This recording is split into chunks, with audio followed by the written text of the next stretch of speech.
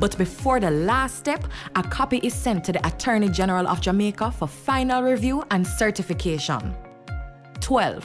If all is well, the bill is sent to receive the royal assent from the Governor General as the representative of the Queen, Elizabeth II. The bill is now an Act of Parliament. The Act is gazetted, and the rights of Jamaicans are further preserved and protected by a new law.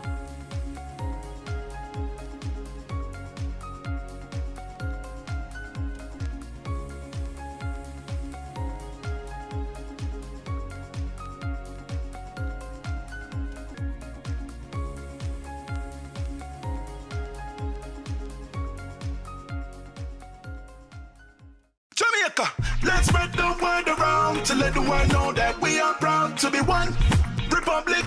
We on the road to republic. Well then, let's propel we nation, moving forward in a new direction. True independence, that's the projection. No more dependency, it's the best plan. Yes, we know what's best for us, cause we want we country prosperous. So make we just pull together as the general public while on the road to republic. Jamaica, let's spread the word around to let the world know that we are proud to be one republic. We on the road to republic. A message from the Ministry of Legal and Constitutional Affairs. We on the road to republic. Send the something and come back. Back to sender. God, I thank you so much. Miracles await and miracles abound. Tune in every Sunday at 7 a.m. for your share of the Miracle Revival Hour with Reverend Dr. Blair. Come for the word, stay for the worship, right here on PBCJ. Miracle worker, work one for me. The following is brought to you by the Office of the Prime Minister. Your government is empowering you through education, training, and development. That is why we have removed all fees for every Jamaican accessing training through the Heart NSTA Trust. So, whatever you desire training in, food and hospitality, beauty and cosmetology, housekeeping and hotel management, welding, carpentry, masonry, or any of the dozens of programs Heart offers, you can enroll completely free and change your life. We are building Jamaica. The proceeding was brought to you by the Office of the Prime Minister. Each year, the Jamaican Parliament approves billions in tax dollars to buy goods and services for Jamaicans. Awarding contracts to private companies to provide public goods and services is called public procurement, and it is a major hotspot for corruption. Can citizens spot the red flags in public procurement and help the government protect our taxes? Yes, they can, and here are 6 to watch for. Direct contracting. When contracts are frequently awarded to one supplier without other companies competing to offer a better price and quality, we usually end up paying more and getting less. Contract splintering. Big projects need big money and higher level approvals. But if the contract is cut up into smaller ones, it won't need external approval from offices like the Public Procurement Commission or Cabinet. This makes it easier for contracts to avoid additional scrutiny. Timing of advertisements. Contracts advertised during distracting periods like the holidays can result in less competition and a really strong advantage for the favored company. Like Christmas time, work slows down and companies are less attentive to business opportunities. Emergency contracting. Claiming emergencies allows officials to legally bypass normal procurement rules, making it easier to award contracts to favored companies. Contract timing. Contracts awarded just before or after election can be payback for campaign support and not based on what Jamaicans really need. Collusion. And what if penalties are not enforced when work is poorly done? This could be a contractor and public official working together for private benefit. And if it is, this is collusion. These flags do not prove corruption, but they trigger questions that citizens must ask. So mind your business, Jamaica. Visit the JAMP Procurement Tracker to monitor government contracts. If you spot these flags, use our ATI tool to ask questions and demand accountability. We are the youths united against corruption, changing the world and the way we function. The youths united against corruption, changing the world and the way we function. You remember the youth them them are with future leaders, policy creators, decision makers. As if them are not just the cornerstone, but a crucial part to a better tomorrow. United against corruption, changing the world and the way we function. The youths united against corruption. A message from the Integrity Commission. Jamaica, let's spread the word around to let the world know that we are proud to be one republic. We on the road to republic. Well then, let's propel we nation moving forward in a new direction. True independence, that's the projection. No more dependency, it's the best plan. Yes, we know what's best for us, cause we want we country prosperous. So make we just pull together as the general public while on the road to republic. Jamaica, let's spread the word around to let the world know that we are proud to be one republic. We on the road to republic. A message from the Ministry of Legal and Constitutional Affairs. We on the road to republic. BGLC, the regulatory body. We regulate, you play without worry. We regulate, you play. BGLC, fair play when you play. For the fun of the game, you know we're there. BGLC, keep it fair for the player. You play the game and we are the rules that keep everything fair, so the game play better. The Betting, Gaming and Lotteries Commission. We ensure fairness, integrity and responsible gaming practices. Keep the game fair and fun for everyone. We regulate, you play. The following is brought to you by the Office of the Prime Minister. Jamaica is changing right before our very eyes. Across the island, billions are being invested into our road networks, from farm and community roads to major roads and highways. Dozens of communities across the length and breadth of Jamaica are receiving access to reliable potable water for the very first time. And thousands of Jamaicans have become homeowners thanks to the historic shifts in policies of the National Housing Trust, making it easier for Jamaicans to receive funding. Not to mention the record number of houses being built. Never dreamed you would own a home? No matter your circumstance, home ownership is possible for you, thanks to the government's new social housing program specially designed to meet the needs of poor Jamaicans at no cost to them. We are building Jamaica. The proceeding was brought to you by the Office of the Prime Minister. So who keeps our taxpayer money in check? Well, the PAC and PAAC help watch over the country's budget. And one might sound like it just have an extra A, but they're way different. Here's how. The PAAC and PAC are two committees that watch the money. The Public Accounts Committee reviews government projects after them close. They do a post-audit check to see what problems arose with the costs and call officials to explain decisions that cause budget mismanagement. And then they recommend corrective action, so the problem will happen from when, not happen again. But what about the money we are spending right now, the PAAC? That's how Public Administration and Appropriations Committee pretty much means your money will protect as it happen, we check. While projects go on, things are accurate. As government spend the nation's budget, PAAC reviews it. They examine proposals and summon officials to find problems before them don't use it. So the PAC and PAAC are two parliamentary committees that watch over the country's wallet to protect the budget and keep it in check. And you can get involved. Just visit jamja.org. Jamaica, let's spread the word around to let the world know that we are proud to be one republic. We on the road to republic. Well then, let's propel we nation moving forward in a new direction. True independence, that's the projection. No more dependency, it's the best plan. Yes, we know what's best for us, cause we want we country prosperous. So make we just pull together as the general public while on the road to republic. Jamaica, let's spread the word around to let the world know that we are proud to be one republic. We on the road to republic. A message from the Ministry of Legal and Constitutional Affairs. We on the road to republic. Peace begins with us. Every act of kindness, every step towards understanding brings us closer to a brighter tomorrow. Let's choose unity, compassion, and hope. Together, we can build a future where peace reigns. Brighter tomorrow starting today.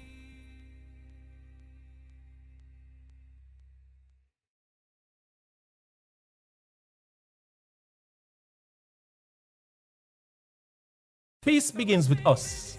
Every act of kindness, every step towards understanding brings us closer to a brighter tomorrow. Let's choose unity, compassion, and hope. Together, we can build a future where Government legislates, participate in parliament debates, raise issues and advocate and question chamber when things don't look straight. Backbenchers represent the constituents in parliament. Backbenchers oversee the interests of citizens, you and me. But how can they be agents of government accountability after them no hold a portfolio? And them and a minister? No. So then how can they facilitate government transparency? And the next thing, them and a front bencher. So how them affect me? You see, a lot of work is in committees. So these portfolio-free MPs with less dire responsibilities are more accessible to you and me. So they help with policy, but it helps if we engage them, you see. So they're not just in the back benches, but on the ground, in the trenches. Though in the back of parliament, we're at the front of their cause. So pause. Find your backbencher at jamja.org.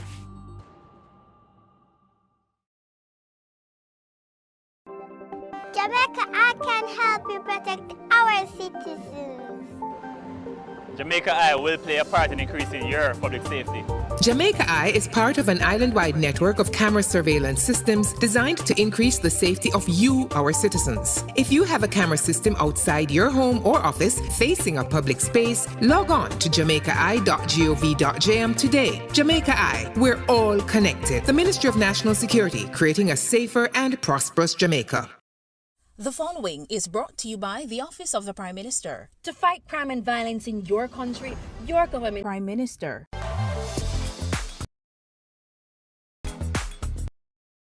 The move transportation enhancing the JUTC fleet with 100 new CNG buses with 10 specially outfitted for the disabled. Running on compressed natural gas, these buses reduce emissions while offering advanced safety features and Wi-Fi. Jamaica is driving in comfort towards a sustainable future. Each year, the Jamaican Parliament approves billions in tax dollars to buy goods and services for Jamaicans. Awarding contracts to private companies to provide public goods and services is called public procurement, and it is a major hotspot for corruption. Can citizens spot the red flags in public procurement and help the government protect our taxes? Yes, they can, and here are 6 to watch for. Direct contracting. When contracts are frequently awarded to one supplier without other companies competing to offer a better price and quality, we usually end up paying more and getting less. Contract splintering. Big projects need big money and higher level approvals. But if the contract is cut up into smaller ones, it won't need external approval from offices like the Public Procurement Commission or Cabinet. This makes it easier for contracts to avoid additional scrutiny. Timing of advertisements. Contracts advertised during distracting periods like the holidays can result in less competition and a really strong advantage for the favored company. Like Christmas time, work slows down and companies are less attentive to business opportunities. Emergency contracting. Claiming emergencies allows officials to legally bypass normal procurement rules, making it easier to award contracts to favored companies. Contract timing. Contracts awarded just before or after election can be payback for campaign support and not based on what Jamaicans really need. Collusion. And what if penalties are not enforced when work is poorly done? This could be a contractor and public official working together for private benefit. And if it is, this is collusion. These flags do not prove corruption, but they trigger questions that citizens must ask. So mind your business, Jamaica. Visit the JAMP Procurement Tracker to monitor government contracts. If you spot these flags, use our ATI tool to ask questions and demand accountability. Send the something and come back. Back to sender! God, I thank you so much. Miracles await and miracles abound. Tune in every Sunday at 7 a.m. for your share of the Miracle Revival Hour with Reverend Dr. Blair. Come for the word, stay for the worship. Right here on PBCJ. Miracle worker, work one for me. The following is brought to you by the Office of the Prime Minister. Your government is empowering you through education, training, and development. That is why we have removed all fees for every Jamaican accessing training through the Heart NSTA Trust. So, whatever you desire training in, food and hospitality, beauty and cosmetology, housekeeping and hotel management, welding, carpentry, masonry, or any of the dozens of programs Heart offers, you can enroll completely free and change your life. We are building Jamaica. The proceeding was brought to you by the Office of the Prime Minister. The following is brought to you by MOCA, the major organized crime and anti-corruption agency with kind support of NIA and USAID. Criminal men, look out fit, look out fit. Can citizens spot the red flags in public procurement and help the government protect our taxes? Yes, they can. And here are 6 to watch for. Direct contracting. When contracts are frequently awarded to one supplier without other companies competing to offer a better price and quality, we usually end up paying more. Splintering. Big projects need big money and higher level approvals. But if the contract is cut up into smaller ones, it won't need external approval from offices like the Public Procurement Commission or Cabinet. This makes it easier for contracts to avoid additional scrutiny. Timing of advertisements. Contracts advertised during distracting periods like the holidays can result in less competition, not based on what Jamaicans really need. Collusion. And what if penalties are not enforced when work is poorly done? This could be a contractor and public official working together for private benefit. And if it is, this is collusion. These flags do not prove corruption, but they trigger questions that citizens must ask. So mind your business, Jamaica. Visit the JAMP Procurement Tracker to monitor government contracts. If you spot these flags, use our ATI tool to ask questions and demand accountability. Peace begins with us. Every act of kindness, every step towards understanding brings us closer to a brighter tomorrow. Let's choose unity, compassion, and hope. Together, we can build a future where peace reigns. Brighter tomorrow starting today.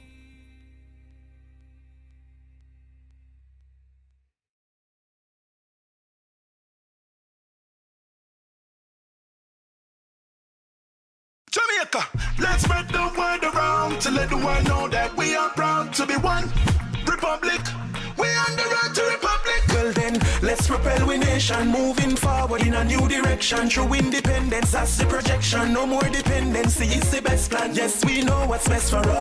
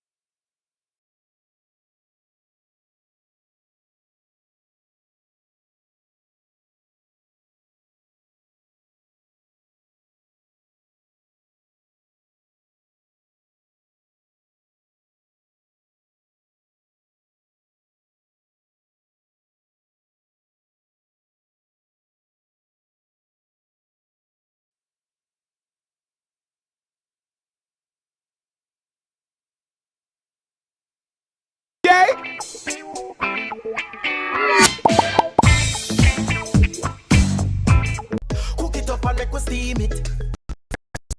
Tilapia a real fish. Cook it up and make we roast it. Farm fresh, so me need it. Tilapia a real fish. Grow smart at the best part. Food for thought, so me have to eat smart. Easy catch, fully net. A tilapia, so you don't know what's next. Cook it up and make we fry it. Fresh, so me need it. Tilapia a real fish. Bring home the best in freshwater fish. High content of vitamin B3, protein, and potassium. Tilapia, simple, healthy, delicious. There are those who don't think he ever existed, as if he were a figment of the imagination or a fiction created in the 1st century to form the basis of a new religion. Join the truth-seeking mission. Join us for Tomorrow's World, Sundays at 9 a.m. with a rebroadcast on Tuesdays and Thursdays at 5:30 a.m. right here on the People's Station.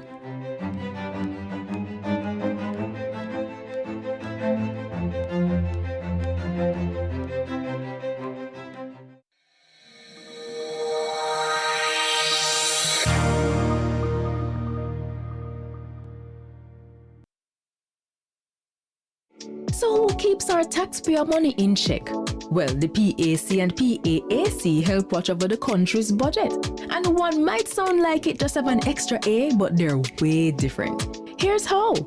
The PAAC and PAC are two committees that watch the money. The Public Accounts Committee reviews government projects after them close. They do a post-audit check to see what problems arose with the costs and call officials to explain decisions that cause budget mismanagement. And then they recommend corrective action. So the problem will happen from when, not happen again. But what about the money we are spending right now? The PAAC. That's how Public Administration and Appropriations Committee pretty much means how your money will protect as it happen, we check. While projects go on, things are fair accurate. As government spend the nation's budget, PAAC reviews it. They examine proposals and summon officials to find problems before them don't use it. So the PAC and PAAC are two parliamentary committees that watch over the country's wallet to protect the budget and keep it in check. And you can get involved. Just visit jamja.org.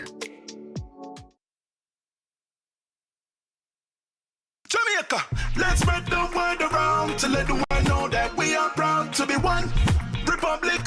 We on the road to republic. Well then, let's propel we nation moving forward in a new direction. True independence, that's the projection. No more dependency, it's the best plan. Yes, we know what's best for us, cause we want we country prosperous. So make we just pull together as the general public while on the road to republic. Jamaica, let's spread the word around. Alright, Mr. P. Thanks, you here. With our hearts together, we'll win. With our hearts together, we'll win any fight. We will rise. We will rise. We will rise. Jamaica will rise. With the wings of stronger in truth and in grace. When challenged by the sails will remain and we will rise. Jamaica will rise with the wings of an eagle.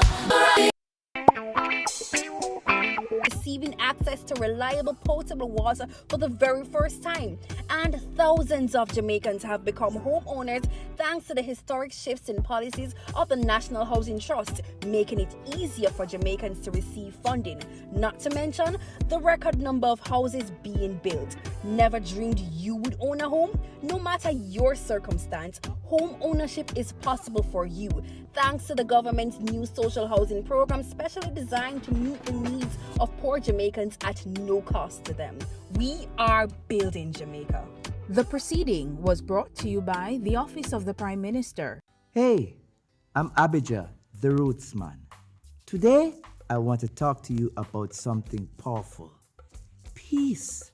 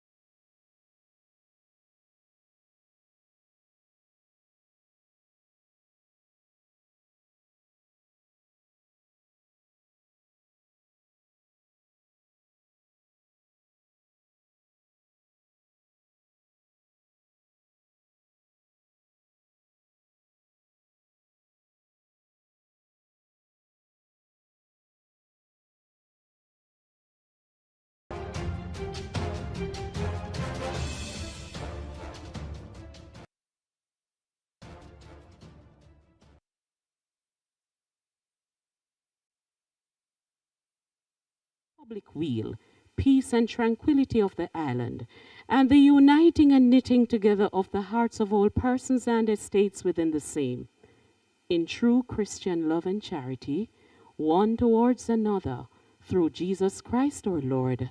Amen.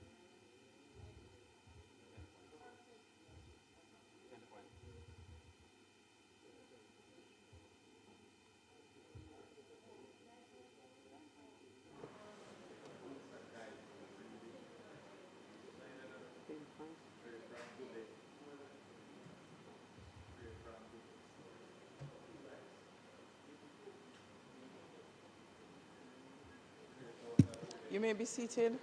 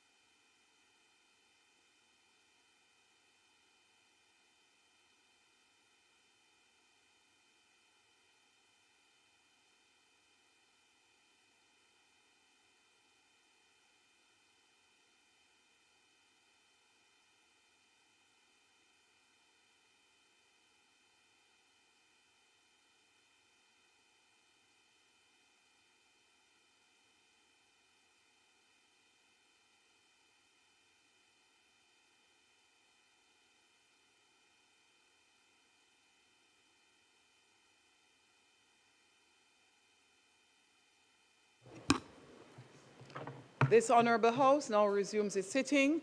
I wish to sincerely welcome all members to the sitting of the Honourable House of Representatives for today, Wednesday, June 17, 2026. Today we will continue with the sectoral debate and have presentations from the Minister without portfolio in the Ministry of Economic Growth and Infrastructure Development with responsibility for works, and also the Member of Parliament for the constituency of Clarendon North. He's the Member of Parliament. The Member of Parliament for the constituency, he's a Member of Parliament for the constituency of Clarendon North Central. That is Minister Robert Morgan. Then there is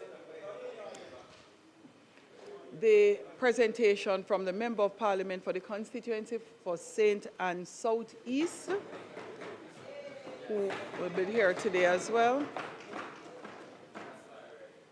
I wish to welcome all who are joining us today, especially for the presentation of the members from the Ministry of Economic Growth and Job Creation and Infrastructure Development. I see the Permanent Secretary, Mrs. Arlene Williams. She is to my right, along with Mr. Stephen Edwards, the Managing Director for NROC. Thanks for coming. And I'm also seeing Mr. Varden Downer from National Works Agency. I know I'm missing somebody.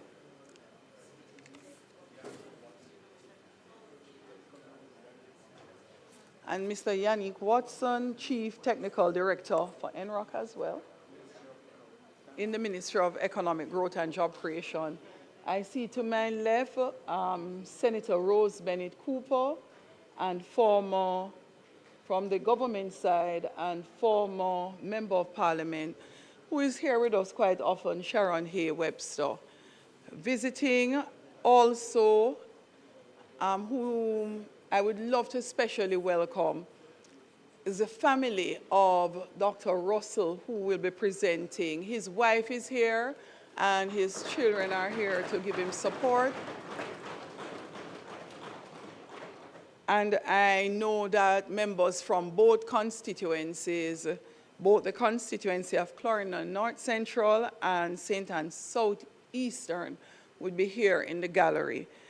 I welcome you, as well as all the other members of the gallery joining us for today's sitting. I hope you find today to be an enjoyable one and you enjoy the proceedings.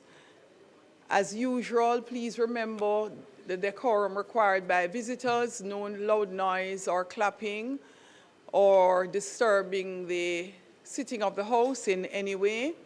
We would also like to notify that the broadcast is live on PBCJ, and we welcome them and others joining us via the various social media platforms and various media houses. Call of the roll.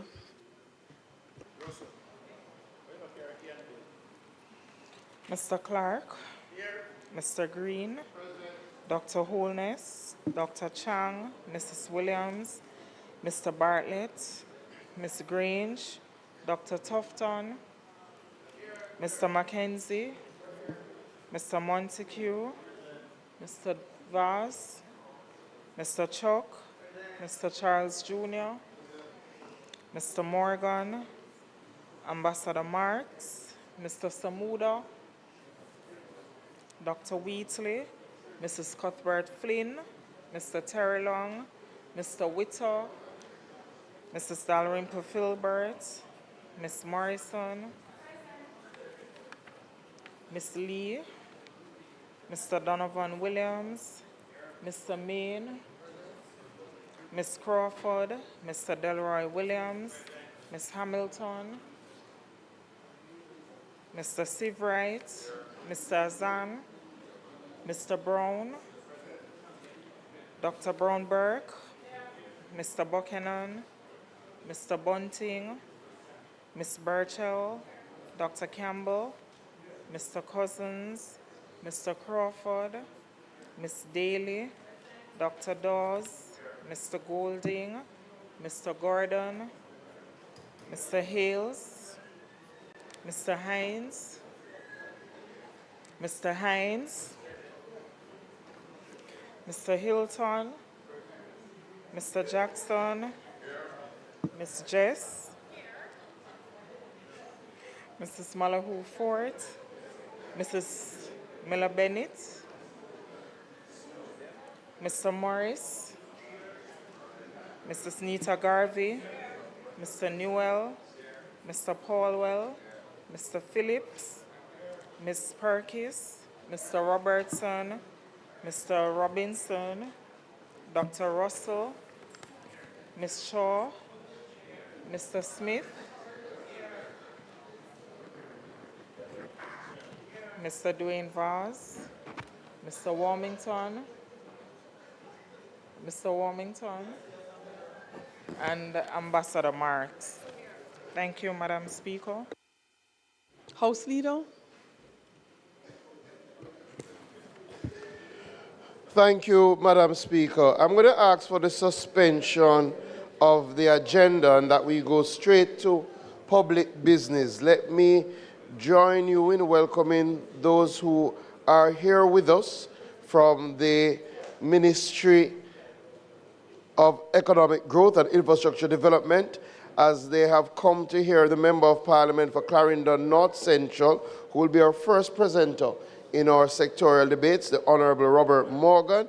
And I also join in welcoming those from North Central Clarendon and also those from St. Anne South East, especially the family of Dr. Russell, who will be making his first presentation in this House. So, Madam Speaker, could we suspend the agenda and go straight to public business, where we look forward to the presentation from the member from Clarendon North Central. All of us look forward to it.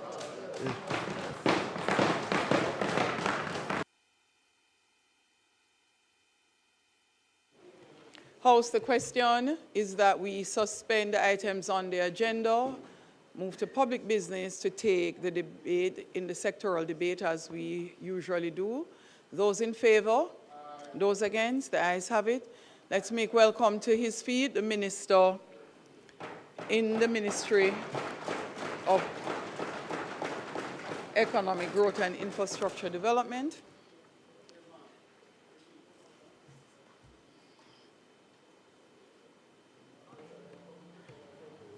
Thank you. Thank you very much, Madam Speaker.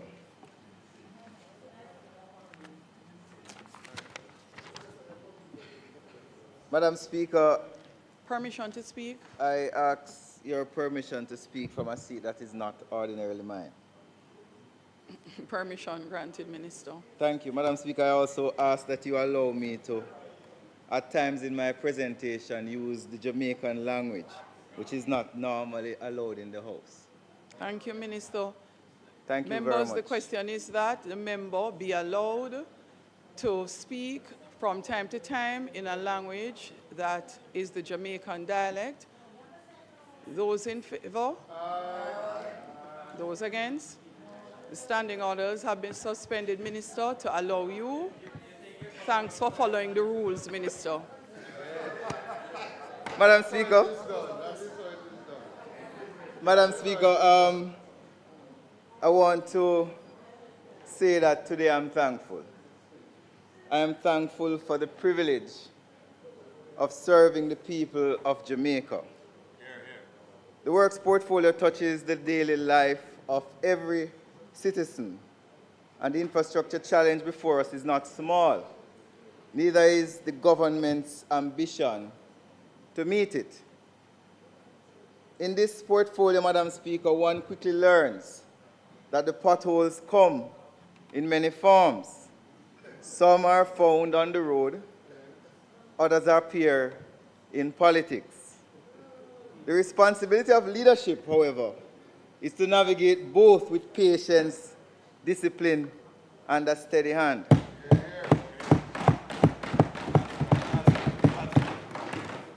Madam Speaker, I first want to express my sincere appreciation to the Prime Minister, the Most Honorable, Dr. the Most Honorable Andrew Michael Holness, for his continued confidence in my stewardship of this portfolio.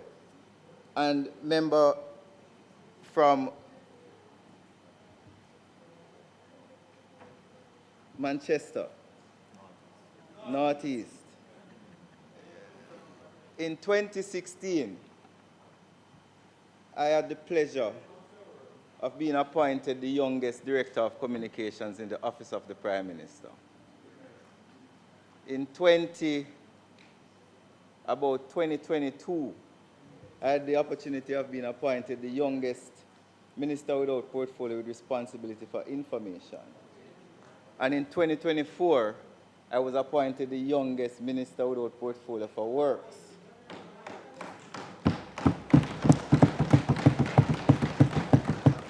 So I have much to thank the Prime Minister for. His leadership and mentorship has been a significant part of my personal development. And he continues to inspire and guide not just me, but a lot of the younger members who surround me today as we traverse a very difficult political path to continue to bring Jamaica forward and continue to develop our country. I also acknowledge the outstanding team within the Ministry of Economic Growth and Infrastructure Development, led by Permanent Secretary Mrs. Arlene Williams.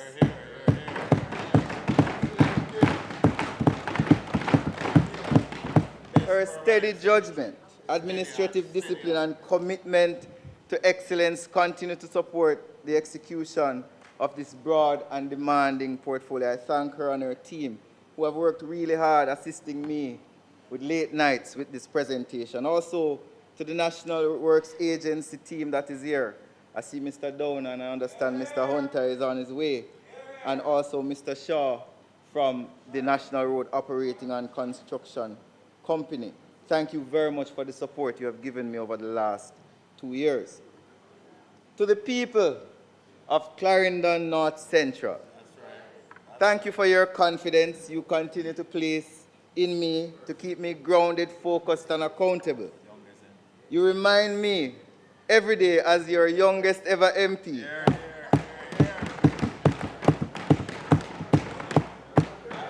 that public service is not, I am a past student also of Garvey Maceo, but I did spend time in my final high school years at Clarendon College, and I want to say thank you to Mrs. Porteous, who was the vice principal, who accepted me into sixth form, as well as her husband, Mr. Porteous. They are both gone. Yes. but the legacy, Prestere et Prestare, continues to shine that bright light in the hills of Chapelton. Madam Speaker, I want to thank my team at my office, my secretary, all my support staff who are sitting here today, my councillors, Councillor Caretaker Faulkner, Councillor Brown who is here, and Councillor Mitchell who is not here today.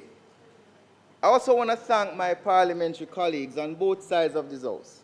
I want to say I appreciate your advocacy on behalf of your constituents. Also, your persistent reminders about the roads in your communities. I assure you that the messages have been received, often more than once, and the work to address many of those concerns are underway. I want to, Madam Speaker, pay respect to my family, both extended and direct. To my 4 children, they don't believe I have 4 children, Minister. I am a disciple of the Minister of Health. And I also want to thank my partner, Melisian, who has stood beside me through these years of trials and tribulations. I have fulfilled my biblical obligations. I don't think I need to do any more. Finally, Madam Speaker, I want to thank the people of Jamaica. Yes. When I think about the responsibility this portfolio carries, I'm reminded of what ordinary Jamaicans experience when they leave their homes. That mother in St. Elizabeth navigating a difficult road to take her child to school. That farmer we met in South Trelawney, member, having to traverse challenging breakaways due to Hurricane Melissa to take their yam to market. The owner of the shop in Portland, whose customers sometimes don't come as often because the road access is difficult. And many commuters in Kingston and Portmore who call, and even members of parliament from both sides who advocate because of the challenges with the roads. These are not abstract concerns, and they are the daily reality that this portfolio exists to change. At the outset, Madam Speaker, I want to say, I am not under any illusion about how Jamaicans feel about traveling on some of our roads. They feel frustrated at times. In many cases, they feel forgotten. And I want to be clear, that frustration is not unreasonable. It is not political in many cases. It is legitimate expectation of citizens who pay taxes, elect governments, and deserve roads that reflect their investment in their country. Madam Speaker, before I outline what we are doing, I want to address a question that is in the minds of many Jamaicans. How is it possible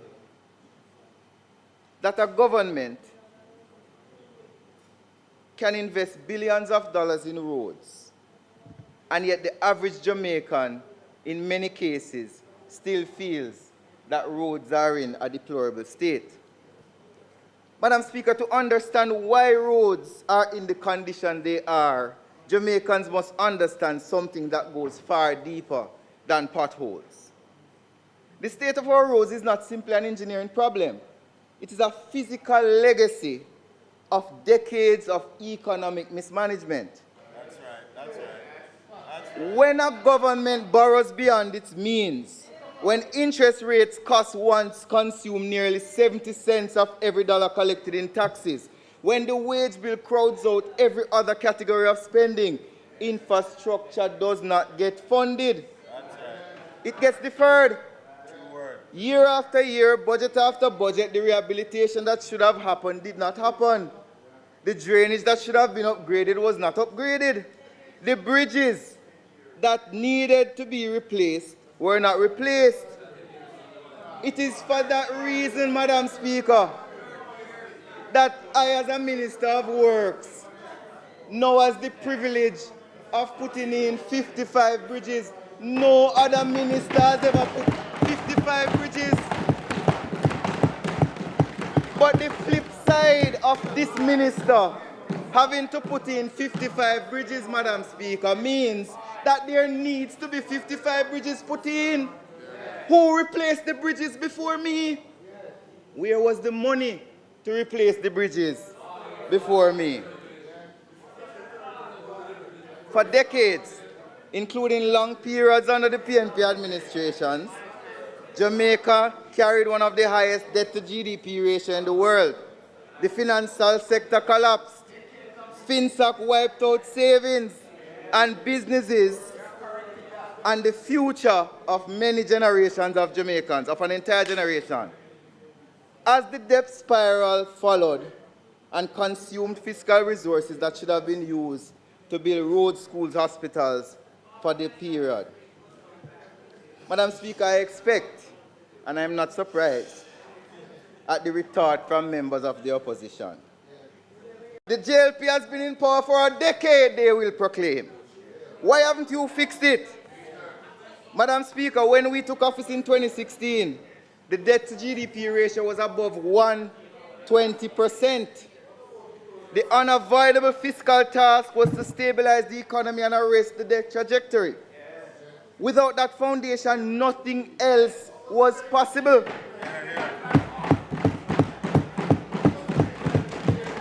Without a stable economy, there would be no spark. There would be no bridge program.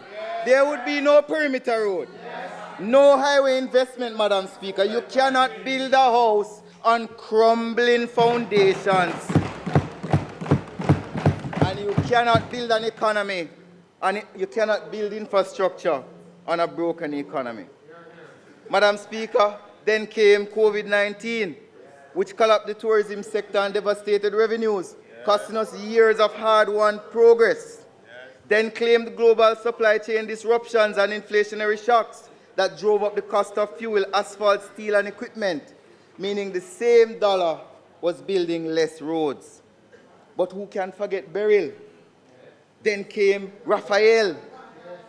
And then Melissa, the most destructive hurricane to affect Jamaica in living memory, undoing in days infrastructure that took years and billions of dollars to build.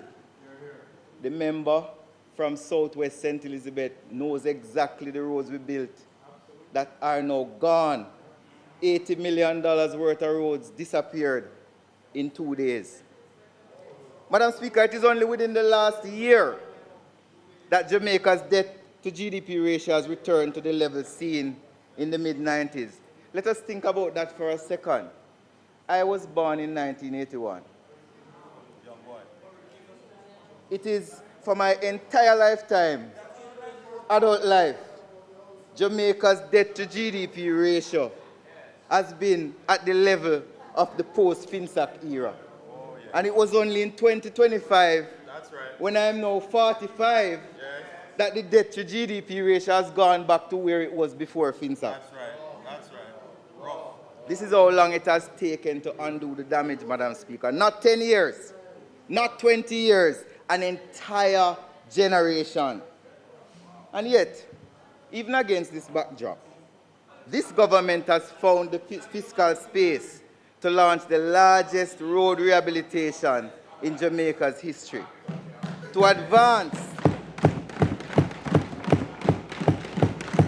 this government, to advance the accelerated bridge program, to advance the Montego Bay Perimeter Road, to invest billions in bridges and digital infrastructure. Madam Speaker, the lesson is simply put and is important. A country cannot build world-class infrastructure without the fiscal capacity to pay for it. That's correct. The capacity doesn't come from borrowing recklessly. Amen. It comes from managing an economy responsibly, reducing debt,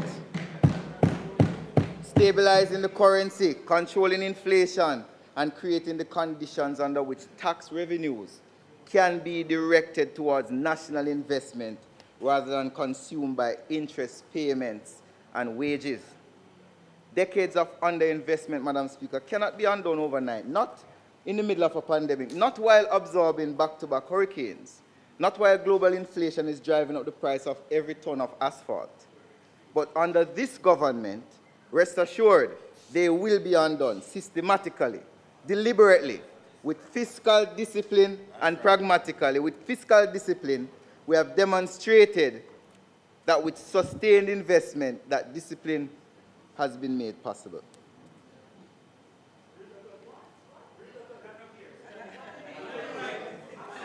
Deliberately, Madam Speaker. They want the punchline, so let me give them the punchline.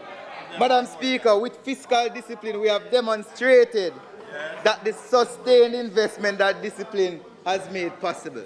That sustained investment is the perimeter road, the bridge program, Spark, Madam Speaker.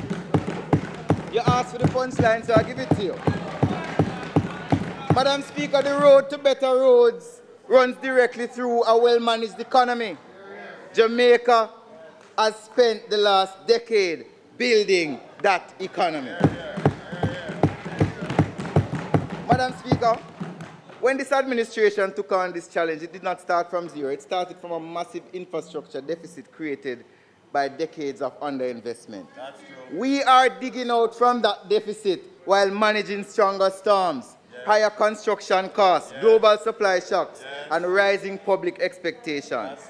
Madam Speaker, it is in that context that I invite this House and the people of Jamaica and the students from Clarendon College to examine not only the projects delivered, but the philosophy guiding them, the scale, the challenge being confronted, and the seriousness by which the government responds. Madam Speaker, this is why the theme of my presentation is good work, stronger by design. That's right. Madam Speaker, this is not a slogan. This is a governing philosophy. That's right. It means that the works portfolio cannot be judged only by the number of contracts signed or the number of kilometers paved or projects announced. Those things matter, but they are not enough. The real test is whether infrastructure performs under pressure. Madam Speaker, this government, this Andrew Holness-led administration, that is the standard we are applying, because for far too long, That's right. Jamaica's infrastructure challenge has been treated mainly as a repair problem. Road fail, we patch it. Drain block, we clear it. Bridge weaken, we patch it. Those responses may be necessary at times, and we'll continue to respond on an emergency basis. That's right. But, Madam Speaker, the country cannot build its future on reaction alone. Jamaica cannot become the logistics sub-tourism hub, the Minister of Tourism, or which say tourism powerhouse, or manufacturing center, or digital economy without strong infrastructure.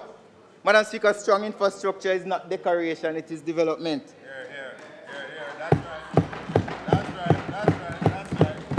Madam Speaker, under that philosophy, the works portfolio will be guided under 4 themes. The first is resilient infrastructure. Roads, bridges, drains, and corridors that are designed to last longer and perform better under climate and traffic pressure. Second, integrated development, ensuring that roads are coordinated with water, drainage, utilities, and digital infrastructure with pedestrian safety in mind. Third, efficient delivery, strengthening procurement, supervision, contractor accountability, and so on. And fourth, measurable outcomes, ensuring that success is not measured only by expenditure, but by reduced travel times, safer roads, better access, stronger communities. Madam Speaker, these themes are easy to declare, but the real test is delivery. I want to turn now, Madam Speaker, to some of the projects under which this philosophy has been guiding. Madam Speaker, the clearest expression, and I'm going to take some time with this, of this government's new approach to road infrastructure is the Spark program. And I'm not surprised that members of the opposition would react that way. Because the Spark program, yes, they try to distract, but let me focus. The Spark program is one of the most ambitious road rehabilitation ever undertaken by any government since independence. Madam Speaker, valued at $45 billion, which includes $5 billion for water infrastructure. This is the largest, this is the largest investment Jamaica has made in community roads in its history. Madam Speaker, I want the country to understand clearly what Spark is and what Spark is not.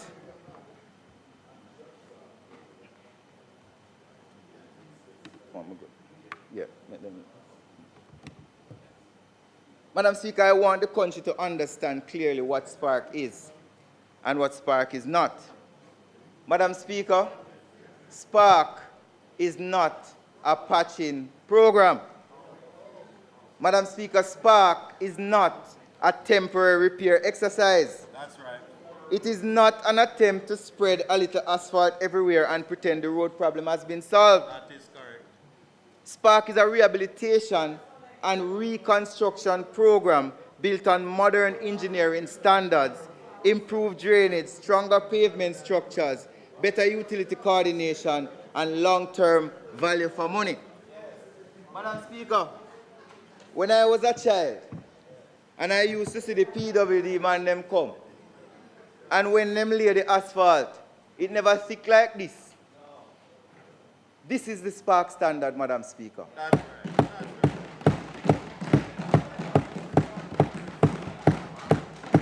There are some who are short-sighted and want us to take the money and just patch every road. Yes. And then next year we take some more money and patch every road. Yes. But that is not a sustainable way to build resilience in infrastructure. That's right. That's right. Madam Speaker, every single Spark road has to be designed with a minimum service life of 7 to 14 years. That's right. Madam Speaker, since work commenced, we signed the Spark contract in December 2024. And the work started in March 2025. That's right. That's right. As of April 2026, Madam Speaker, we're at 26% completion. That's right. 9 work orders valued at $18 billion have been instituted, Right. covering 369 community roads across 4 packages. Amen. Construction has commenced on 210 roads. 109 of them have already been completed. Madam Speaker, which time in the history of Jamaica has this country fixed 109 roads in 12 months? It has never happened before. Never happened. We have reconstructed, Madam Speaker, in 1 year, a record number of roads. That's correct. Madam Speaker, Don't be when we went, Stay on the road. and I say this story all the time, Stay on the when road. the Prime Minister and I went to Everest Drive, Yes. we looked at the road and the NWA said to us this was going to be a $70 million road. And when the work started on the road, Madam Speaker, we realized that we needed to replace the pipe. Yes. We could have done like what used to happen in the past. That's right. And not replace the pipe and pave the road. No, we're not doing that. But the Prime Minister gave us strict instruction, no matter the cost, the people must get good road. Here, here. That's right. Madam Speaker, there was disruption of the hillside. Hello. Hi. And persons' homes were made vulnerable. We never had in the budget retaining walls for Everest Drive. You all are demonstrating. But we built retaining walls to protect the livelihood and the homes of people who live there. So while the cost of Everest Drive has increased, we are comfortable with the increase because the value has been transferred to the people of Jamaica who pay the taxes and deserve good roads. I don't hear the member from East Kingston and Port Royal quarreling because he understands what we have done. Madam Speaker, when we went to Collie Smith Drive, and the sewage lines ruptured, in the past, we would have just block it off and leave it. But under the Spark program, working with the NWC, me and Minister Samuda worked together, and we fixed the sewage lines on Collie Smith Drive. Yes, it took some time. Yes, it took some time, Madam Speaker. I don't hear the Member of Parliament for that era complaining. I don't hear him complaining because he understands that the value of Spark has been transferred to the people of Collie Smith Drive who deserve it.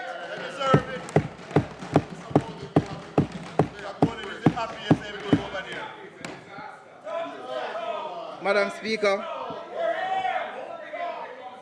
there are some persons who are saying that the program is taking too long.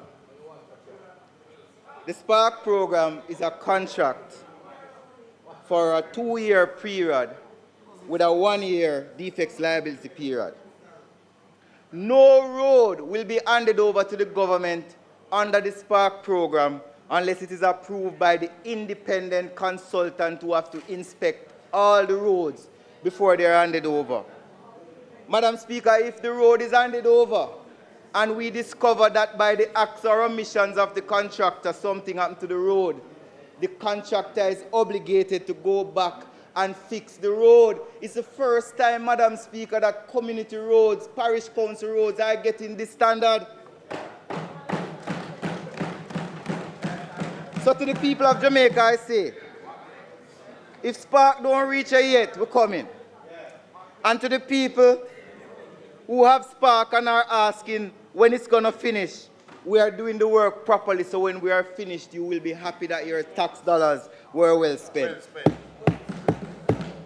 Madam Speaker, the program focuses on local and community roads, but it also has a main road component. The main road component, the Prime Minister will announce in short order. But I just want to mention shortly, we have a formula to determine the main roads. The main roads are not based on political desires. For example, let's look at a road like Port Henderson in St. Catherine. We have assessed the population, we have assessed the daily traffic, we have assessed the amount of schools, the amount of clinics, whether it is an emergency road, and that's how we have chosen the Spark main roads.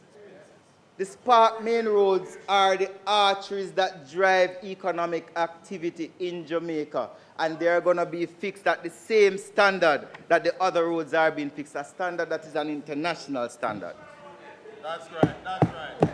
That's right, that's right. Madam Speaker, it means that we're not going to be patching the main roads. We're not going to only repair the surface. Roads such as Malines Road, Washington Boulevard, Red Hills Road, Stony Hill to Golden Spring, Cooperage to Garden Town, Florizel Glasspole Boulevard, roads in Hanover, roads in Westmoreland. These roads are slated to be upgraded under the main road program.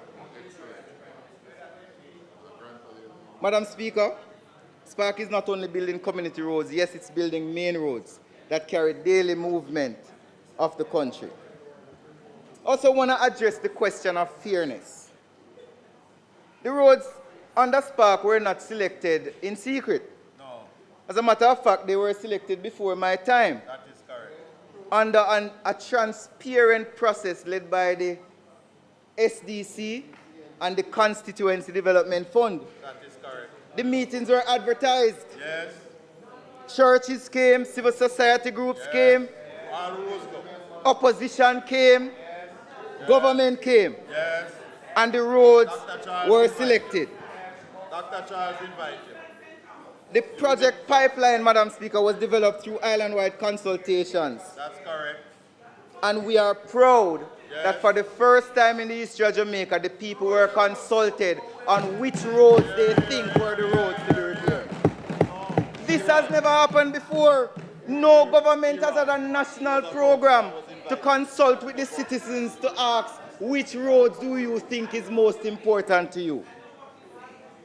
Madam Speaker, every constituency received a baseline allocation of $200 million. And then we developed an equity formula where the constituencies with the longest roads receive some more money. We have a Spark website that this information is on. But I just want to demonstrate, Madam Speaker, the difference in how the allocations were done. Let's look at Clarendon Central. Clarendon Central has 320 kilometers of community roads. It would have gotten a base allocation of $200 million. But the equity allocation, because it has less road density than another one I'm going to mention, was $54 million. Let's go over to Hanover Eastern, which has a road density of 621 kilometers. It too got a base allocation of $200 million, but got $104 million extra because of the length of roads in that constituency. So much money. The equity formula was not political, Madam Speaker. The equity formula was fair. And that's why our confidence in the Spark program cannot be shaken. Madam Speaker, What about Eastern West? Jamaica has approximately 27,000 kilometers of roads. But only 5,000 of them are under the control of the National Works Agency. Spark is historic but cannot repair every single road in Jamaica. That is correct. That is correct. While the Spark program is going on, we still have other programs such as our patching program, our CAPEX program, our major investment on highways, and several other programs. The government entered into a program delivery contract, but implementation was always designed to proceed in phases. This allows for sequencing, oversight, and control. We recognize that this Spark program will not fix every road that is currently on the system as recommended. And that is why the Prime Minister has instructed that we start the planning for Spark 2. What? Yeah, man. Yes, sir. Good Prime Minister. Madam Speaker, the commitment of this government is not simply to move fast. It is to move properly, transparently, and set a standard that protects public investment. That's right. While Spark is transforming road access in communities along selected main corridors, we're also advancing major capital infrastructure projects. Madam Speaker, one of the projects that we're most proud of is the Montego Bay Perimeter Road project, which was designed to respond to the pressure that was causing challenges in Montego Bay. The project is a design and build program that is governed by the National Road Operating and Construction Company. The original contract was $274 million, but we have to revise it to $354 million as we have added the Long Hill bypass. Madam Speaker, at the heart of the project is 15 kilometers that functions along the perimeter of Montego Bay and will divert traffic from the city center and improve movement across the region.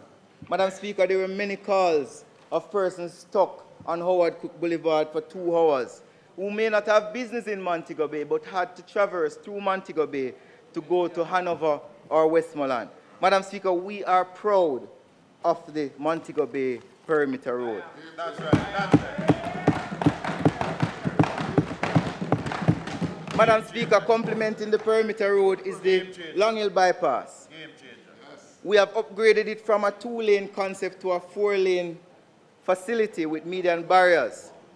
This decision reflects the very principle of building stronger by design, not merely designing for today's traffic, but anticipating tomorrow's demand. Yes. We're also going to be expanding Barnett Street and work on construction of a 2-lane bridge over the Montego River will address the long-standing bottlenecks in the critical commercial area. Madam Speaker, the Montego Bay bypass is approximately 85% complete.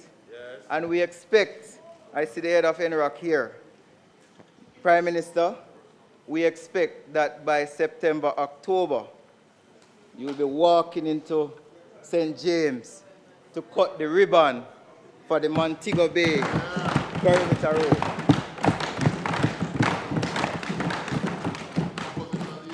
Madam Speaker, along with the Montego Bay perimeter road, we did, before Melissa, order a complete drainage study of St. James, Montego Bay to be exact. It is a good thing that we did that and had the foresight to do it, because what it did is showed us what are some of the solutions we will be able to implement in places like Catherine Hall that you see on the screen. Madam Speaker, Catherine Hall has a drainage problem. If you look, when we look at the, let me give you a little context as to what happened in St. James. We found that the rainfall exceeded 350 millimeters in 24 hours, with peak intensities reaching 295 millimeters per hour. We also found that the Montego River recorded peak flows of approximately 2,132 to 2,653 cubic meters per second, consistent with a 500-year return period event. These flows exceeded the design capacity of the Barnett Street Bridge by approximately 1,600%. What? That is the scale of the climate reality we are now facing. As a response, we are going to increase the conveyance capacity, make maintenance easier, and improve performance in the flat terrain in the Catherine Hall area. We have a proposed system which we are still assessing to look, which we are going to call the Montego Bay River Flood Control Plan, which is designed to preserve the existing levee system with controlled discharge points and backflow prevention measures. Solid. Madam Speaker, not only is the Montego Bay Perimeter Road project improving travel time and reliability, but it's also, as a residue of it, going to improve the drainage situation in Montego Bay to ensure that the people of West Green and Catherine Hall are not subjected to the devastating floods they faced under Melissa. Madam Speaker, the Southern Coastal Highway project is 98% complete. That's right. Right, Madam Speaker, the ship was a difficult project. Yes. It's never recommended by engineers to do such an expansive project where people are using the road while you're doing the project. It is what you call a brownfield project. Yes, there was a lot of disruption, there's a lot of inconvenience, but Madam Speaker, there is no one who can honestly say that the road from Harborview to Yallas going to Portland has not significantly improved the lives of the people of St. Thomas.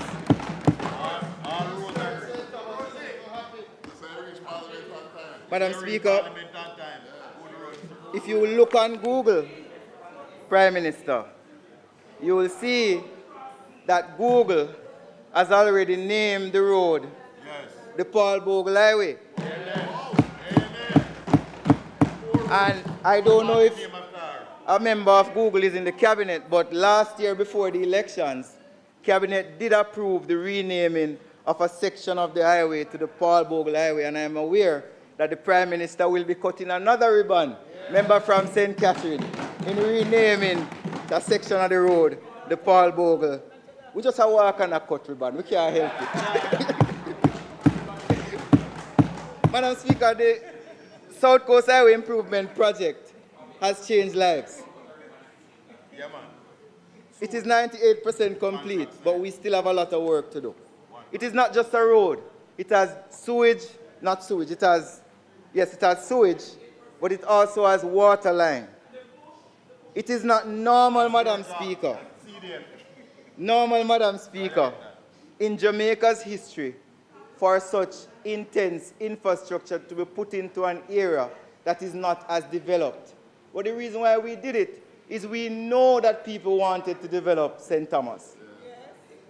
Before SHIP, you could go to St. Thomas and people were willing to just sell you their land. Yes, yes. I want anyone in here to go and try buy any land in St. Thomas right now and see. Not even Rose can buy that. The value of property in St. Thomas has increased significantly because of the investment that we have made in the infrastructure. Madam Speaker, we're doing the Port Antonio bypass as well, which is an extension of the South Coast Highway. And this will create another avenue to traverse Portland without going into Port Antonio. Madam Speaker, I want to speak a little bit about another program. It is called the Capital Expenditure Program. Yes. I'm pleased to report that the dualization of Grange Lane in Portmore is now substantially complete and already providing relief to motorists and commuters. Amen. I can also report that the widening of the Brayton Road and the Hellshire Main Road has reached approximately 40% completion. Madam Speaker, we are the government that believes in Portmore.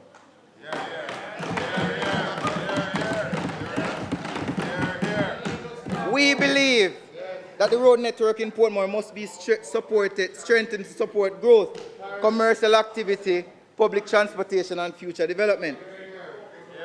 As Portmore is about to be a parish, Madam Speaker, it is important that the infrastructure is built in Portmore commensurate with its parish status. That's right. Madam Speaker, but that's not all. The widening of Arthurine Drive with the installation of potable water and sewage infrastructure has been advertised and is going through the tendering process. The widening of Camp Road, which includes potable water and sewage infrastructure, has also been advertised and is going through the tendering process. These are not promises, members. The PIMS process, Public Investment Management Secretariat process, has approved these projects. These projects are going to happen. These two packages account for $3.4 billion in planned expenditure. I want to apologize in advance to the people of Kingston and St. Andrew, as when these projects begin before the end of the year, there will be disruption. And that's a part of the reason why we would love to start East Kingston and Lady Musgrave at the same time. We would love to start Tom Redcom Drive at the same time. These projects are ready to be implemented. We would love to start the new entry to Portmore and Municipal Boulevard at the same time. We would love to replace the bridge over Sandy Gully to Kenhill Drive at the same time. But Madam Speaker, while this government has a development ethos, the government also has compassion. Here, here. That's right. That's right. That's right. That's right. So the Prime Minister has instructed that we should build as quickly as we can, but we must also sequence the projects with consideration for the motoring public. Yes, man, we're phasing it in. Madam Speaker, Spark is rebuilding communities. The Perimeter Road is transforming Western mobility. The South Coast Highway Improvement Project is strengthening the southern and eastern corridor. The Port Antonio bypass is preparing Portland for further growth, and the CAPEX is addressing urban congestion where citizens feel it every day. Madam Speaker, this is not scattered construction. It's a national infrastructure program designed to improve movement, support development, strengthen resilience, and connect Jamaicans more effectively to opportunity. That's right, young man. That's right. Madam Speaker, I want to now turn to another big program. There's a lot of them, you know. Turn to anyone you want. The Accelerated Bridge Program. I mentioned earlier in this presentation, Madam Speaker, that I am the first minister without portfolio who has the privilege, the youngest one, the privilege to be overseeing the building of 55 bridges in Jamaica. No other minister, and by extension, no other prime minister, no other government has invested so much in our bridges than this administration. Madam Speaker, The program has already been approved by the Investment Secretariat, and Cabinet will soon give approval, finally, for the contract signing, as the updated technical offer has already been submitted, and we are now in negotiations with our international partners for final approval in the coming weeks. This program is moving from policy approval to technical development, financing, and eventually execution. Amen. Each bridge requires design work, environmental and social due diligence. The PIMS process caused us to do geotechnical assessments and other inquiries to ensure that the project was fit for purpose. The program is not about only replacing structures. The program is about building greater resilience in our road network. Right. Madam Speaker, when I went to Black River after Melissa, we saw the damage that the hurricane did to the Black River Bridge. That bridge will be replaced under the program. Madam Speaker, the accelerated bridge program was envisaged by our previous Minister of Finance, Dr. Nigel Clark, long before Melissa. But we did our assessments and we realized that a lot of the bridges in Western Jamaica, due to the hurricane, were challenged. A large portion of the bridges, over 20 of the bridges that are going to be built, will be in the disaster area. And I think the people of Western Jamaica are recognizing that the government will be intervening in their bridges. Madam Speaker, it's about building greater resilience, not just in bridges, but our road network. Our bridges must be designed to withstand stronger floods, heavier flows, changing rainfall patterns. Hurricane Melissa reminded us that weak links in the road network can quickly become points of isolation. This is why bridge resilience is road resilience. On June 5, we cut another ribbon. We opened the long-awaited Troy Bridge, restoring vital connection for communities between Manchester and Trelawney. Madam Speaker, on June 12, we opened the Spring Village Bridge in St. Catherine. We are demonstrating, Madam Speaker, the value of a government that is able to spend resources for the benefit of the people. Work continues, Madam Speaker, on the Craig Mill Bridge in Portland, and several other bridges are under the recurrent expenditure program for repair. Currently, Madam Speaker, we are patching several sections of the island. I wish that the patching would have started earlier, but this government will not circumvent the procurement process. We will go through the procedures to ensure that nobody can come to Parliament member from St. Mary and accuse the Ministry of Works of not functioning with probity, accountability, and transparency. Before I end, Madam Speaker, I want to speak about Melissa. Madam Speaker, the National Works Agency has expended significant resources, especially in the areas that were most affected by Hurricane Melissa. By March of this year, we spent approximately $6 billion in our emergency response, clearance, drainage, restoring traffic signals, and emergency patching. Madam Speaker, this kind of work often happens under pressure and away from the spotlight. I want to give credit to the staff at the National Works Agency. That's right. The National Works Agency lost several of its offices in Western Jamaica, but none of our staff did not turn up to work. They were there when the road to Black River through Holland Bamboo needed to be cleared. That's right. They were there when several sections of Westmoreland needed to be accessed by the emergency services. None of the staff at the National Works Agency called in sick during Hurricane Melissa.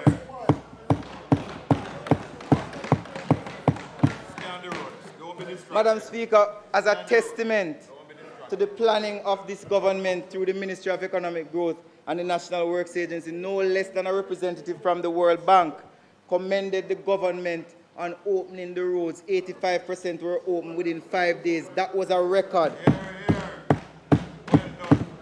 wasn't us blowing our own trumpet, Madam Speaker. It was somebody from outside looking in, commending us. I do not take credit for that because I promote policy. But the people of Jamaica should take credit that we have built institutions that can respond to disaster in a quick way to save lives of the people of our country. Madam Speaker, we are also doing several gully programs. We have commenced work targeting several areas such as Torrington Bridge and other gullies in the parish of St. Andrew. And we will announce more gullies to come in subsequent presentations. But Madam Speaker, before I close, I want to finally talk about one of the most important policy directions that we have been given by the Prime Minister. Madam Speaker, Jamaica has approximately 27,000 kilometers of roads. Approximately 5,000 kilometers fall under the direct responsibility of the National Works Agency. The remaining network includes parochial roads, which are parish council roads, farm roads, private roads, and in some cases, roads that belong to no one, which we call orphan roads. Madam Speaker, the Jamaican citizen, when a road is bad, does not first ask whether it's a main road, a parish council road, or a community road. That's right, that's right. The citizen simply asks, when you are going to fix my road? That is correct. This is why institutional reform is important. For far too long, Jamaica's road networks have been affected by fragmented responsibility, uneven standards, overlapping mandates, inconsistencies with maintenance practices, and limited coordination across parishes. This is why Cabinet, Madam Speaker, has approved the establishment of the One Road Authority. Despite what you may have heard, the One Road Authority is not here to weaken local government. It is not to remove the importance of parish-level responsiveness. It is not to ignore the knowledge of members of parliament, councillors, municipal authorities, and communities. The objective is to create a clearer, stronger, more coordinated national framework for road planning and standards. Madam Speaker, Cabinet has approved the One Road Authority as an agency that will have two functions: an implementer of roads of national roads and a regulator of all roads. Madam Speaker, it will subsume the functions of NROC and the Toll Authority as well as the National Works Agency. Madam Speaker, the regulator for all roads is important. As for too long, we have seen our roads being damaged, but no one takes responsibility for holding those doing the damage accountable. One of the important tools that will be in the reform will be the Jamaica Road Register, where finally the Jamaica will have a database of every road, who owns the road, what's the condition of the road, and persons will be able, through our app, to submit pictures and tell us what the condition of the road, if somebody has damaged the road, so we can respond. So the website is being developed by the Jamaica Information Service and the National Spatial Data Management Branch, and will be launched soon, and will give persons the power to be more influential in the management of their roads. Madam Speaker, for the fiscal year, the works portfolio policies are aligned to the government's policy agenda. Our efforts during the coming year will continue to be guided by our strategic priorities of rehabilitation, reconstruction, capital projects, and bridge safety while building resilience. Road network rehabilitation will continue through Spark, maintenance through the GO program, and several other projects such as the CAPEX program, the South Coast Highway Improvement Project, and the Perimeter Road Project.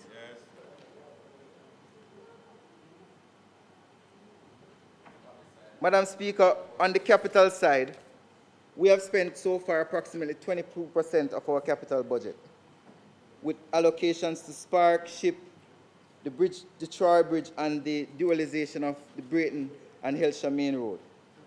Total capital expenditure across these highlighted projects stood at approximately $1.4 billion of a total of $6 billion. These investments reflect government's continued commitment to modernizing Jamaica's road infrastructure. While, Madam Speaker, we would love to repair all roads, we still have to balance our fiscal ability with the desires of the society. Jamaica's infrastructure has several challenges, but this government is working very hard to mitigate them. One of the areas, Madam Speaker, that we're trying to use to boost efficiency is by enforcing more accountability within the road management system. Yes. I recently, as a policy directive, issued a memorandum to the National Works Agency to ensure that we govern the quality of asphalt, the way contractors are patching the road, the supervision that is being done in the road maintenance programs to ensure that the public gets value for money in the road maintenance programs. That's right. Madam Speaker, rules are coming to deal with overloaded trucks who are destroying our infrastructure, and also persons who continue to emanate destructive substances on our roads. 4 minutes. Madam Speaker, no minister with responsibility for works can travel Jamaica and be indifferent to the condition of our roads. That's true. But impatience must be matched by disciplined execution, not careless shortcuts. The country does not benefit from roads that are rushed, poorly drained, inadequately supervised, which quickly fail. The country benefits when roads are properly scoped, properly designed, properly built, and properly maintained. That's right. I raise these challenges not as excuses, Madam Speaker, but as realities that must be confronted and managed. The responsibility of government is not to pretend the road problem is simple. It is to organize resources, institutions, standards, contractors, data, and execution systems required to solve the problems over time. That's right. Madam Speaker, that's why the portfolio is pursuing major programs such as Spark, strategic investments like SHIP, the Montego Bay Perimeter Road, bridge resilience through the Accelerated Bridge Program, emergency interventions through GO, post-hurricane works, and institutional reform through One Road Authority. Together, these efforts reflect serious national response to a serious national challenge. We're not managing decline, Madam Speaker. We are rebuilding capacity. That's right. That's right. Madam Speaker, we are strengthening systems. We are confronting long-standing deficits. And we are investing in infrastructure that supports national growth, public safety, resilience, and opportunity.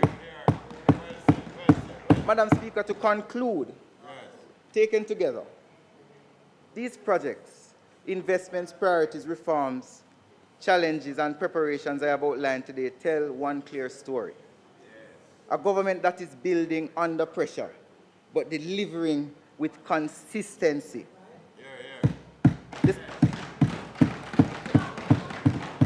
The task before us is not small, Madam Speaker, and the demands are real. The network is extensive, the expectations are high, the climate is changing and the costs are rising, but the responsibility of government is not to retreat from difficulty. It is to confront with clarity, strategy, and action.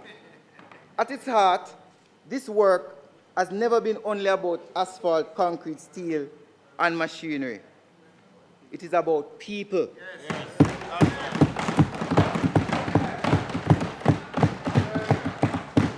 Madam Speaker, it is about the farmer getting produce to the market, the student getting to school safely, the worker getting home to a family, the entrepreneur accessing new opportunity. We do not pretend that every road can be fixed at once. We do not pretend that every challenge has already been solved. But we can say with confidence that with the direction we have, the investments, the reforms, that we will continue to build deliberately and sustainably. We'll continue to maintain consistently and responsibly. We'll continue to prepare with vigilance and resolve.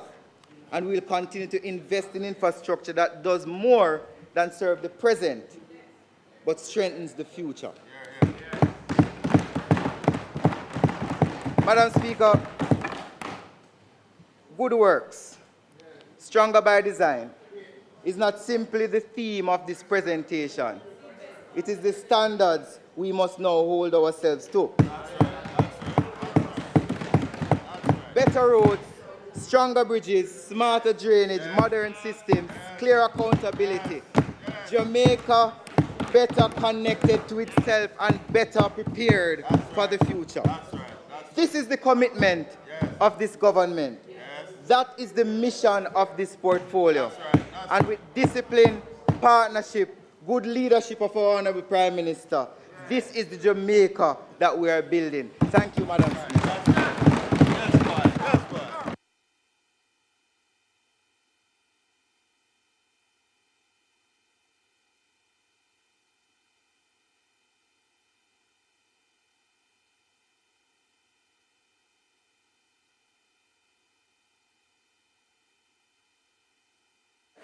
House Leader.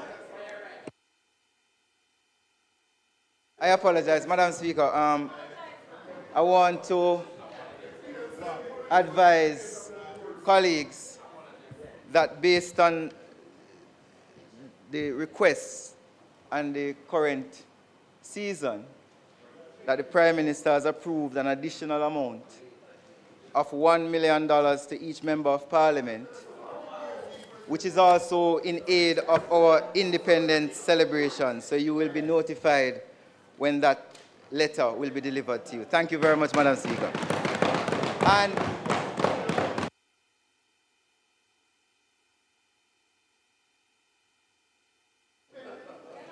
House Leader.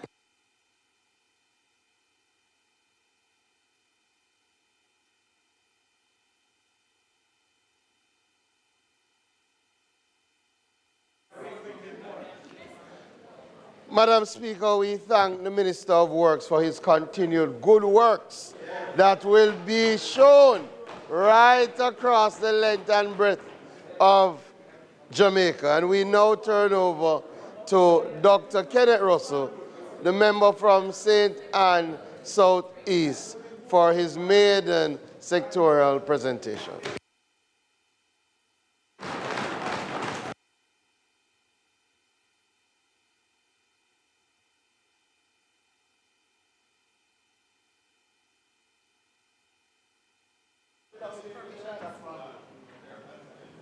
Madam Speaker, permission to speak from a seat other than my own. Permission granted.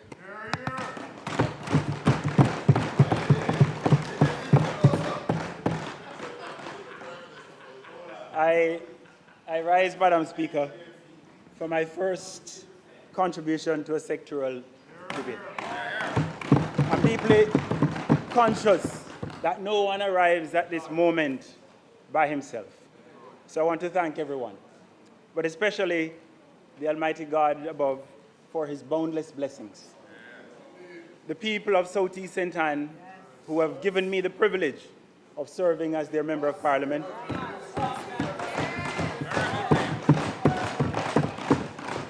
To my team in the constituency, the staff and the volunteers who make this possible, especially my councillors, two of whom are here, Councillor Gohagan, Councillor Garrick, and Councillor Harty and Bell.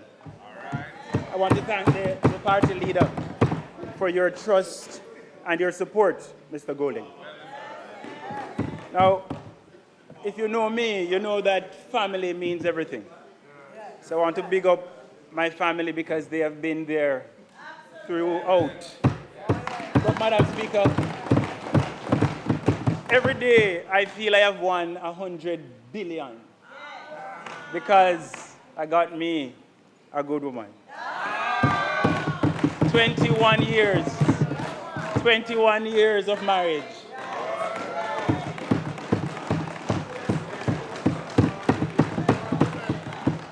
Now, 40 years ago, the government said I failed the common entrance exam. But there was a teacher who believed otherwise. She saw a possibility. She knew that it was a system constraining and limiting a boy's potential. She took action, and she got me into Ferncourt High School. Today, I want to acknowledge my grade 6 teacher from Benton All-Age School, who is sitting here with us, Miss Janet A.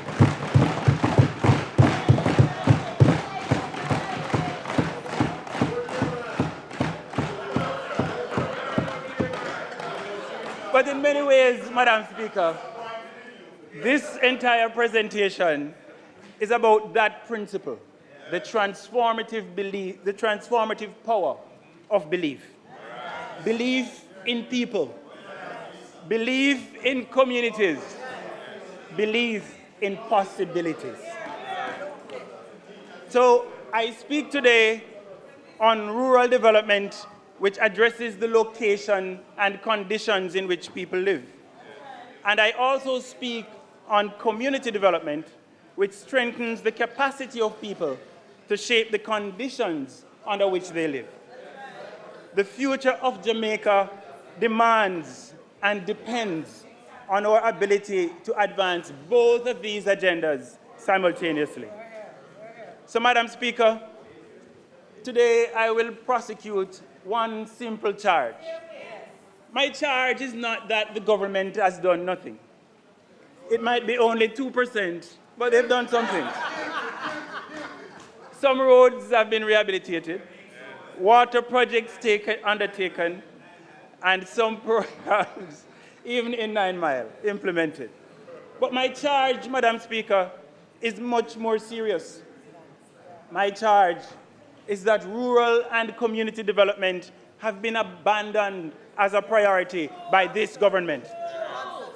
The evidence begins with the responsible minister's presentation, 23 pages, 1 hour. You want to tell me how many times the minister said rural? I was expecting 10. I was expecting 5.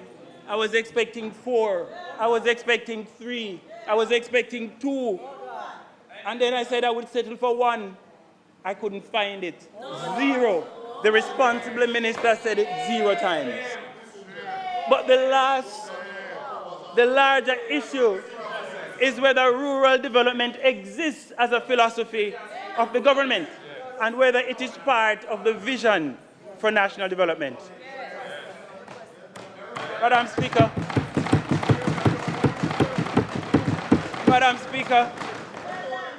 rural and urban people live in different Jamaicas.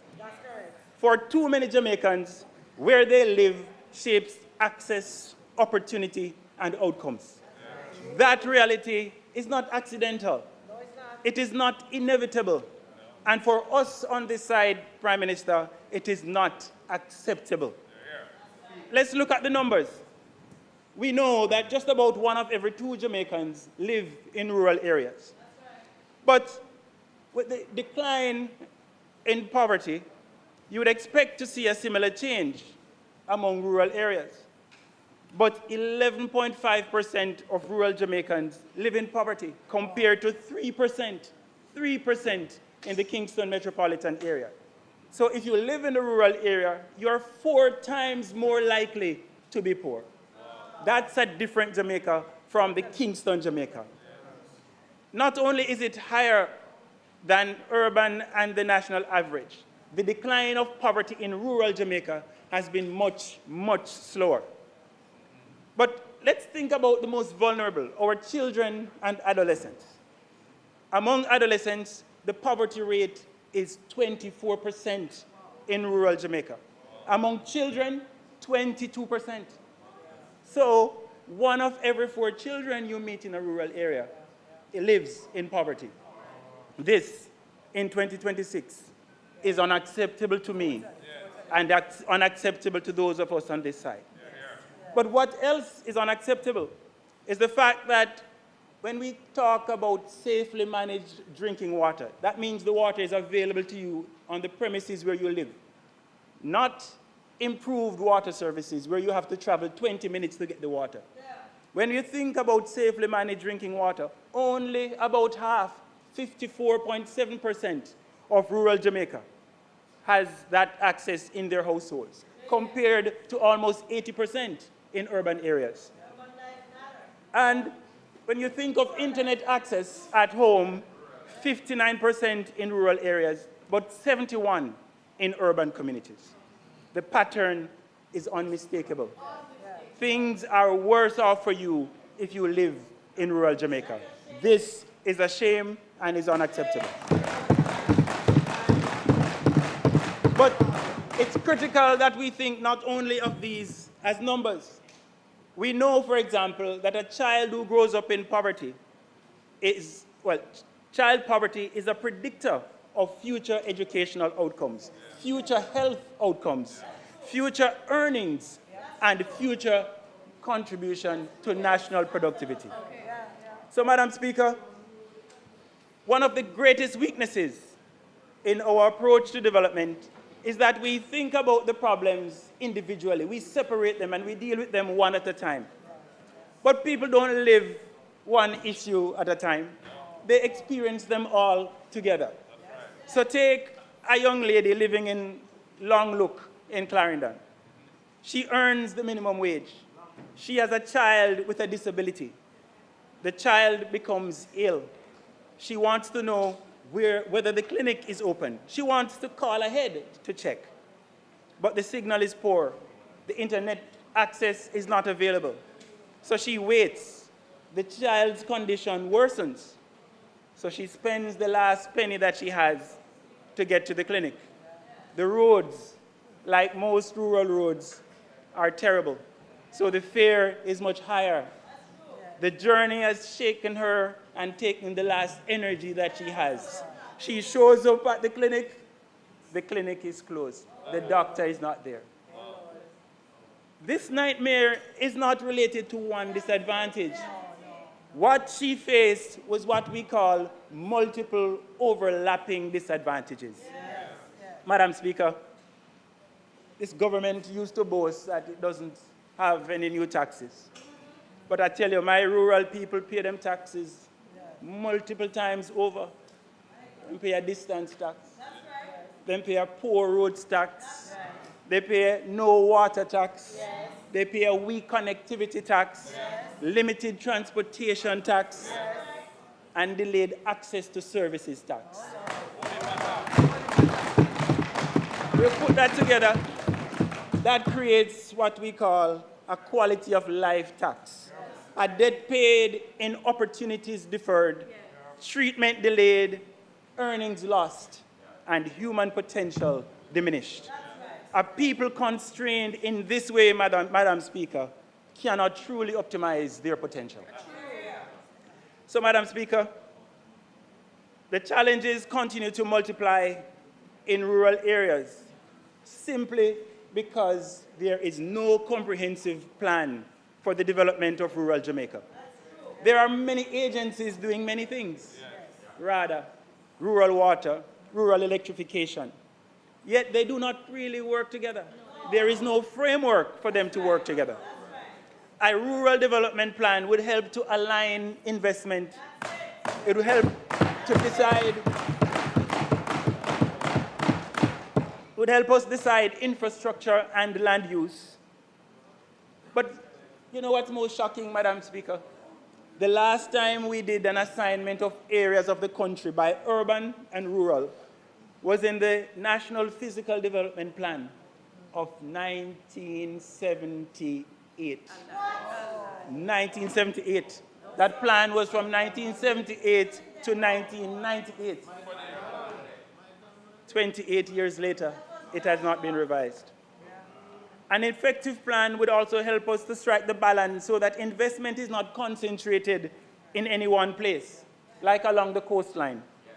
Case in point, Madam Speaker, along the north coast from Port Maria, and you continue all the way down to Rio Bueno, a concentration of investment. That is a reflection of the failure to plan and the failure to ensure that our people access the resources in an equitable way. As a first step in correcting this problem, Madam Speaker, the government should ensure that all parishes complete their parish development orders. And this should be done within the shortest possible time. But I want to give a little credit because there is no comprehensive plan.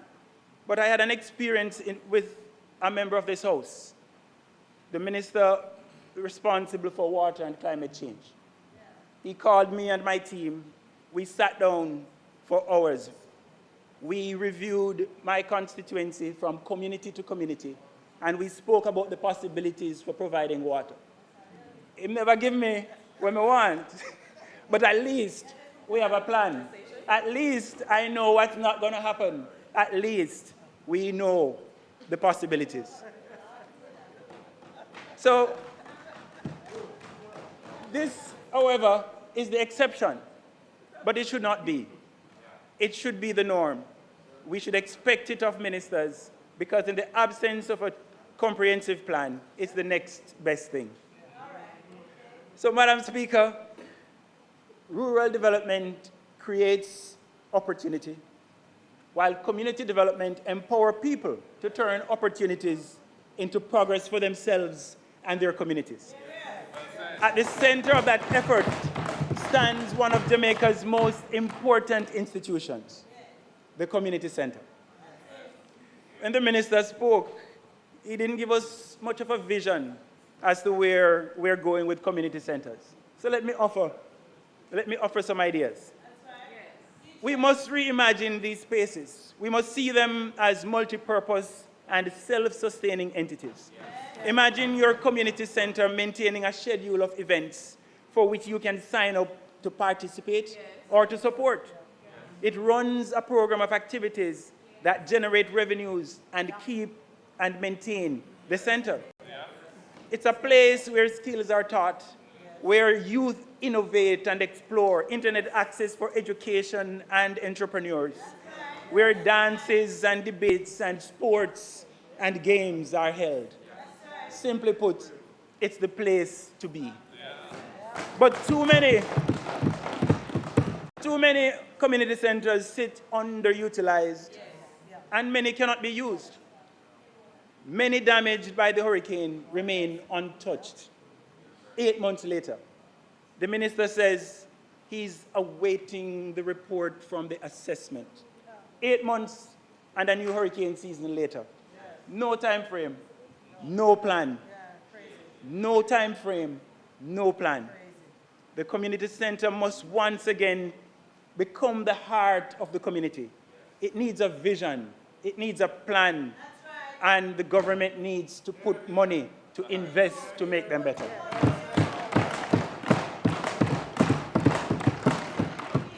Madam Speaker, community development requires belief in people.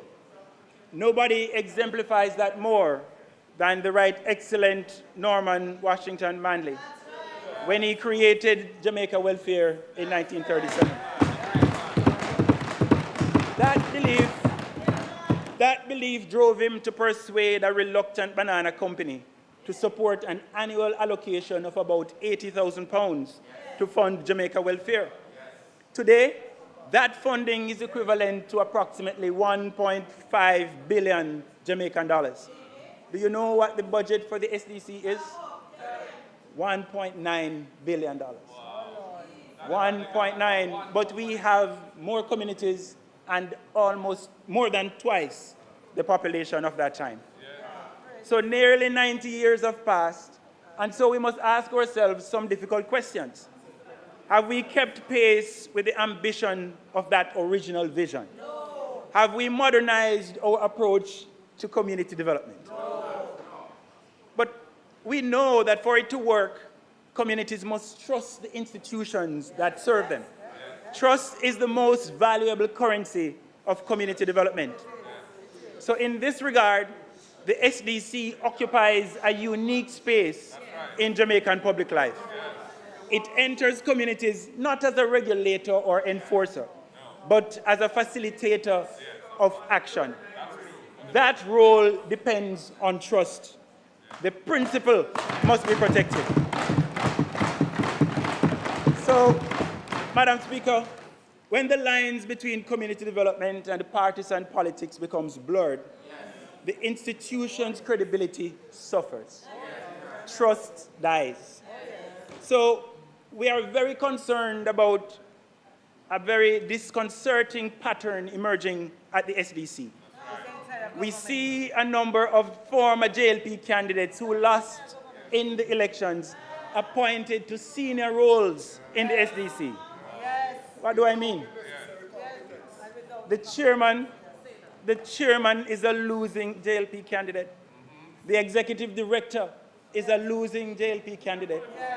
The parish manager of the KSA is a losing JLP candidate. These are not undercover activists. All contested and lost elections. All we know in terms of qualifications is that they lost an election. So the question is this their reward? Madam Speaker, the minister must also update us on what is happening with the governance of the SDC. What is the status of the board? Is there a fully constituted board in place? If he can answer those questions honestly, it will tell us what is happening in that entity. But the SDC also has some issues with staffing. Many constituencies across this country do not know who their community development officer is because they don't have one. In my constituency, there are supposed to be 3. But for the last 3 or 4 years, we've only had 1. And I know it's not unique. I understand recruitment is now taking place. But why does it take 2-3 years to replace these? It should not take an election to replace these persons. Madam Speaker, we ask a lot of the SDC. We're asking a transformative institution to operate with tools that belong to a bygone era. I believe the time has come for a comprehensive review and modernization of the legislative framework governing community development. This should start with the 658 Act. Because, Madam Speaker, the world is changing fast. The aspirations of our people are changing even faster. The opportunities, technologies, and expectations of today are not the same as those of 68 years ago when the legislation was passed. So, you know, it has me thinking, Madam Speaker, that while the government is playing tic-tac-toe, the rest of the society has moved on to fee, fi, fo.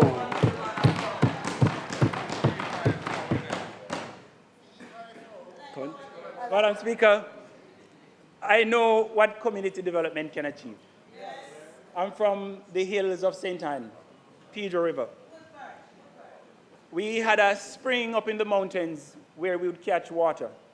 For years, generations would go with their buckets and their bottles. And then the revolution, a community organization, a proposal, work with the SDC, and now that community has a community water system that supplies the entire community at a flat rate. They don't know what water lockout is like. The power of the people. But a similar story exists in Hampstead, Central St. Mary. Different parish, different community, but same experience. They developed and managed a community water system that serves the needs of the community. The lesson from Pedro River and Hampstead is not really so much about the water. The lesson is about what becomes possible when communities are organized, supported, and trusted.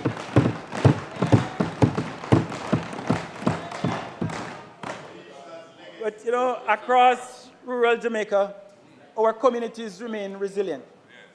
The people have not given up on themselves. They continue to organize, to volunteer, to worship, and support one another. What is disappearing are the institutions that give communities their voice, their identity. The post office, the post offices, the postal agencies, leaking, falling apart, but an appeal to Kingston, no reprieve comes. The libraries that are slowly disappearing, the markets like Claremont's, destroyed and still awaiting repairs. the Citizens Association struggling to remain active.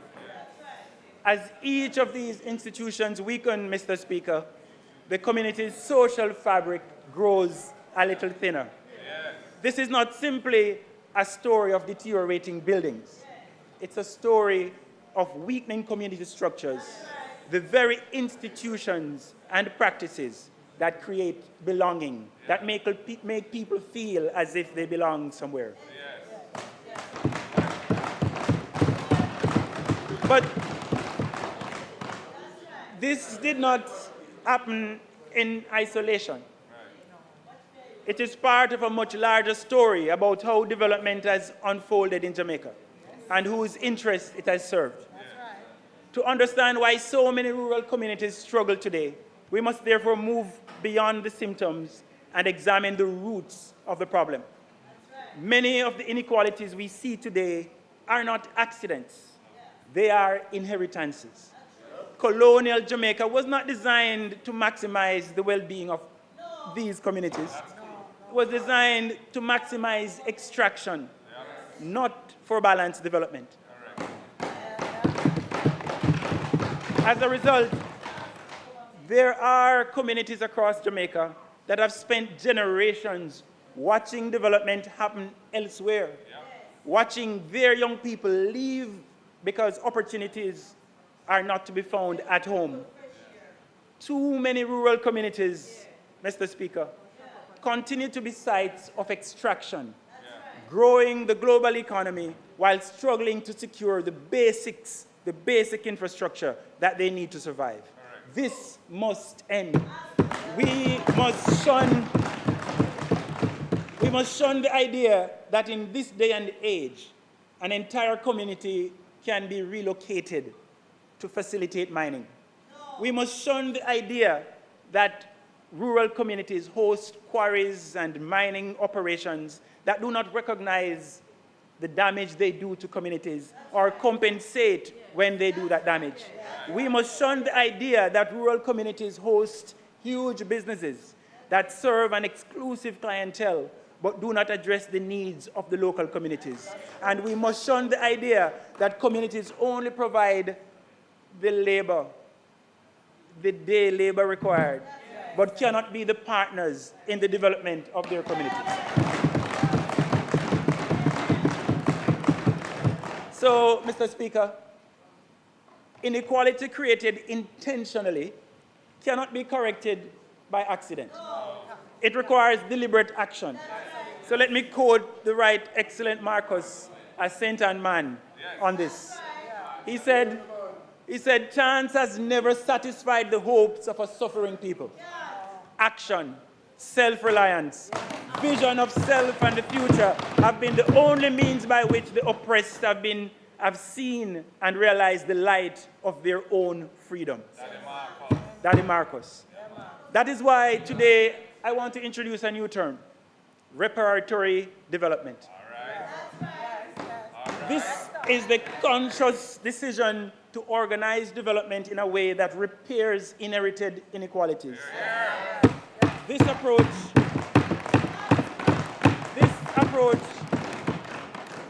approach builds social and economic institutions to ensure future generations do not inherit the same disadvantages of the past. It recognizes that Jamaica must continue to pursue reparations for the historical injustices of slavery and colonialism. And this government, Mr. Speaker, must summon the moral fortitude to show leadership at the global discussions on reparations. Our history demands that our government speak and act boldly on this issue. But at home, reparatory development calls on the government to proactively dismantle inherited inequalities and commit to creating conditions for greater equity, opportunity, and justice for our people. It cannot be 2%. It must be timely. It must be radical. It must serve the people. And so that is why Every Jamaican who is waiting for a title for the land they occupy says no, Minister, no, Prime Minister, no, Mr. Speaker. We will not wait 20 years to get a title. Reparatory development calls on us to act now and to act with urgency.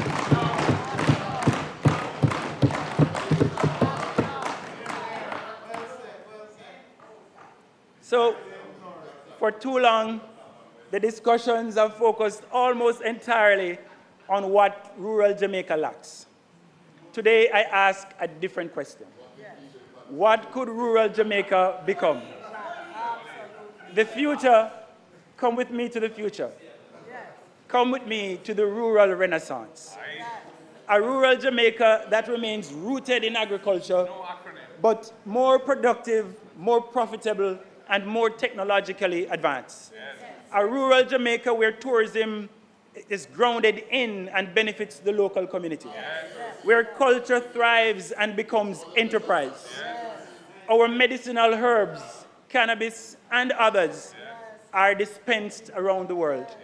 Where young people are supported to explore ideas, grow their talents, and build businesses. And the people are able to innovate, explore, and live full lives. So, Madam Speaker, Mr. Speaker, I'm sorry. Here are 5 interlinked and integrated pillars which, implemented, will unleash the potential of rural Jamaica. The first one is purposeful planning. From projects to purpose. Too much of what passes for rural development is ad hoc and haphazard. We need a national rural development framework, a modernized parish development order, a rural development coordination council, and an annual rural development report to be tabled in this parliament. The second relates to rebuilding the foundations of community life. Effective rural development is sustained by institutions that organize people, build leadership, and strengthen communities. To achieve that, we need to modernize community development legislation, transform our community centers into development hubs, and strengthen the community development and parish development committees to deepen citizen participation in decision-making. The third, Mr. Speaker, is infrastructure. No Jamaican should pay a penalty because of where they live. It is not too much to ask for universal access to safely managed water. It is not too much to ask that the rehabilitation of rural roads and farm-to-market corridors so we can take our goods without hindrance. It's not too much to ask for the expansion of broadband and telecommunication infrastructures to connect Jamaicans to the modern economy. The fourth one is to unleash the human potential, because that's where the real power rests, our people. Consider a rural achievement initiative for youth. Community skills and innovation hubs. Expanded support for child development, educational achievement, and digital literacy. And the final one, Mr. Speaker, local wealth creation to build a new rural economy. The purpose of development is not merely to reduce hardship. It is to create a diverse economy that expands opportunities, builds community capacity, and enables people to prosper where they live.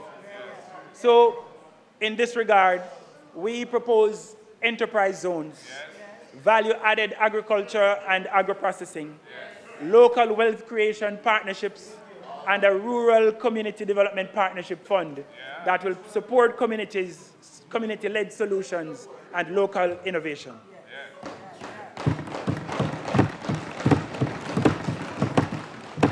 So, Madam Speaker, Mr. Speaker, throughout this presentation, I have advanced a simple proposition. rural and community development have been abandoned by the government. Yet, communities have not abandoned themselves. They continue to organize, they continue to volunteer, they continue to sacrifice and believe. As we move forward, I intend to engage colleagues on both sides of the House on two actions. The first is to establish a parliamentary rural development caucus dedicated to advancing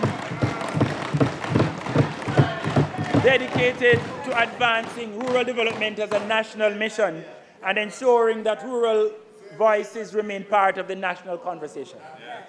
And the second is to support a national pact for community empowerment, dedicated to strengthen community leadership, expanding citizen participation, and ensuring that no community is invisible and no citizen is voiceless.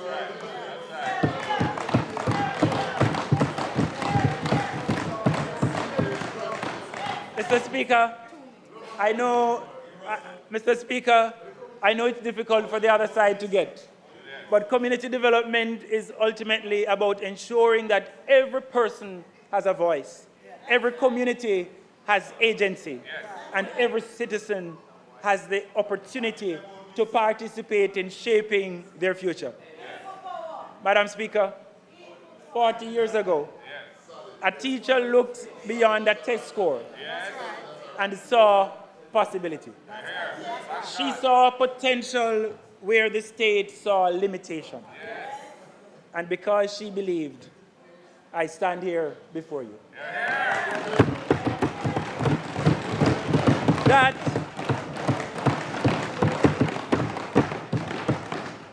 That is the mission which we should all dedicate ourselves to nurture the roots and unleash the people. Mr. Speaker, I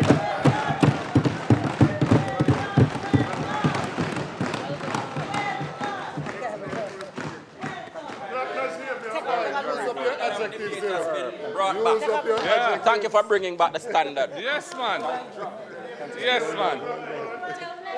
Fantastic. Fantastic. House leader. Hey, Xavier. Central man. You see what a good central man do? Yes. That's a good central presentation. Good central presentation. Where is Nesta? Where Nesta? Nesta, let me know.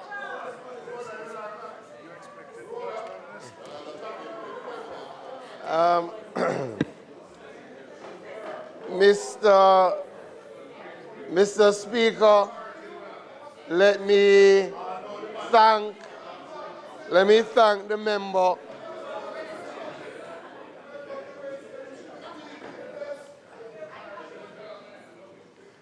Let me thank the member from St. Anne Southeastern for what was a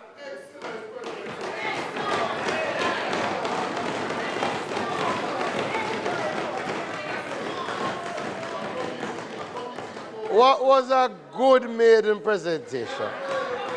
And although he went too far with some of his designations, the spirit of the presentation I found to be well-meaning, and I thank him for that. But more than that, I am most happy about his teacher, and we welcome her and we thank her for her intervention. Madam Speaker, I now ask that we suspend the sectoral debates. We will continue our sectoral debates next week, Tuesday, at what time we will hear from the Minister of Tourism and other members. I'll indicate at the end. So we suspend the sectoral debates, and I ask that we recommit all the matters on the agenda.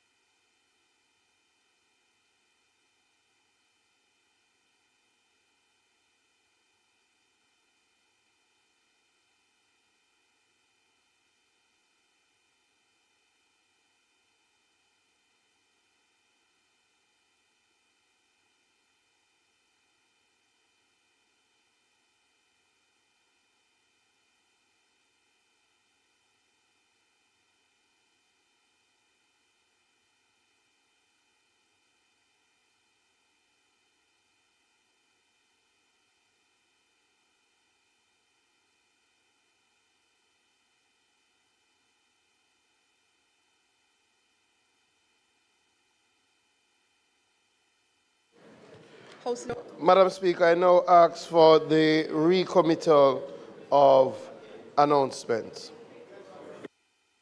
Those in favor? All the items from announcements. Those in favor?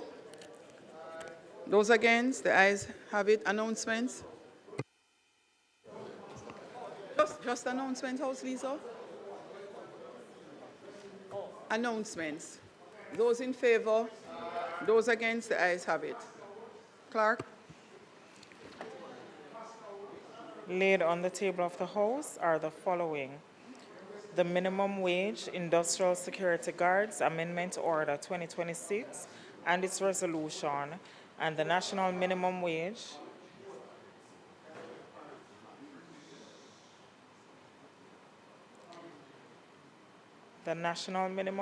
Amendment Order 2026 and its resolution under the Minimum Wage Act. The Integrity Commission's investigation report into concerns that Dr. Andrew Wheatley, Member of Parliament, for the years 2010 to 2022, owns or acquired assets disproportionate to his lawful earnings, made false statements in his statutory declarations, and failed to provide information requested from him by the Director of Information and Complaints, contrary to law and its indicative ruling. Report of the Public Accounts Committee of the House of Representatives on its examination of ministries, departments, agencies during the period September 2025 to February 2026. And finally, the Auditor General's Department's certified appropriation accounts under head 17000, Ministry of Tourism, for the year 2018-2019. Thank you, Madam Speaker. Madam Speaker, I now ask for the recommittal of bills brought from the Senate, petitions, papers, reports from committees, notice of motions given orally. 1 minute, House Leader.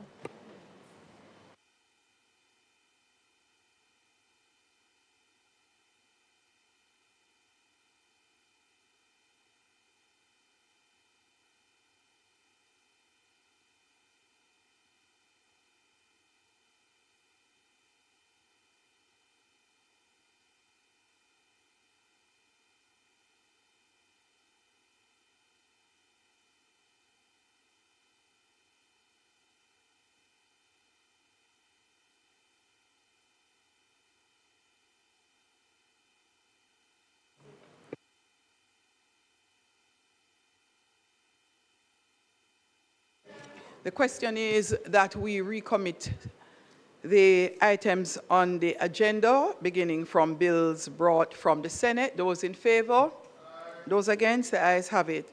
Bills brought from the Senate, petitions, papers, reports from committees, notices of motions given orally. I have none.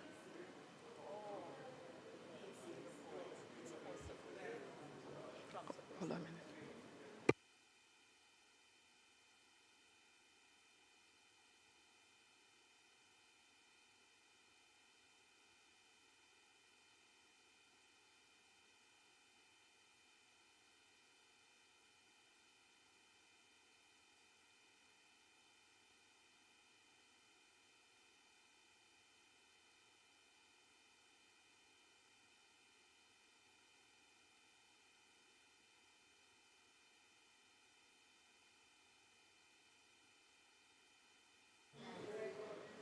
Chair of the PAC.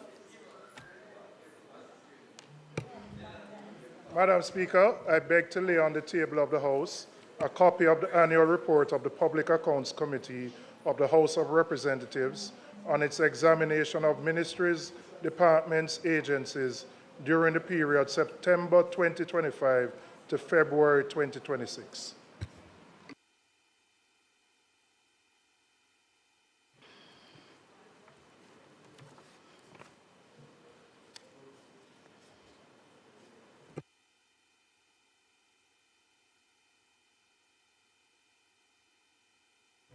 Notices of motions given orally.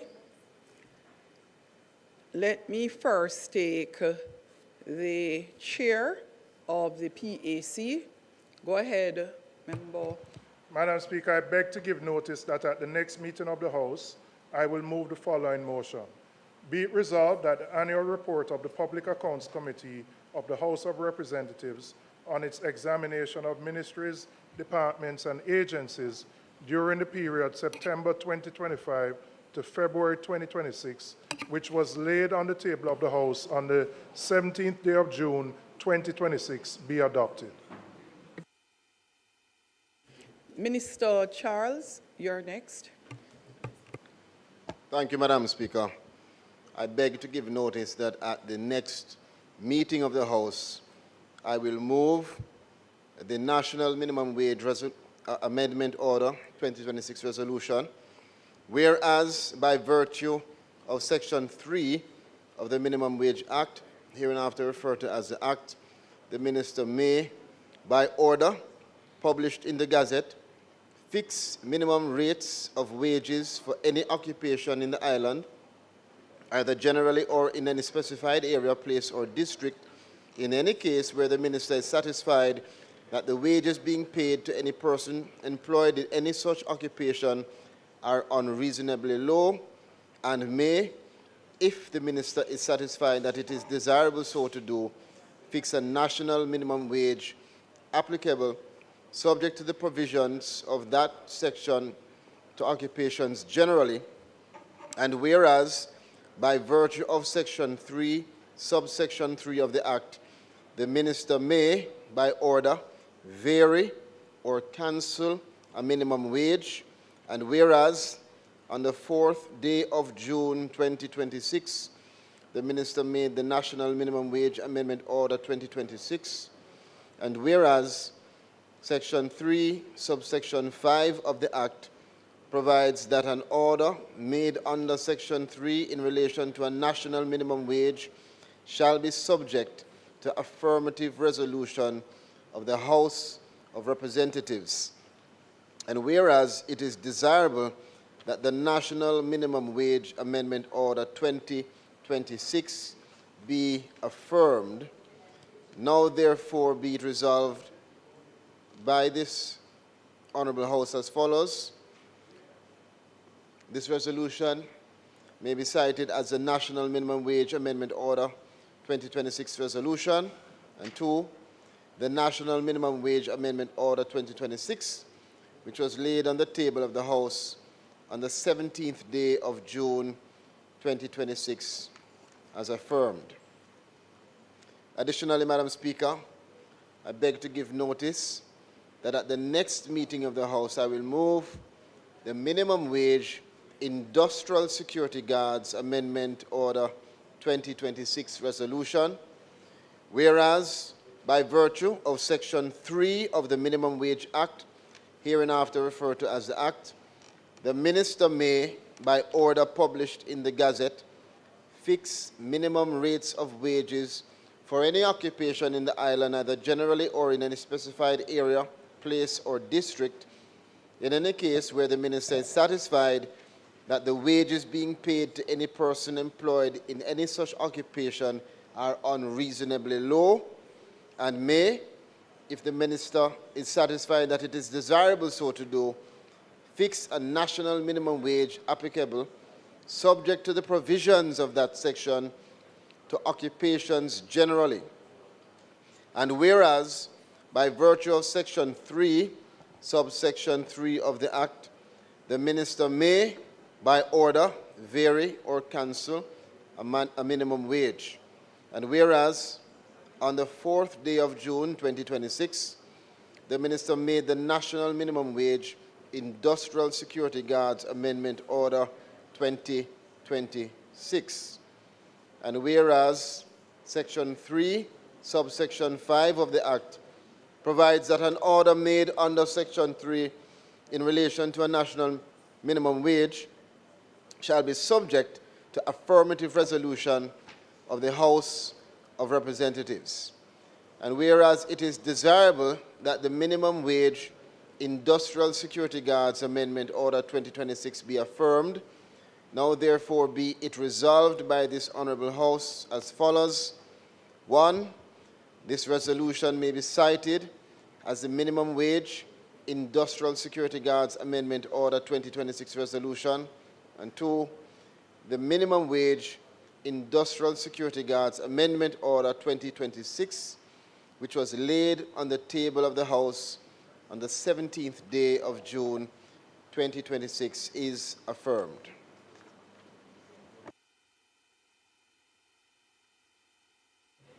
The member from Clarendon North.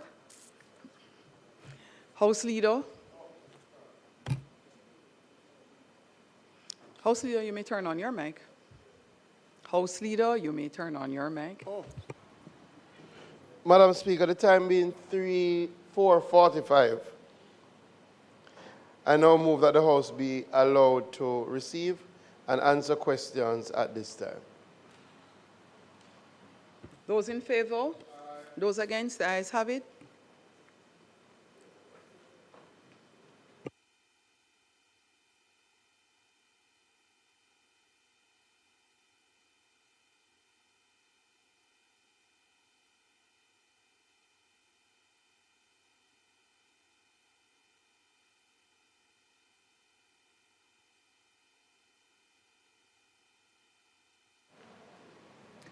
Madam Speaker,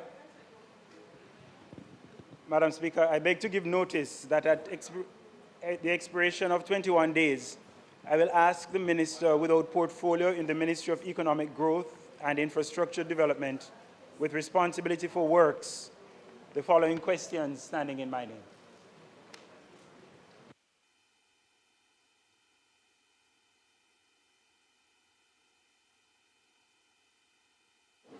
House Leader. Madam Speaker, I now ask for the recommittal of statement by ministers. We will have a statement from the Minister of National Security and Peace.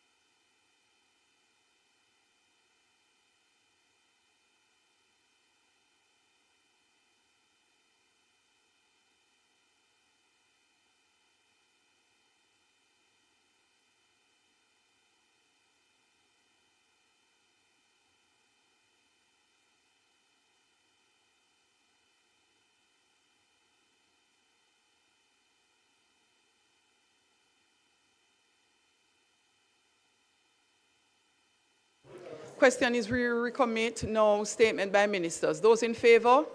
Those against? The ayes have it. Statement by ministers. Minister of National Security. Thank you very much, Madam Speaker. I rise to provide some clarity on the memorandum of understanding between the Government of Jamaica and the Government of the United States of America concerning the potential transfer of third country nationals to Jamaica, through Jamaica. Also, I want to emphasize that this matter must be considered within the context of Jamaica's international obligations, its long tradition of maintaining strong security relations with the United States and shared security challenges, our national security responsibility, and the realities of an evolving global migration environment. This MOU is not an immigration settlement arrangement. It is not a program to permanently resettle individuals in Jamaica. The persons contemplated under the framework are nationals of countries other than Jamaica who would transit through Jamaica under a controlled process while arrangements are made for the onward movement, including return to their countries of origin or another appropriate destination. Madam Speaker, it is also important to address some of the public commentary surrounding this matter. Under the signed MOU for the TCN, third country nationals, Jamaica will host only 25 TCNs at any one time with the International Organization for Migration, IOM, support and not 10,000 persons inaccurately reported in the media. Under the signing, the MOU establishes a framework for cooperation It provides that any proposal for a transfer must be considered by the Jamaican on a case-by-case basis, and at Jamaica's discretion. The process designed to be controlled, phased, and subject to agreed operational procedures. The discussion contemplated a limited operational flow subject to safeguards. A key control mechanism is that the process would pause where the number of individuals remaining in Jamaica exceeds the agreed threshold of 10 individuals, allowing for review and management of capacity. There is no need, Madam Speaker, for excessive focus on the final number, as Jamaica will maintain complete situational awareness in respect of each potential transfer, which will be carefully vetted against the established criteria and must comply with all the requirements agreed before Jamaica agrees to the transfer. Importantly, it is Jamaica's assessment that will guide what is considered appropriate and manageable. Madam Speaker, the government has also been deliberate in ensuring that the MOU contains the necessary legal protections. I can assure the public that every line was carefully considered and negotiated by skilled professionals steeped in foreign and security policy, as well as attorney at law well versed in matters of international and constitutional law in our Attorney General's Department. Admission of foreign nationals to Jamaica continues to be guided by the Aliens Act and the Immigration Restriction Commonwealth Citizens Act. Under review and should be in the House very soon, but it's still valid and has excellent guardrails for acceptance of foreign nationals in Jamaica. This is why, Madam Speaker, no transfer can take place until the operational procedures are finalized to ensure compliance with Jamaica's legal framework. The MOU specifically recognizes that all actions under the framework must be consistent with Jamaica's international obligations, including the Convention relating to the status of refugees, the 1967 Protocol relating to the status of refugees, and other applicable international obligations. This is further supported by the broader international migration governance framework, including principles advanced by the International Organization of Migration, which promotes migration systems that are orderly, humane, safe, and rights-based. Government has already ensured that the operational safeguards are clear. Importantly, before any transfer occurs, Jamaica and the United States must first agree to the operational procedures governing implementation. Individuals will be considered on a case-by-case basis. Jamaica retains the discretion to accept or reject proposed individuals. All available documentation relating to identity, medical information, and criminal history must be provided, and persons with criminal antecedents will not be accepted under the arrangement. Madam Speaker, let me reiterate that no transfer will commence until the necessary procedures are completed and accepted by both parties, have agreed on the implementation framework. The MOU itself provides the implementation is to be consistent with operating procedures mutually agreed in writing before transfer begins. We must also recognize the diplomatic environment within which the decision has been made. The United States remains one of Jamaica's most important bilateral partners, if not the most important. With a significant diaspora population, this population maintains strong family ties and business interests in Jamaica, the ultimate place of home. As a sovereign nation, Jamaica has a responsibility to maintain constructive diplomatic relationships while ensuring that cooperation is consistent with our laws, our values, and our national interests.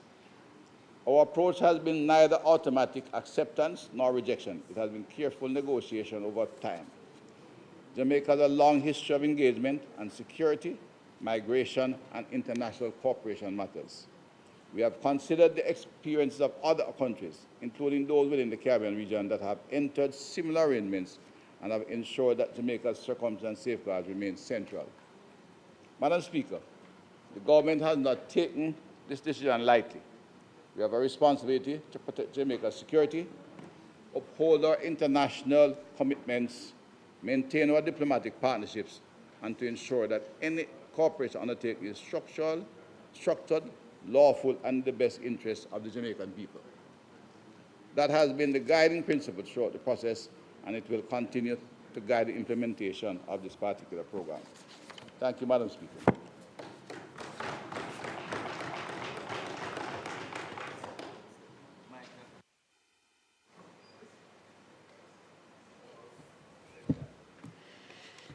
Member from St. Catherine South will be responding. Thank you, Madam Speaker. Madam Speaker, the statement this afternoon by the Minister is here in wake of a newspaper article yesterday. Neither the opposition nor the public at large in Jamaica had any idea that the government of our country was contemplating committing Jamaica to what is being provided for in this document. That, I must say at the outset, Madam Speaker, is unacceptable. This is a proposed action to commit Jamaica to, not commit any individual on the government side, the country of Jamaica. Secondly, Madam Speaker, in bilateral arrangements, it is about pursuing common interests between the bilateral partners. My question then arises, what is Jamaica's interest in this arrangement that is being considered with a disposition to implement? And I think not just the opposition, but the country, Jamaica, should be told, ought to be told, what Jamaica is set to benefit from this arrangement being proposed. Is there a security risk to Jamaica that is being pursued, protection is being pursued here? Is it so or is it not? Not a broad speculation. We would like answer in that regard. Thirdly, Madam Speaker, because this arrangement is seeking to commit the country of Jamaica, it is only proper that the executed MOU that forms the basis of the arrangements be pursued, be brought and tabled in this House. And I'll go further, Madam Speaker. If the government, and I hope they do not, but should the government proceed to enter into an arrangement on the basis of what we see here, that agreement, which is being negotiated, as the Minister indicated, be tabled in this House before its implementation. Not after, and we are left to react to what is already in force. To do otherwise, Madam Speaker, would be blatant contempt to the people of Jamaica and would be unacceptable. Further questions arise from this proposed arrangement. And yes, we are searching in the dark because there's very few details have been made available to us. The Minister said in the statement here, not a 10,000, maximum of 25 persons at any one time.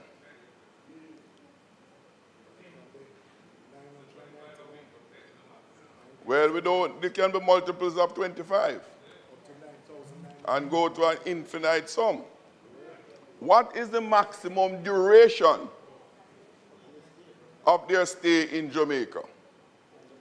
And should those persons not be removed from Jamaica at the expiration at that hopefully agreed maximum period, what is the recourse? Are we stuck with those persons? Will they be re-extracted and sent elsewhere? We don't know. Madam Speaker, as I speak, there's over 1,700 males being detained at the General Penitentiary, our largest penal institution, for detention. Because this is not an hospitality service we are asked to provide here. It's a detention service. Our next facility in Spanish Town hosts over 1,000 inmates for a facility that was built for 750 persons. In the case of General Penitentiary, was built for no more than 850 persons. And it's over 1,700. more than double the capacity. And the conditions that prevail in our penal institutions, we'll all agree is not the best. So we have a long-standing inability, incapability of providing what is deemed acceptable and reasonable condition for the detention of persons in Jamaica. Why are we seeking to compound our problem? The cost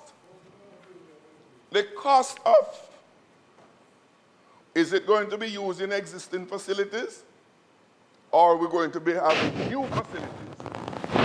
Who will bear the cost for creating these new facilities and maintaining these facilities? These are critical questions that go to the heart of everyday Jamaican life, because the resources of this country, as we are now, is way inadequate to deal with the demands. So, Madam Speaker, I hope that the government accede to some of these questions we have raised. I don't raise them here on behalf of the opposition only, but on behalf of the rest of our people who are very concerned about what is contained here. Thank you. Opposition Leader, you said you had more questions? That was a statement by the spokesperson. I have some questions, is what I believe I'm allowed to ask. Minister, first of all, has the Memorandum of Understanding been signed by the two state parties? And if so, what is its date? That's the first question. Secondly, if persons are received by Jamaica under this arrangement, will those persons be held in detention, or will they be free to go wherever they want to go in Jamaica?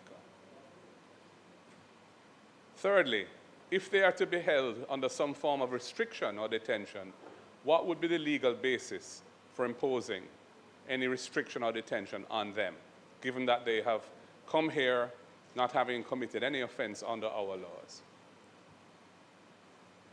Also, fourthly, there's a discrepancy in your statement, because it says that under the signed MOU, Jamaica will host only 25 third country nationals at any time.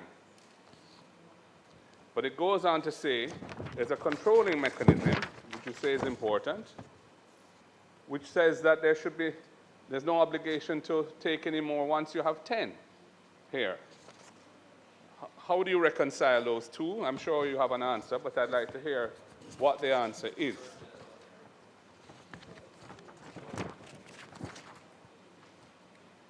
And fifthly,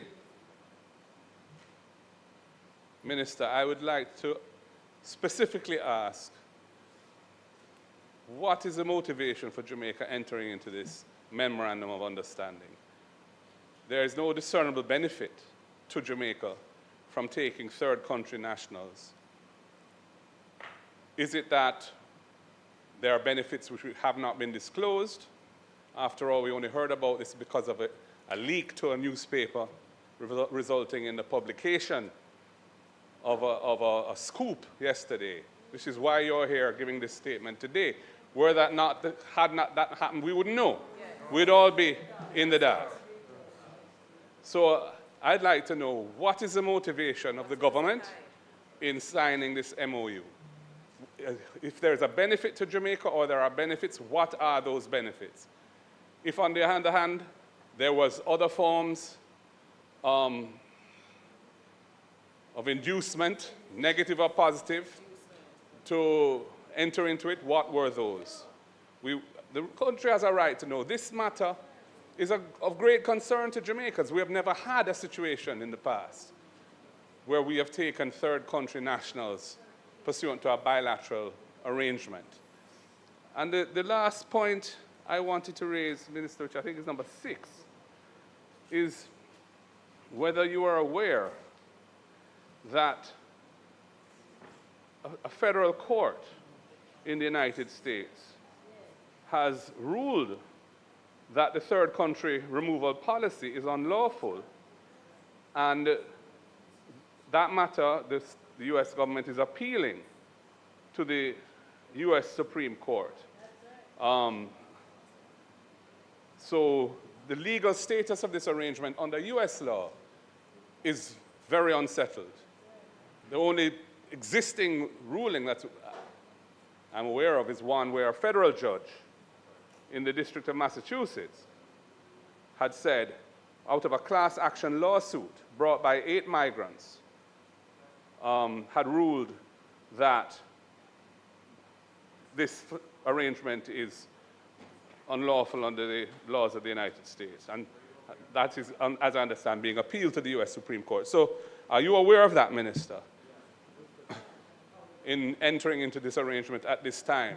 Should this not at least await legal clarity in the United States as to whether such an arrangement is proper under their law? Opposition leader, you have gotten a lot of leniency. Yes, I have. And I have one more question, Madam Speaker.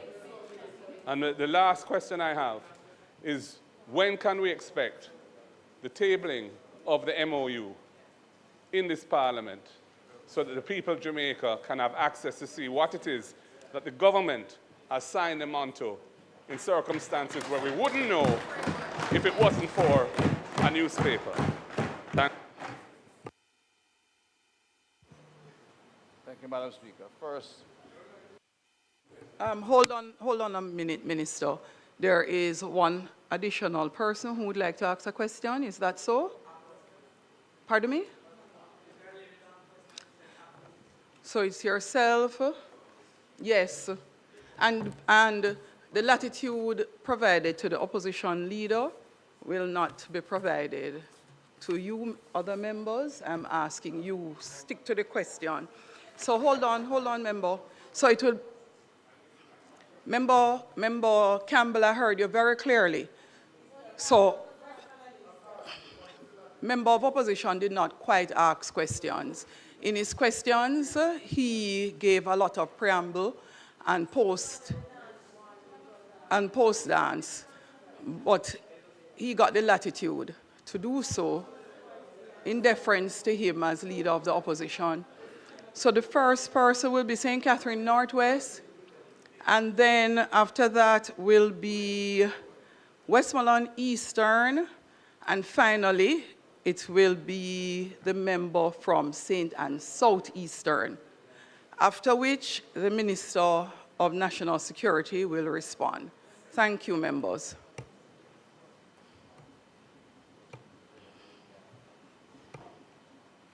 Thank you, Madam Speaker. You turned off your mic, member from St. Catherine Northwest, which is why you are at the back of the queue. But you go ahead first. Oh, thank you, Madam Speaker. Making reference to the report, it indicated that the agreed threshold of 10 individuals allowing for review of management is the maximum to remain in Jamaica. The question is, how long could that 10 remain in Jamaica at maximum? First thing, let me reiterate. You are not permitted to ask questions asked already. That question was previously asked in terms of the length of time. That's not so. You need to listen when the members ask questions. Your member, yes, he asked about the length of time. And he's a spokesperson. Chairman, so I'm asking you to listen to each other. So, yes, so remember, you're not allowed to reiterate questions or statements made by other members. The limit and the duration was in the previous question. Okay. Thank you, member. Right. Also, as it relates to the concern about not in my backyard, is there an indication of where these people will be held? That question was also asked by the leader of the... that is two strikes, member. Yeah, well, there's no standing order on strikes. So no, there is. Would you like me to read the standing order for your member? Would you like me to read the standing order for you? No, I don't. Please do not allow us to go there. So don't worry. Madam Speaker, Third question. Yeah, all the time. Tell lie for me all the time. The number indicated at 25, is that a hard for the MOU or is that a for now number? Yes, well, answer that one as well. So, yeah, Madam Speaker, is that a hard number for the duration of the MOU or is that a for now, for today number? So member, I'm using you for the teaching this week. Yes. You are not to ask the same question twice. No. Our hearing is excellent. I was being disturbed by unless the minister asked, I heard your question Okay. clearly and you weren't interrupted because it was a new question. All right, thank you, Madam Speaker. Final question. If there is information that creates security concerns for Jamaica, is there a return clause for these individuals if they are present? You don't listen to nobody. You sit on one side. Thank you. Thank you, member. Thank you.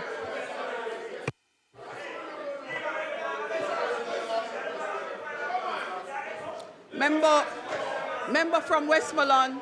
Member from Westmoreland. Member from Westmoreland Eastern. Your turn if you have your questions. Here, I see you. Thank you, Madam Speaker. And I rise with my standing orders.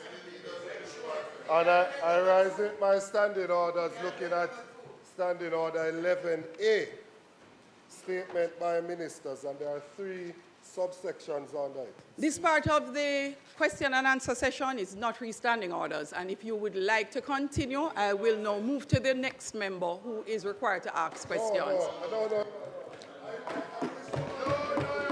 No. Member from St. Anne Eastern, go ahead with your questions. Member from St. Anne Eastern. Member from St. Anne Eastern. Member from St. Anne Eastern, you're being allowed to ask your questions.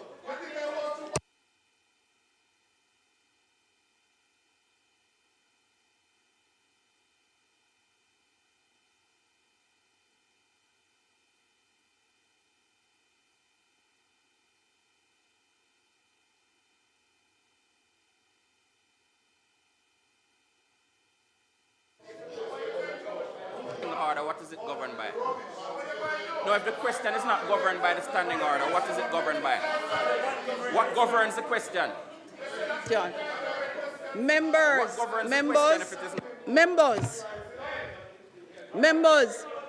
you are required to go straight to your question. No, he doesn't need to read it for me, or for the House, or anyone else.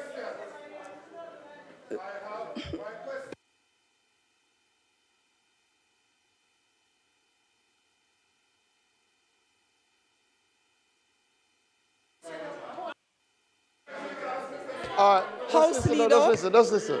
Members. Member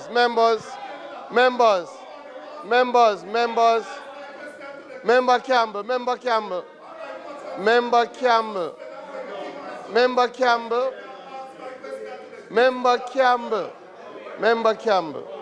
And all the other members.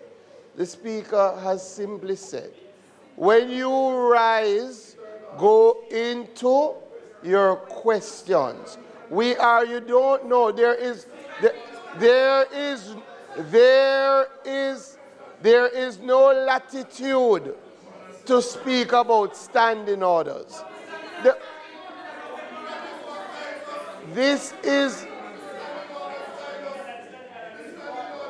Members,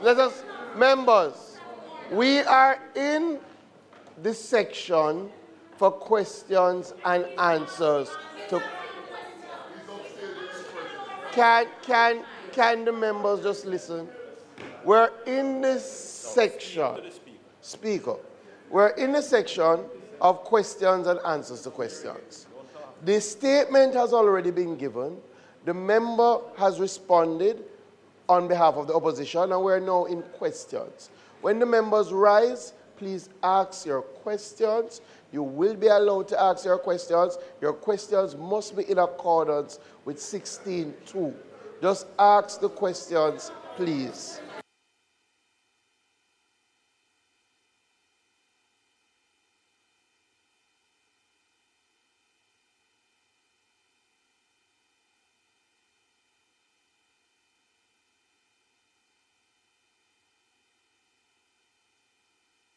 Member from Westmoreland, Eastern. The House Leader has already given you some guidance. I have the standing orders right in front of me because, as Speaker, I am required to execute the management of this Honorable House in keeping with the standing orders. You do not need to read the standing orders because it is not included in questions and answers to questions. At this stage, you are only allowed to ask questions of the minister who gave the statement in respect of the statement actually given, and there was no statement given on standing orders.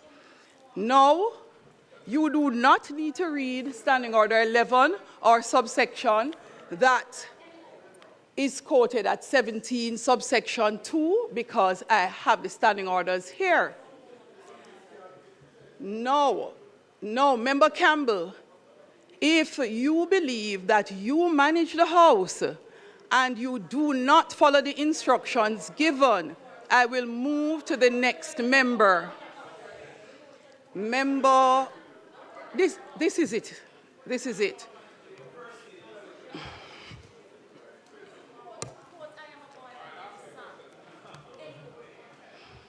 Thank you, Madam Speaker.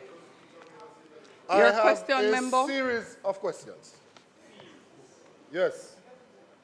My first question is that in the information that was reported in the media, it said that... You're not allowed in the standing orders to speak of information reported in the media. You are required to ask the minister questions from the statement he gave. Minister, did a member of the government approach the United States of America to enter into this agreement? Was it initiated by a member of the government? That's question number one. Question number two. On what basis is the government of Jamaica willing to send back Cuban doctors but admit... Member, your mic is off. So this statement was not in respect of anything other than the statement made by the Minister of National Security. Member, no. So incorporated in your question, member, should not be anything other than the statement by Minister given.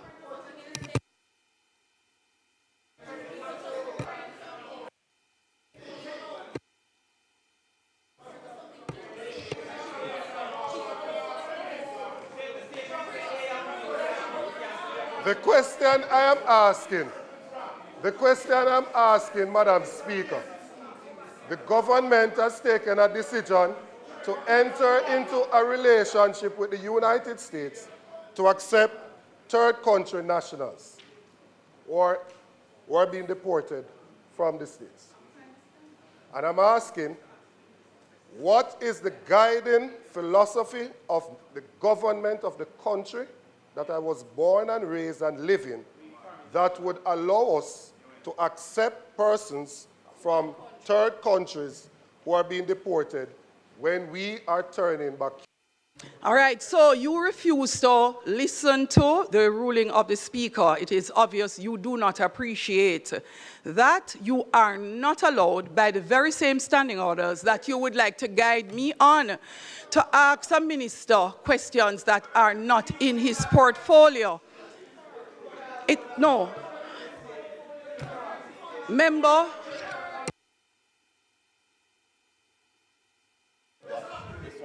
Mm-hmm.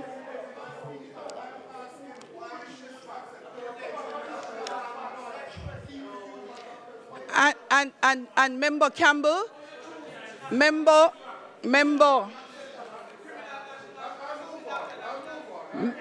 from Westmoreland Eastern, you were reading Standing Order 11. If you would like some time, I will direct you to Standing Order 16 on contents of question 16A. Please read it. I will move on. Minister, is there an exit clause to the agreement? That question was asked already, so you weren't listening. That question was asked 2 times already. Next question.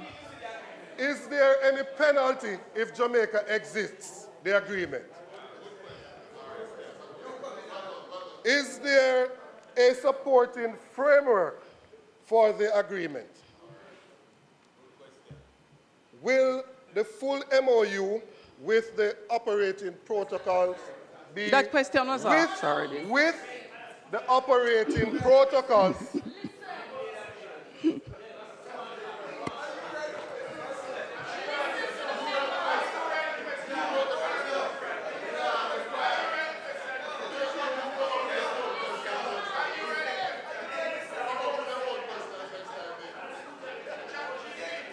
Madam Speaker, you laugh when they are disrupting the House. You need to call the House to order. You're laughing. You need to call the House to order. That's what you should be doing, is calling the House to order.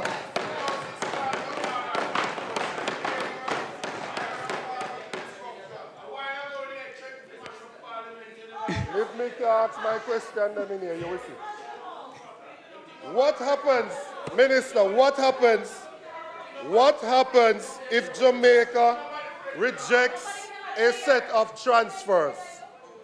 What happens if Jamaica rejects a set of transfers? Can the U.S. override or challenge Jamaica's refusal to accept a set of transfers?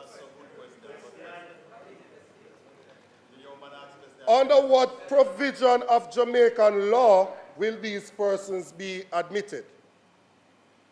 And the next question, has the government obtained any advice on the Constitution as to whether or not these individuals will be afforded any rights for the time that they are in Jamaica?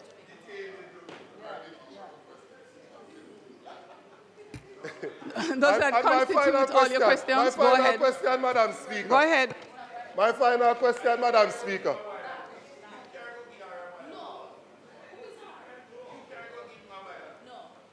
My final question, Madam Speaker, is on what basis did we think it prudent to accept detainees from a third country when we refused to accept? You, Member Campbell, think it is appropriate to disregard the instructions you have been given?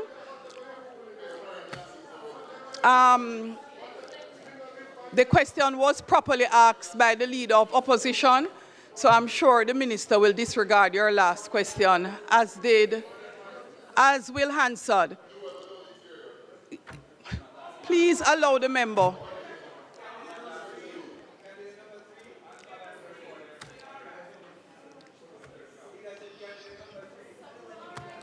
Thank you, Madam Speaker. Minister, what is the housing arrangement for the persons transiting? Right, but nuanced. Fitz spoke about the prisons. No, let's not go into nuances. So that is one. The second, I have another question. So please ask questions that were not asked before. No, I want to follow up on it. And oftentimes, as the standing order provides, we're not given the opportunity to follow up on the questions. So the Minister, is there any private involvement in the arrangement? Meaning, will any element of the housing or the accommodation, the local logistics be private as a part of the MOU? And the final question, 4 paragraphs from the end, Minister, looks almost like we were coerced into an agreement. And so I just need clarity on it. It says the U.S. remains one of our, it speaks about our diaspora population and the fact that they maintain relationships back home, etc. So I want to know whether that was a part of the forced consideration or whether there was any force in terms of the consideration. Even though we had cut off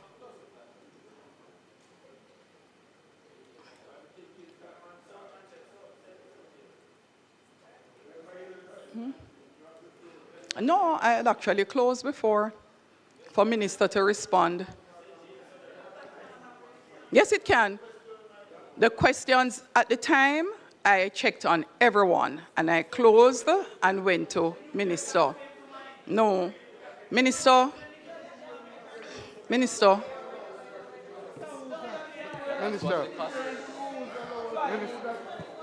Yeah. Thank you.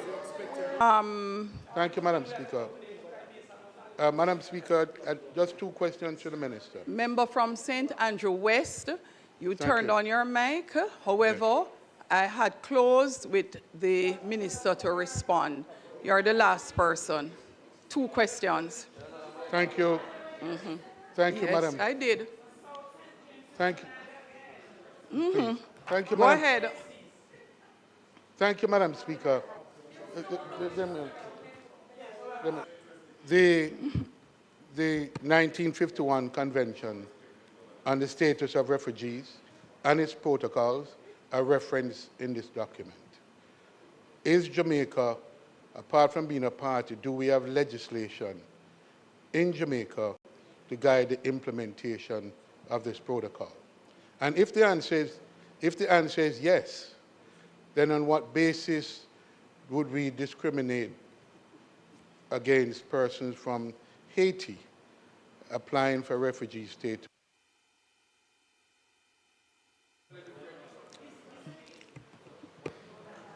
Minister. Minister. Minister. Minister. Minister, please respond to the questions. I have some. Minister, please answer the questions. Relax, man. Minister, please answer the questions asked.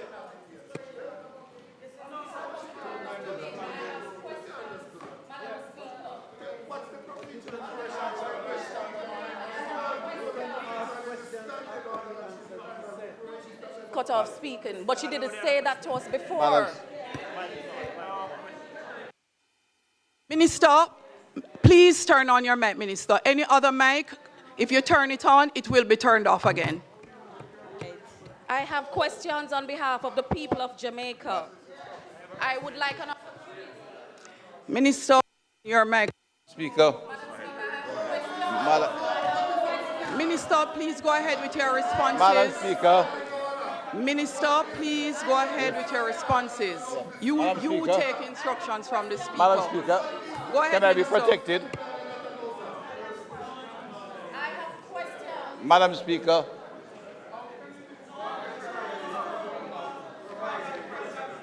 Madam Speaker, the Speaker has given the floor. The individuals are not detainees, Madam.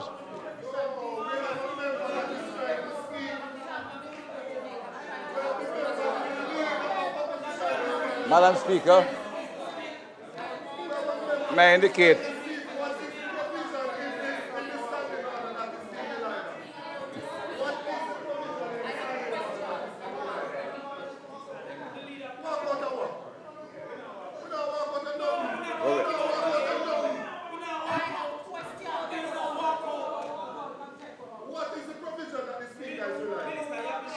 she is the chairman of this. She run the order.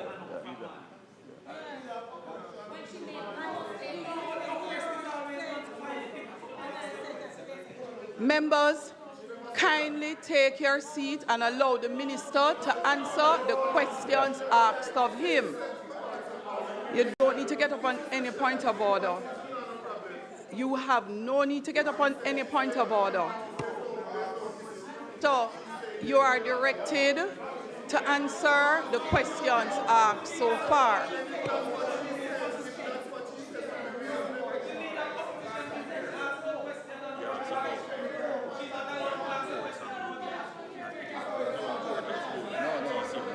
No. Aspects of the immigration part, the street, the collection of the street, they heard in it. No, not the provider. The people take out. This is all students. They have been sent to us. Madam Speaker. I'm being denied an Madam opportunity Speaker. to ask questions on behalf of the people of Jamaica. Madam Speaker. About this program. On behalf of the opposition to the leader of opposition business.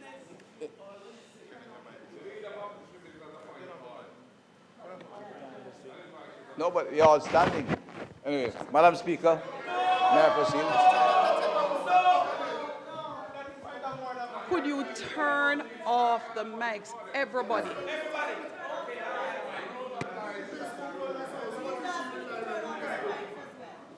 No, I didn't. Madam Speaker. Member Michael, is that your mic or somebody beside you? Turn it off, please. Madam Speaker.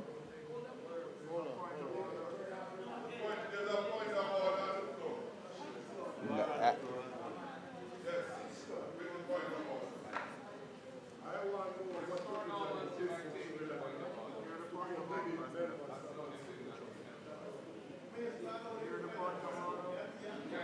I did not hear.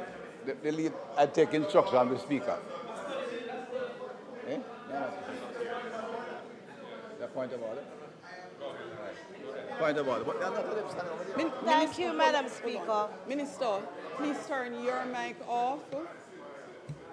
Thank you, Minister. Madam Speaker, this is a matter of grave national importance. And I know that you would like for the people of Jamaica to get the answers that they deserve. What is the House absolutely rule nothing that you're speaking in the to? standing orders which would prevent our members from asking the relevant questions on this matter. In addition, I would like to know, because perhaps you're planning to take the questions in batches.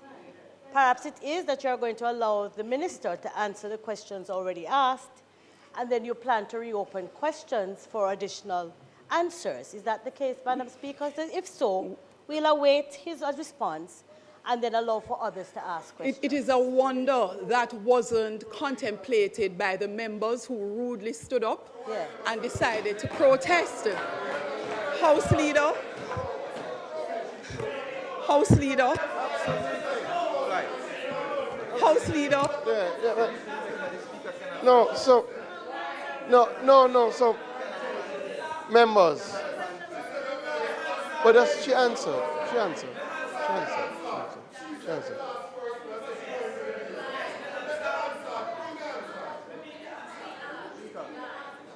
There is no need to pull any answer.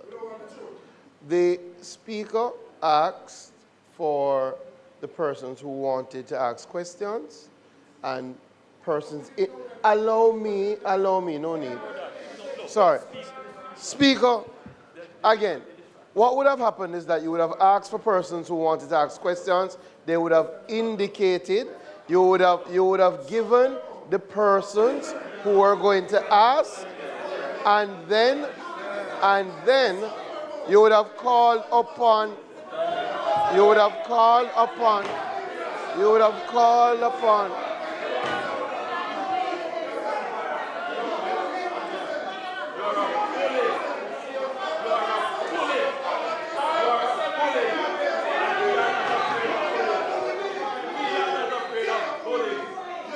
You are a bully, and we are not afraid of bullies. Yes. You are a bully, and we are not afraid of bullies. Yeah.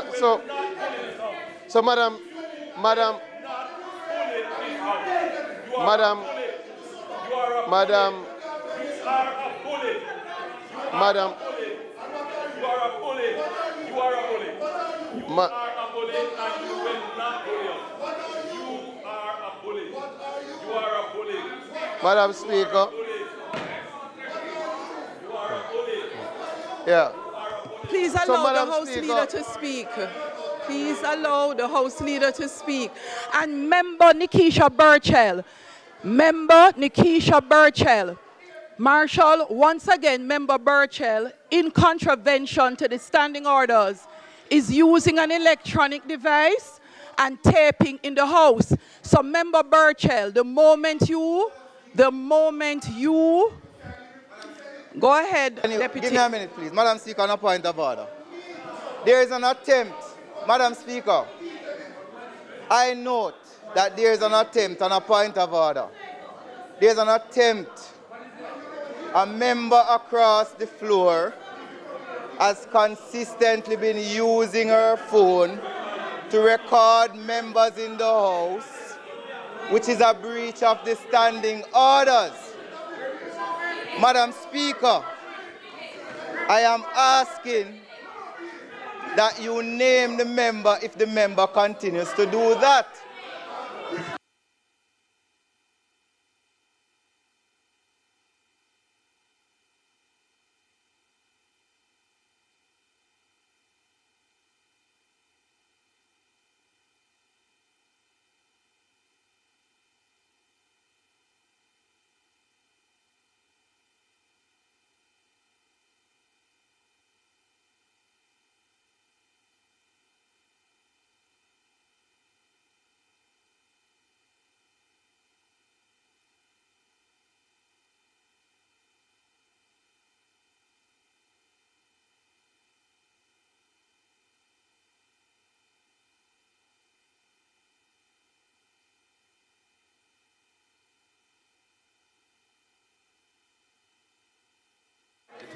The person who is in the gallery, that phone light, again, no one, including members in the gallery, are allowed to videotape or take pictures in the sitting. So the person in the gallery doing exactly what Member Burchell was doing, you're asked to stop.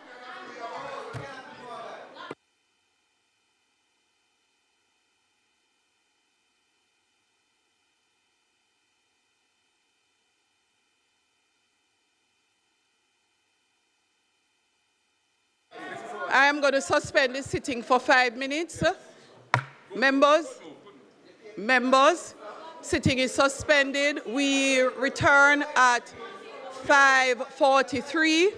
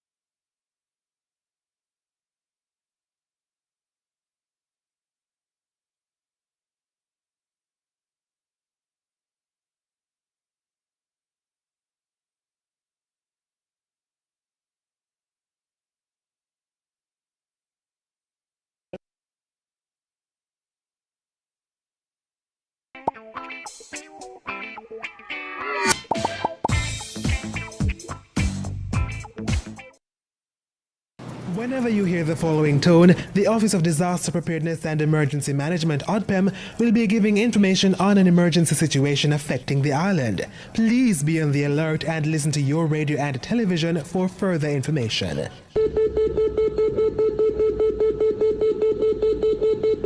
This was a test of the emergency alert system, brought to you by ODPEM. Hi, I'm Donna Onis Blake, Program Director for the Nature Conservancy in Jamaica. Did you know that 2023 was the hottest year ever in the history of recorded temperatures in Jamaica? And nowhere has the heat been more scorching than in our capital city, Kingston. All happening in the midst of a construction boom and urban heat island effects that is challenging traditional construction practices and prompting us to find more novel ways to build to beat the heat. We can learn from city-states like Singapore, which is integrating nature-based solutions in their urban designs, manifesting as eye-catching green roofs, vertical gardens and green walls. Plants provide shade, reduce heat absorption by buildings, and release water vapor to provide a cooling effect and result in savings on air conditioning and other energy costs. Have you considered how nature-based solutions can make that distinctive difference to your next development? Learn more by visiting the United Nations Environment Programme project website, cityadapt.com, or simply scan this QR code right here. As Jamaica adapts to climate change, you can build better to beat the heat. We know you want better roads in your towns and communities. That is why through the SPARK program, your government is allocating over $40 billion over 2 years to fix your community and rural roads. $20 billion will go towards fixing smaller roads in every area, with $150 million allocated per area. The remaining funds will be distributed based on road length and condition, ensuring areas with greater need receive more assistance. Your government government is caring for you. The proceeding was brought to you by the Office of the Prime Minister. Your safety and security continue to be our priority. We are seeing a downward trend in major crimes, and we are investing $650 million in technology improvement for our police force to provide greater coverage across Jamaica by 2028. The proceeding was brought to you by the Office of the Prime Minister. Jamaicans, practice proper disposal of garbage, and if items can be reused, recycle them. We all have a part to play in protecting our environment from pollution. We are building Jamaica.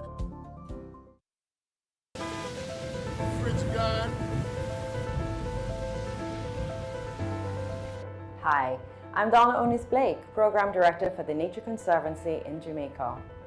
Like me, you will remember the rains of November 2023, which came just outside of the May and September to October peak rainfall period.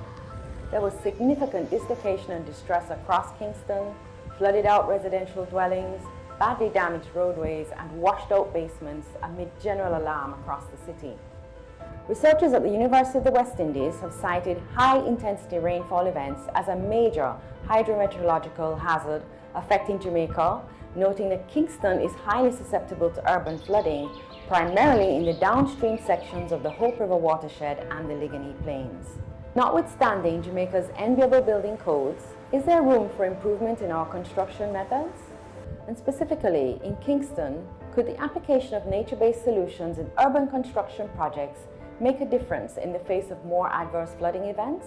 Consider, for example, how building porous parking lots and permeable pathways in your next project would allow for greater percolation and absorption, and therefore less runoff from the property to the roadway and into the stormwater drainage system. This nature-based solution, if employed widely in our construction industry, may one day solve the flooding of Kingston spaces and roadways. Learn more by visiting the United Nations Environment Programme project website, cityadapt.com, or simply scan this QR code right here. Yo, this is we're committed to reducing the impact of disasters occurring in Jamaica. We're ever ready to assist you before, during, and after.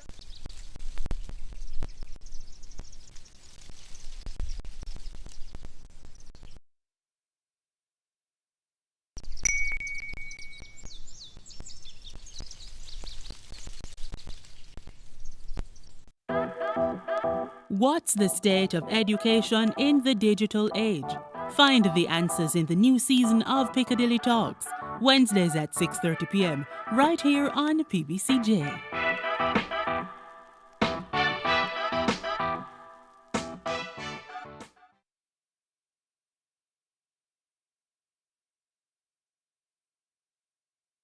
Peace begins with us. Every act of kindness, every step towards understanding brings us closer to a brighter tomorrow. Let's choose unity, compassion, and hope. Together, we can build a future where peace reigns. Brighter tomorrow starting today.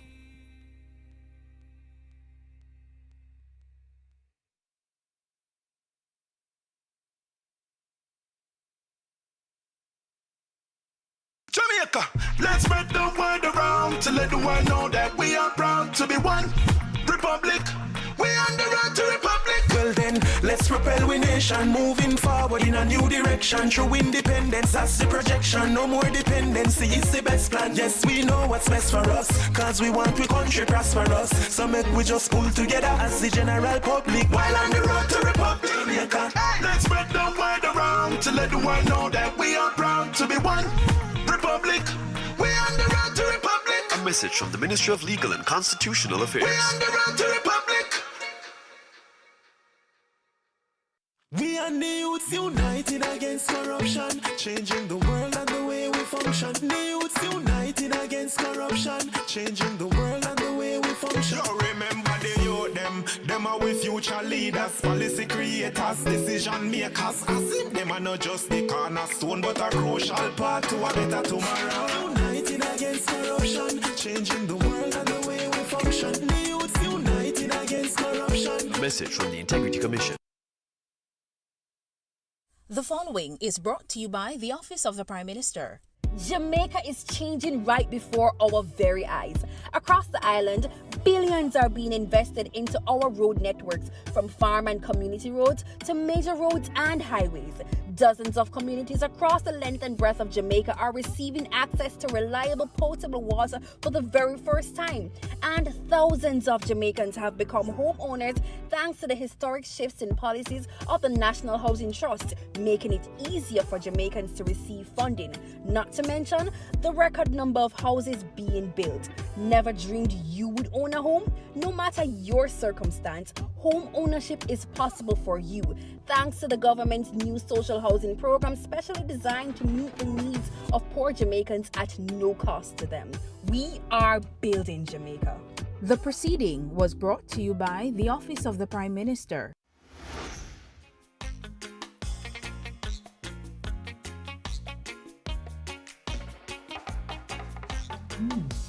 Come, I can ask you something. You ever hear about a convention?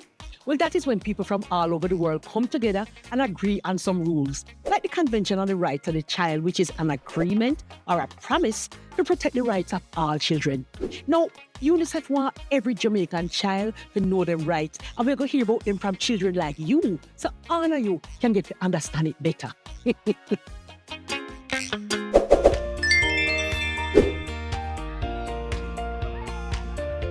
Hello, I'm Kenneth. I'm Azana. And I'm Gabriel. Today we are going to drop some knowledge about the rights of every picnic. It named the Convention on the Rights of the Child.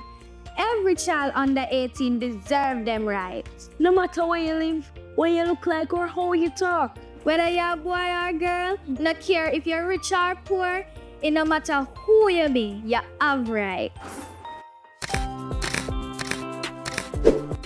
From the day we born, when life matters, we deserve love, care, and a chance to grow. Your name, your family, where you come from, that's our identity.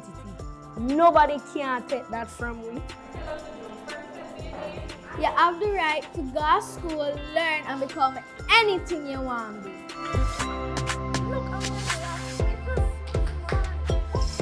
Why are you troubling him?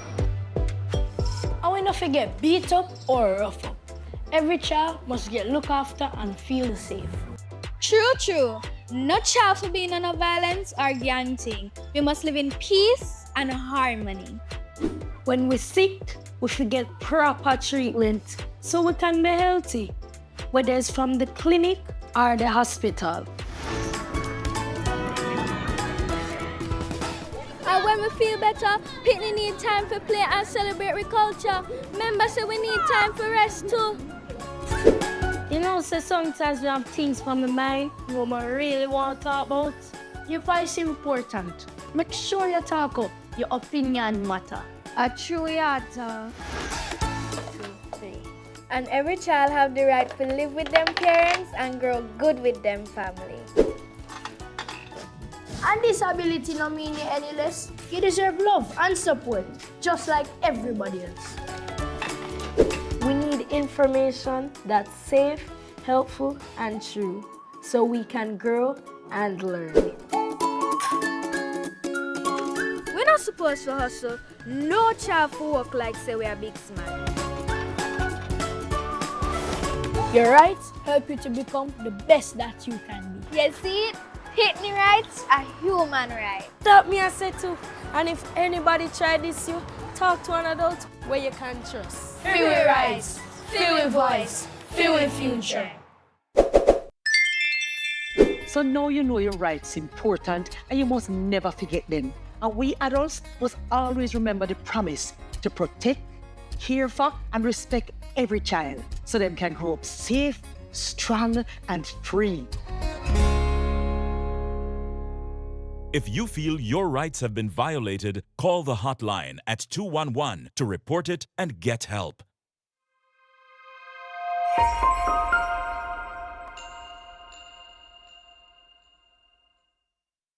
Jamaica, let's spread the word around to let the world know that we are proud to be one republic.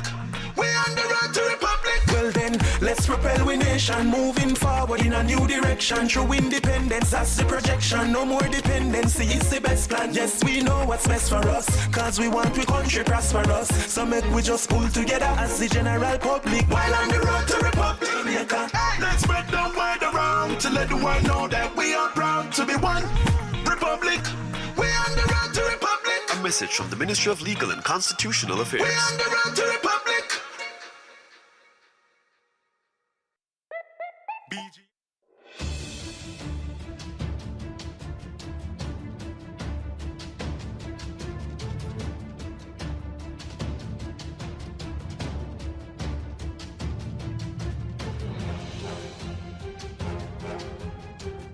Leader of opposition business a while ago.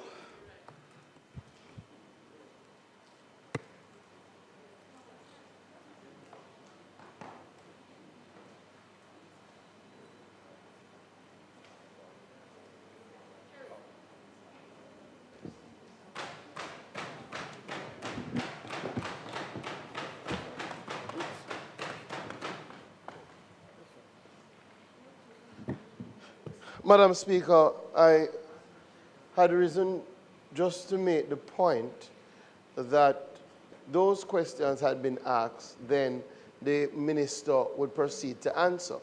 Clearly, if there are questions that arise after that, it would have to go through the same procedure. And one would expect that if the members on the other side have a challenge where they think that their question has not caught the eye of the speaker, the appropriate procedure is to speak to the leader of opposition business so that that matter can be brought to the speaker's attention. There is absolutely no need, and it should not be countenanced, that members rise or members attempt to stop the proceedings of the House in these circumstances. So, Madam Speaker, as we were proceeding before, I think we were at the point where the Minister of National Security was about to respond, and then we will continue the business. And we have no difficulty with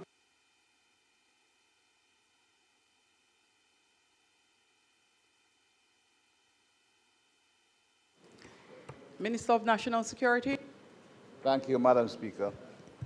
I am going to seek to answer all the questions. I think a number of them overlap. I give an answer, but Madam Speaker, without being roping, we had to take a break under very unfortunate circumstances, I think, for the House. And, you know, I was born in the constituency of Eastern Westmoreland. And I had my colleague on the side from NUC representative, I should say. It's good to remember that you represent a seat that was represented by one of the most distinguished parliamentarians that sit in the House. No, I'm not saying that. That's all I'm saying. My comment, I think I'm entitled. I'm not commenting on that. I just say that a seat by a distinguished parliamentarian, PJ Patterson, former Prime Minister. And we'll move on. What do you think you do then? No, I'm not seeking upset anyone. Individuals in the states are not detainees. Let me indicate to all. They are not detainees, so there is no need to, they're not be putting in any of the existing correctional center or otherwise space. Accommodation will be found, and that's part of what has been worked out in the operationalization of the MOU. But they are not detainees, and they'll be free to move around. They'll be landed by the minister's permission, as the Minister of National Security responsible for immigration. They'll be here for a short time only, and in the time they are here, they will be funded by the government of the United States through the International Organization for Migration. MO itself is indicative of Jamaica's own, not only willingness to cooperate with the United States, but establish that we are long-standing partners and allies and friends in many years. Security partner relationship, details that would be mechanism of the, details of the operation mechanism will be released to the public. The issue of the TCN will request from the United States government. It's not an issue where we ask for one thing and offer another. We have a long-standing relationship independent, 1962. and they are primary partners in the area of security indicated, economic activities, and many years of relationship. And there are many agreements and MOUs that have gone on with them as partners, and they're not discussed on a quid pro quo basis. In this case, the United States requested, and our professionals, after the government decided, negotiated and agreed on understanding which we are comfortable with. In terms of the individuals here, the government will ensure that these are shared. Jamaica is a country of laws, and the suggestion that the government will act outside of the law is obviously false. We have never acted outside the law, and we will continue to work with them. And when the individuals are here, they'll be subject to the laws, international agreements to which we are treated to, our signatures to. We expect they stay for a short time, but if one stay and apply under without obligation, the convention alluded to by the member, then it will go to the courts. And the various stages from the refugee committee, which we have established on through the system. We don't discriminate against Haitians at all. There are several who have applied for refugee status, and we look out and treat them as required under the law. There are several who have applied, that's what I'm saying. There are several who have applied for asylum, others we have returned, like we return an illegal migrant. Those who are here now are going through a process. Some have also gone through a courts and returned them afterwards. Others have pursued the discussion to another level, and they are now at the International Court, OAS, and other other tribunals that they can go to.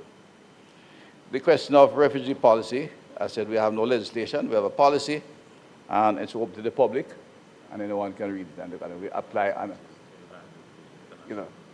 as required. The TCN is signed. It was signed on Thursday of last week. The terms of operation said to operate are not yet complete. They are still in discussion by the professionals, and that's when we thought it would be appropriate to make a formal release of our understanding and agreement as we release the operation. It was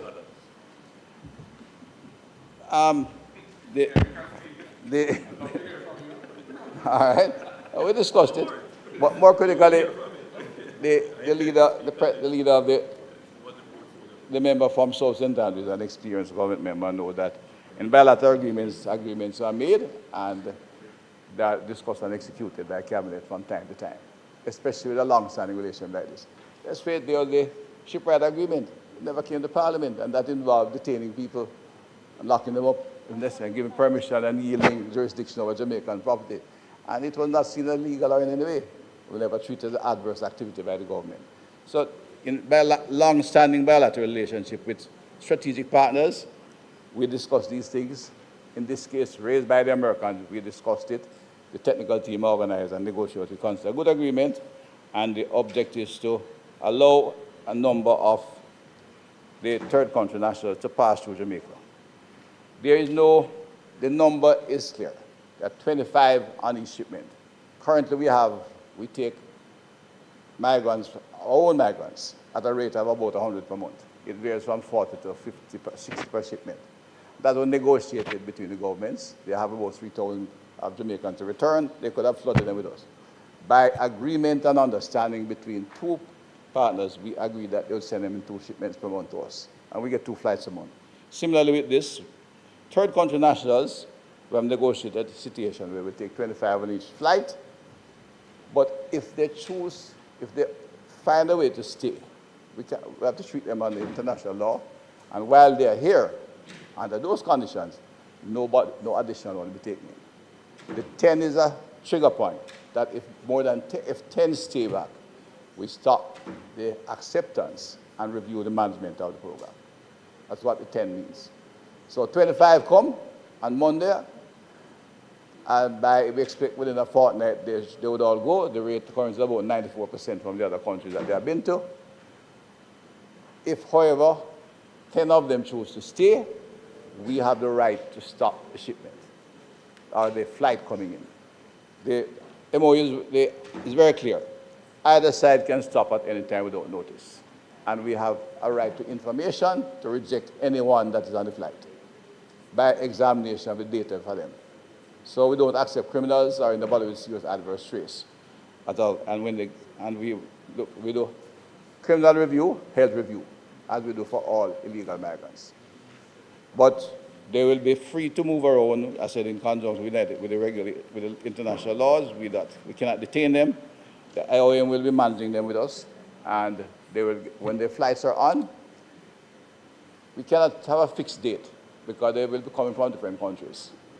Jamaica is a good transition point. They have flights to Panama a couple of days a week. They have flights to London. They have flights to Europe. And they have flights to several countries that leave at different times of the week. And depending on where they're going, they're assigned to different flights. So there can be no fixed time on that. Let me see if those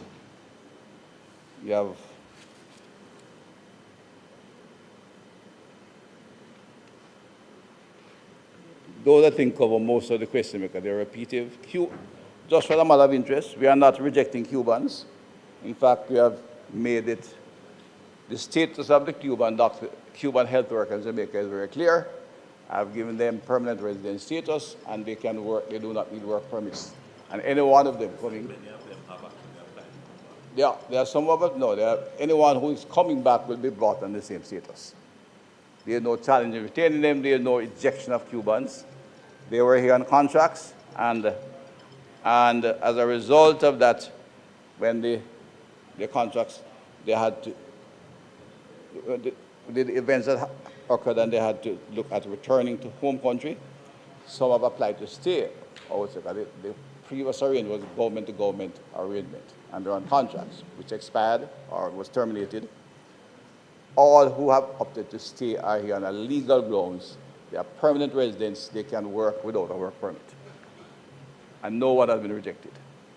And those who have applied to come back, if they come back, they'll be well received. They may have a challenge coming to the country, but that's not my challenge. And there are some just going, they may have a chance getting out of Cuba, but that's, I said, a different issue. But they are welcome, and they'll be welcome on a firm legal basis, and they'll be free to work in whatever job they were in before. Right? There's no disputes there.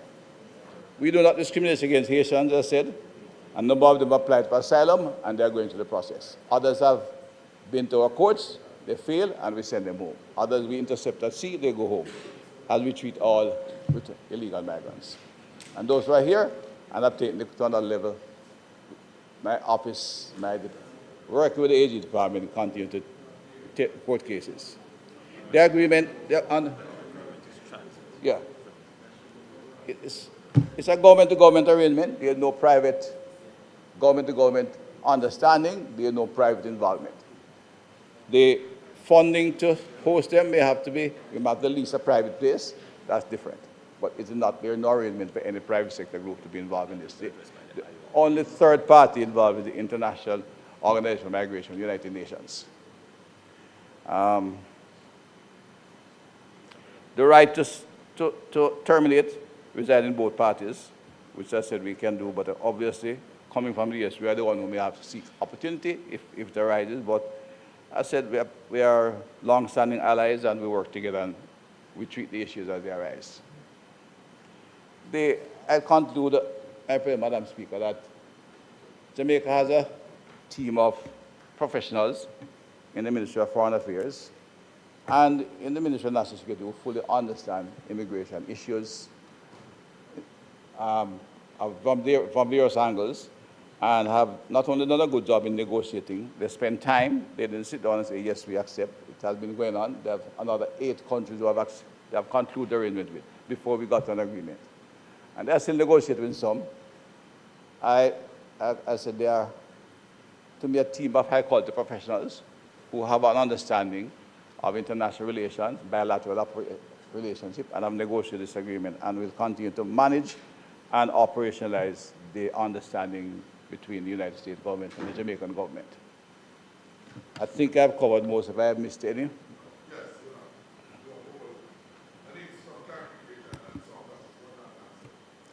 No, members, which remind me of them. There's a whole series I'm trying to get to. I could assist. Oh, you're not finished? Yeah, I'm finished, but he's saying I did not answer one of the questions. Yes, I could assist by indicating. Yeah, go ahead. One of the questions Thank you. One of the questions that I asked these are the questions that I asked that weren't answered. What happens if any of those you indicate up to 10 don't leave? If they don't leave after the 2 weeks you mentioned off, what happens? Is the United States obliged to retrieve those persons who would be here beyond the 14 days? That's one. No. They would be like other... Minister, Sorry. are you finished, member? No. Because I think he had some more. You have some more to Just, yes. So that is one that is not clear. The other question I'd ask is the MOU, which I gather from the answer you gave, was signed some time ago, last Thursday. Yeah. Will you table it in the House? That was the next question. The other question I've asked is the finalized agreement, the details, the working protocols, whatever you choose to call it, that would be arrived at upon finalization of those sets of provisions. We are asking, and asking to indicate, will you table those in the House before the agreement becomes operational? No.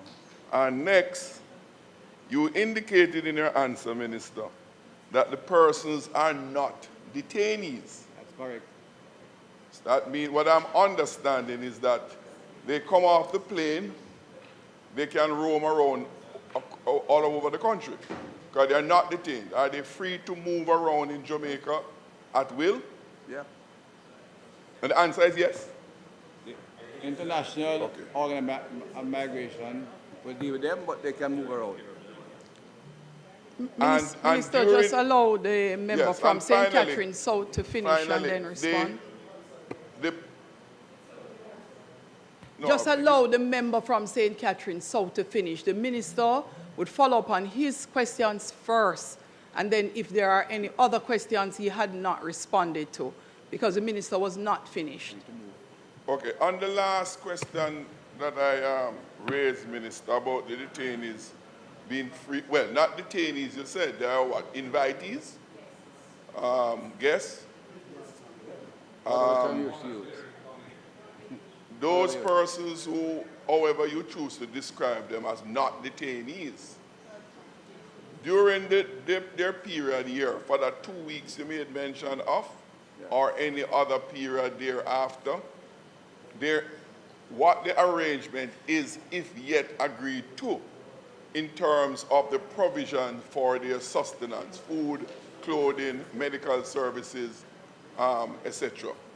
All those are going to be dealt with. What are the operational protocols for those?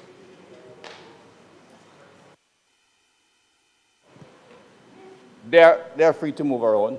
They're here in a transitional mode, like in transit back to the home state, and we expect them to be out. While they are here, they are, as I said, they are in transit. They are free to move around.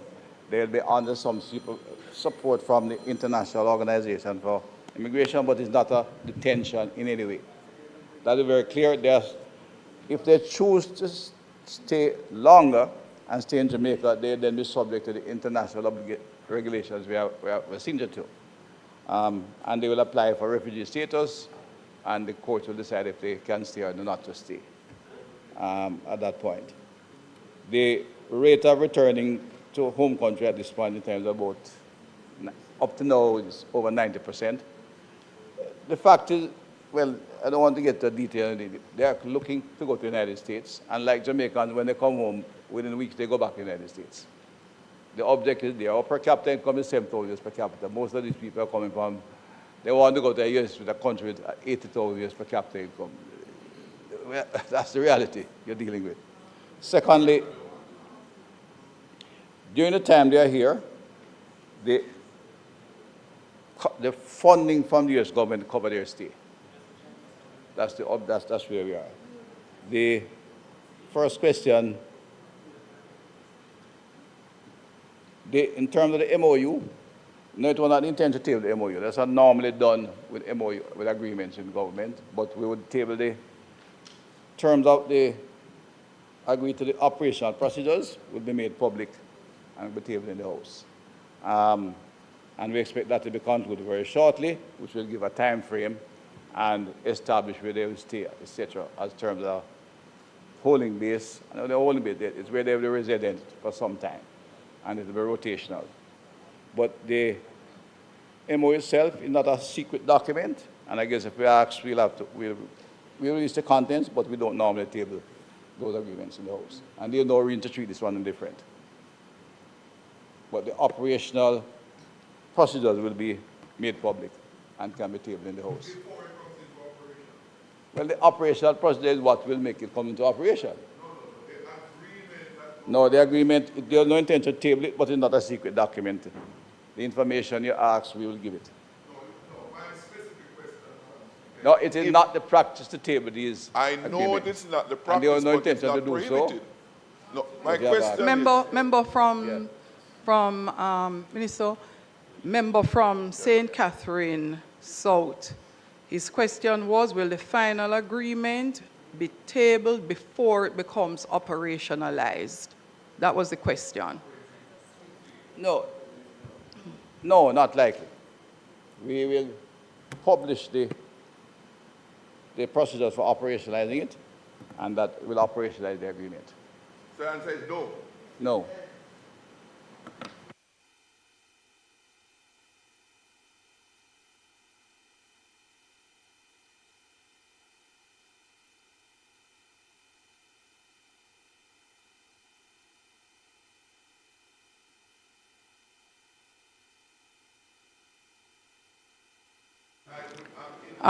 I'm turning on your mic to repeat that question because it wasn't included in the list that you gave a while ago as excluded.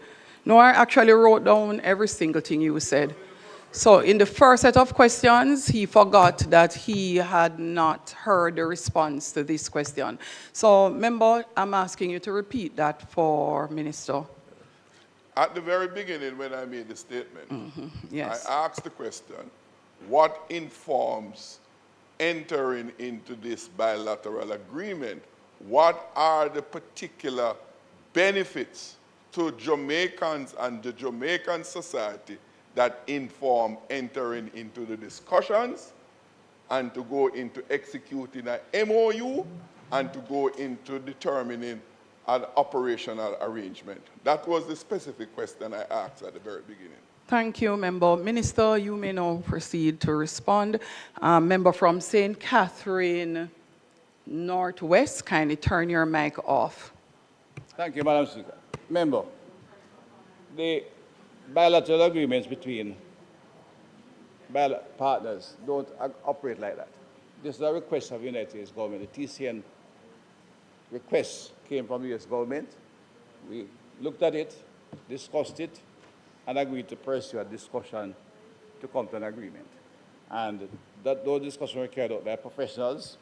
We had no fundamental objection. We had to look at logistics, the number of people can manage. As I said, we are currently managing our own IRMs, which takes the same team of people in the ministry. We are managing, that is what we call involuntary return migrants, which are Jamaican deportees coming home. We are handling a number of Haitians. We have just dealt with a number of Cubans who have stayed in the country.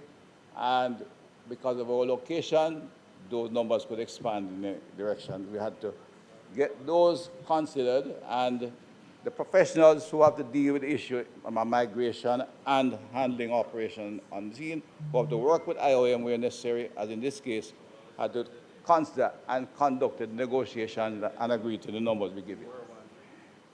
No bilateral agreement. You have been in government a long time, so you will be aware of that.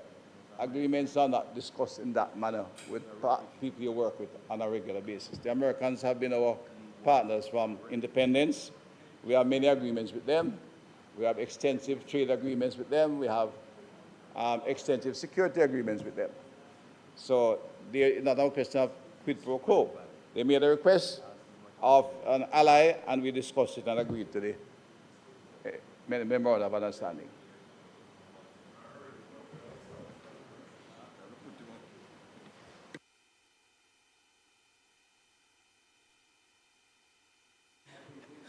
After you're finished with Member Jackson, Minister, you should continue to respond to the remaining questions that you had said you were going to continue with. That response to Madam Speaker, that I can recall now is that there was no pressure, undue pressure put on the government to respond. There was no coercion instituted. As I said, we have ongoing discussion in the United States of America. They are, beside economic activity, they are the primary security partner we have. In fact, we have extensive law enforcement activities, which is dealing with transnational criminals in Jamaica, and there's always personnel here from the U.S. government, which you are aware of, from all the departments in Department of not only dealing with drugs, but in recent time we have had to pay significant attention to trading in arms, and of course trading in the advance fee fraud, and the postal services, the DEA, and all the others are here. All the law enforcement agencies are in Jamaica under established legal agreements to work with us to manage transnational crimes. It's our biggest problem at this point in time, and we have had successful arrangement, one in which has no breach of either our legislation or sovereignty in dealing with them.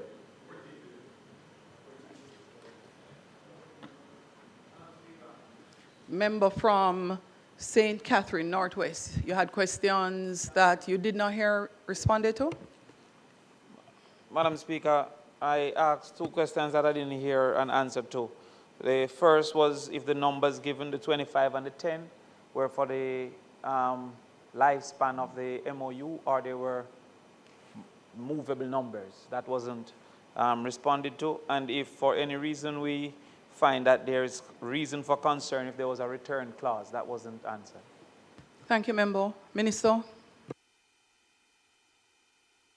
Made adequate comment, Member, but as I said, it is part of the understanding, the agreement. It will not move.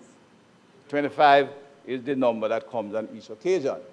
What will change, and the 10 is the number we use, that trigger point to pause and review. That's what it means. So while 10 is staying here, no more will come until we settle how we move from there. That's what it means. It's a cutoff. That's the trigger. If 10 of the 25 stay, you pause their movement and begin to discuss how we move from there. Is that for the entirety of the... That's the agreement. Yeah. So yes, that's the entire, that's what it is. Yes. No, it cannot change. We haven't changed. No, there's no return clause, because if they stay longer in the country, it means they will be applying for refugee status, and we'll have to allow the law to proceed. They are subject to laws. At that point, it depends on the activity that they are alluded to. If it's an international terrorist, we send them on to the country that is affected primarily. If they break the law here, we lock them up and charge them. No, you would not return to the United States. No, unless what the adverse rates you find relates to. No, if they're found to be in criminal activity that is against the U.S. government, the U.S. government will seek to take them. Member from St. Catherine, Northwest, you're not asking those questions on the mic, and so I'm not sure anybody knows what the minister is responding to. So, Minister, could you please summarize the follow-up questions being asked for the benefit of the public so they know what you're responding to? I was asking if we have indicated in my presentation, my answers before, that we will take 25 third country nationals on a fortnightly basis into Jamaica and transitioning them back to their home country. There's indicate 10 of the members, the incoming passengers stay, then we pause the movement of all TCNs into the country and review what is happening and decide how to move from there. That's the only opening for renegotiation or changes in the matter. It also means that those who stay may take the opportunity to apply for refugee status. And at that point, they become our responsibility. Yeah, but among the discussion by our technical team is how much we could manage at any one time, which is why the number 25 was arrived at and 10 of the trigger point. If we get to more than that, it occupies the time of the professionals in both the Ministry of National Security and the Attorney General Department in extensive time. So the numbers were designed that we can manage that, which is why it's a trigger point. There's not a return clause, obviously, but if they are found to be involved in criminal activity or terrorist activity that affects a particular country, then it will be the right to be deported to those countries. They are responsible to deport them to the country. Member from St. Andrew Western, did you have questions not responded to, or do you have questions for clarification? Yeah, question for clarification, Madam Speaker, on a very important matter. Having regard to something I asked before, and the Minister responded, there's a follow-up. So, Minister, I've heard your response about the non-tabling of the Memorandum of Understanding, but you did admit that the refugee status, the convention, that there is no legislation on the convention, but there's a policy and a practice. The question I want to ask, Minister, is, firstly, this is a special arrangement. This is a specially negotiated arrangement. It is not, it is outside of the policy and the legislative prescription in the immigration laws, a special arrangement. Are you then going to bring to the Parliament on some basis an update, a report as to A, the number involved? The assumption is that you will be able to move them on, transit them out of Jamaica on some kind of regular basis.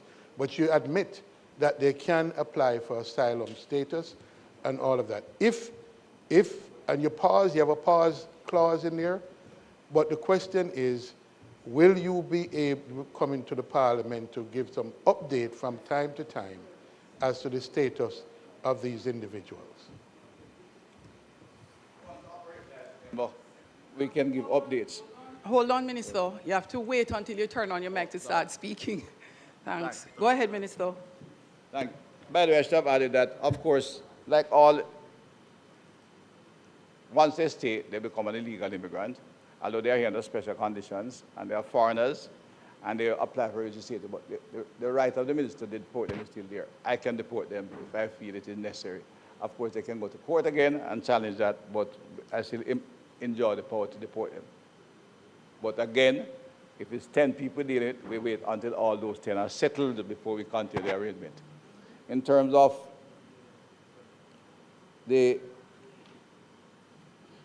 reports, yes, we'll make periodic reports. We don't do reports on our own IRMs or others, but for this case, there's a public interest, we will make you know what's happening. So if we pause, we'll let you know, and we have 10 or 12 or 5 or 6 to deal with. Because those are the numbers we'll be dealing with. I now ask, Madam Speaker, for the recommittal of... So, I'm going there. House Leader, I'm going to take the time to deal with the issue. Minister, could you turn your mic off, please? I have actually consulted Hansard to ensure that the ruling I made in respect of asking all members in the House if they had any more questions, calling by list the names of the constituencies for the members who put up their hands for questions or had their mics on at the time, and then indicating that the minister would answer all those questions stand. There is no challenge in giving leeway to members who subsequently to that ruling and statement deciding that, you know, I didn't realize I had a question and I'd like to ask one. The appropriate thing to do is to be respectful and follow the House rules and ask the Leader of Opposition Business to put forward the fact that there are some additional questions. The approach of standing up and attempting to bully the Speaker is not one that will be met with positive results for you.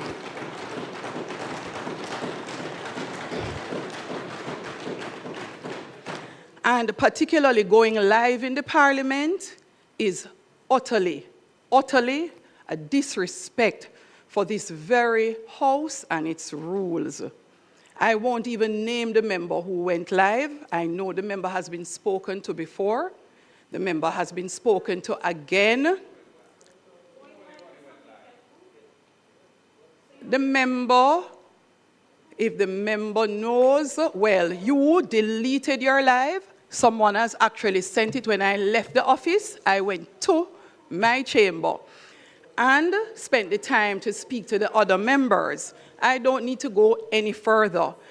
I would like members of the House to spend some time, all members of the House to spend some time to appreciate the standing orders and their interconnectivity. And I'm going to reiterate the ruling made in respect of Standing Order 32.1, Standing Order 32.2, as it relates to rising in place so that you can address your observations to the Speaker or Chair. I have no challenge, as I said before, respectfully, if a member or members decide that they have questions after.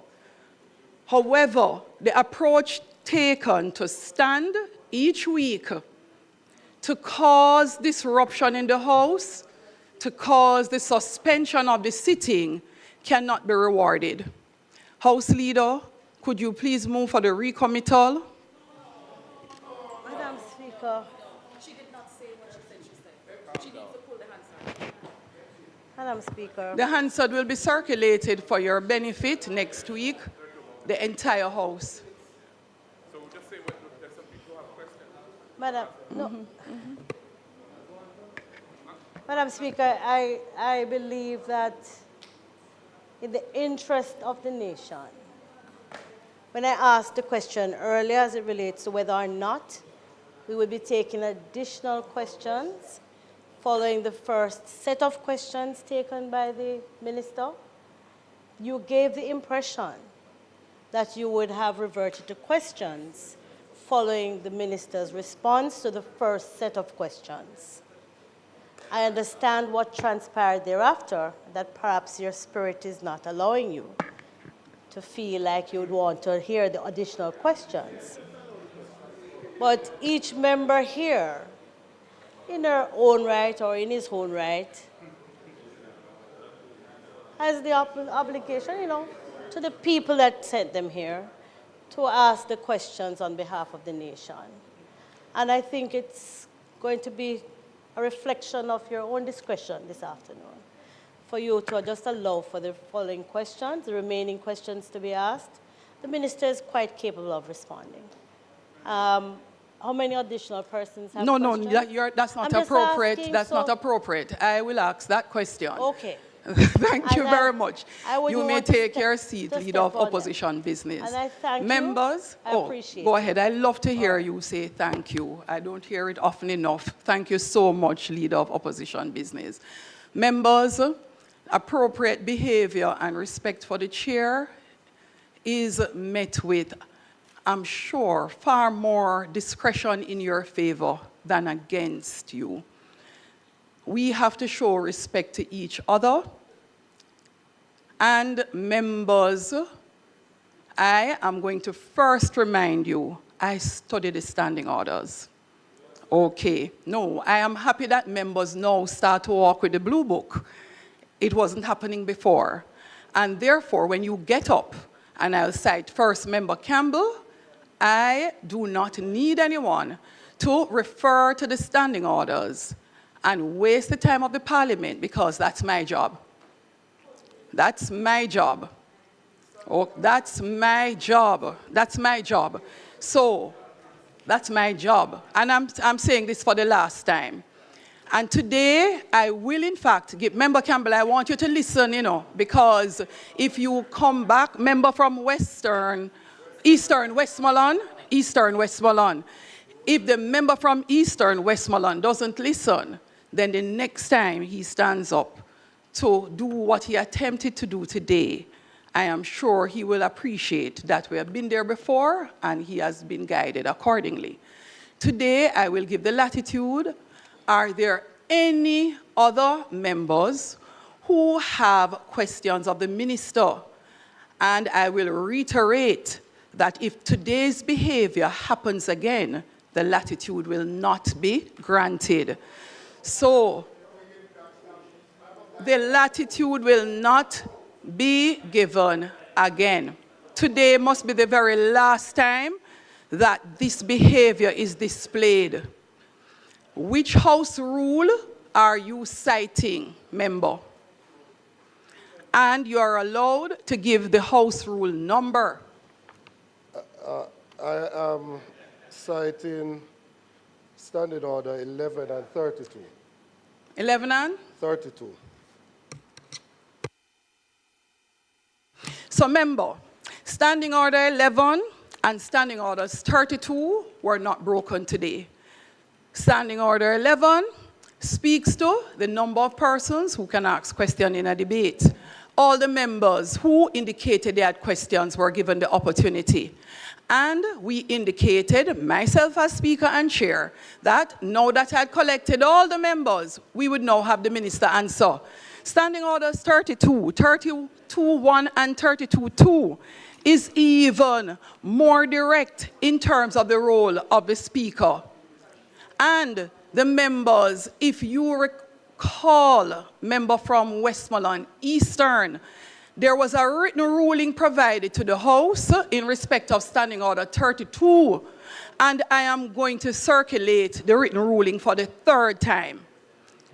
Member from St. Anne, member from St. Anne Southeast. Madam Speaker, no, we are on statement by Minister. We are on statement by Minister. The standing order that the Speaker is quoting is about 32, which is about the rules of debate. We are on statement by Minister. It is still under questions and answers to questions. No. Where we So are on the agenda, Madam Speaker, is statement by Minister. There are several.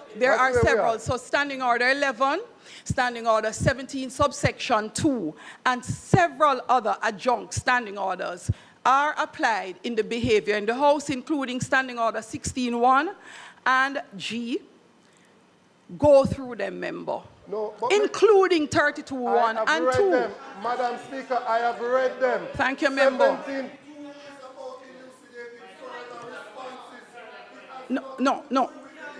No, I'm finished. Member from St. Anne Southeast. Member from St. Anne Southeast, you are next.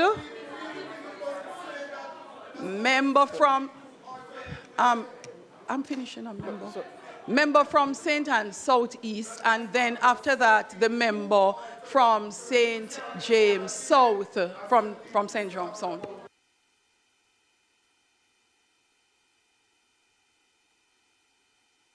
I call you. Sorry. And then, last but not least, is the member from St. Andrew South. You have some questions of the minister? You? St. Andrew South. Oh, sorry. St. Andrew South West. So, no, man, I call St. James. So, first will be St. Anne East. St. Anne Southeast. You had your hand up first. I caught his eye first.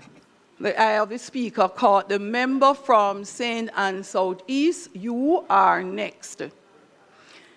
After turn off your mic, the member from St. Catherine Southeastern. You have caught my eye. Thank you. I hope not.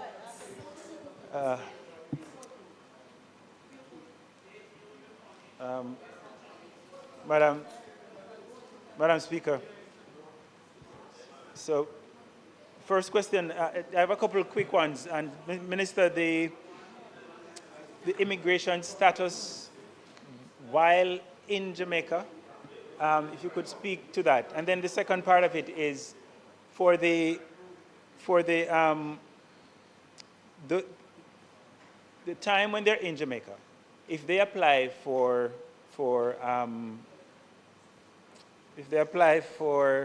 asylum, thank you, that's the word. If they apply for asylum while in Jamaica, does that change their status? Is there a limit to the time when they can remain, or for a decision on asylum status? And while that is being processed, do they count? Does that application count against the threshold which has been set?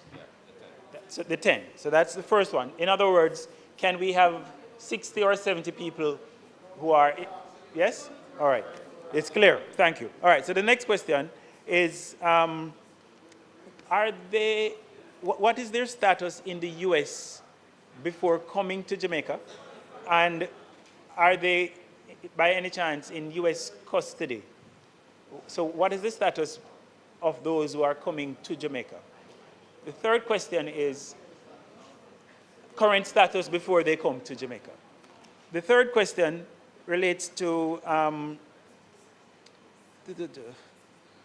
the capacity of the IOM, because the IOM is listed as the one responsible for monitoring them. Do they have the capacity to monitor and provide the feedback that is required to ensure that they're acting consistent with the MOU? And fourthly, are they voluntarily choosing to come to Jamaica, or are they basically required to come to come to Jamaica? And related to that, the location of where they will live while in Jamaica, is that also their choice? Or is there some restrictions on where they can live? Thank you, Madam Speaker. Thank you. Turn your mic off, please. Then the member from St. James South, and then the member from St. Andrew South West. Thank you, Madam Speaker. Minister, you spoke about it generally, but specifically, who pays for accommodation, health care, security, transportation? No, as I said, he spoke generally. I'm asking for some specific points. Specifically, Minister, who pays for accommodation, transportation, health care, security, and the administrative costs associated with these transfers? The minister said the United States of America. Do you have any other question? Will any Jamaican taxpayer funds be used The minister said the United States of America. Member, do you have any questions that do not surround answers already given? Incidentals is something totally different. I know some people perhaps don't understand that. Go for something totally different, member. No, it isn't. The second question, Minister. Has Jamaica negotiated and settled on compensation from the U.S. for participation in this program? What, therefore, is the estimated annual cost, if any, and financial benefit to be accrued from Jamaica's participation in this program? Third question. Has the Ministry of Finance conducted a fiscal impact assessment survey? Because, I mean, there are some obvious costs, but then the hidden costs which only a fiscal impact assessment could reveal. You said that this was signed last week, Thursday, but has Cabinet approved the MOU between Jamaica and US committing Jamaica to this? And finally, Minister, what is the duration of the MOU? 1 year, 2 years, 3 years, indefinite? Thank you. Minister, last person will be the member from St. Andrew Southwest. The other member who initially indicated their question was covered. Thank you, Madam Speaker. I have two questions, really. One of them has to do with the persons who come where the criminal history shows nothing that is noteworthy or to worry about, nothing that's adverse. But what will happen if those individuals come with a clean record and later it is found that there is criminal antecedents, have we thought through and worked through what will happen and how that will be dealt with? That's one. The person comes seemingly with a clean criminal record, but if while they're here, it is found that they do have adverse criminal antecedents, how is that going to be dealt with? That would have prevented them from being accepted as part of the program, according to the safeguards that we have. So that is question one. Question two, you have answered part of it, but the part that is still left unanswered for me in terms of covering the costs for individuals. I am assuming that we assume that they're here for a certain period and that is covered. If they remain longer than that period, is the financial cost still covered by the U.S.? Once they start proceedings, for example, for asylum, what happens to their costs? Is it still covered by the U.S.? Is it covered by them? Or will Jamaica have to take up any of that? Just asking. Thank you, Member. Minister, turn your mic on, please. Thank you. Thank you. Let me say, I think I made copious notes on this. They'll be here as visitors for the first round. Bear in mind that once they stay beyond what may be a kind of projected time frame, two things can happen. One, they can apply for asylum. They will treat them as any other illegal immigrant, which is why the numbers are restricted. Secondly, if we find that they might have an adverse trace, we can deport them to their home country at our cost. And the power of the minister remains intact and is not breached by any agreement. We can deport any undeserved visitor we have in the country.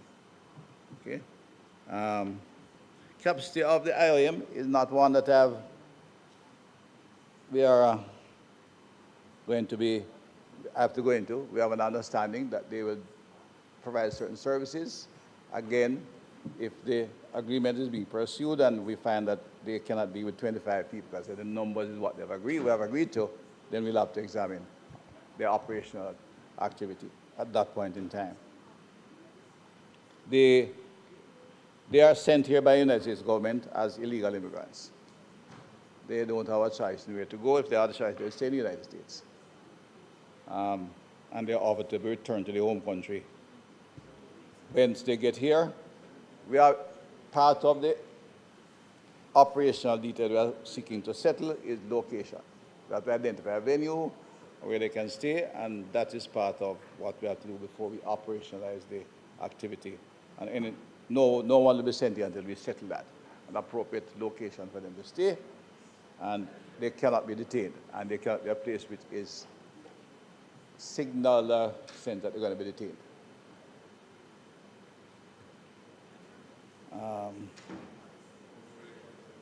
I'm going to all of them now. The cost, as detailed by the member from South St. James, as said, is general. We cover all IOM, they cover the funding that is designed to cover the cost for the initial period of this stay. All of their cost, right? Unless, I said, if we have to deport one ourselves, then we have a deportation order which we activate separately, or if they go into asylum, the cost changes.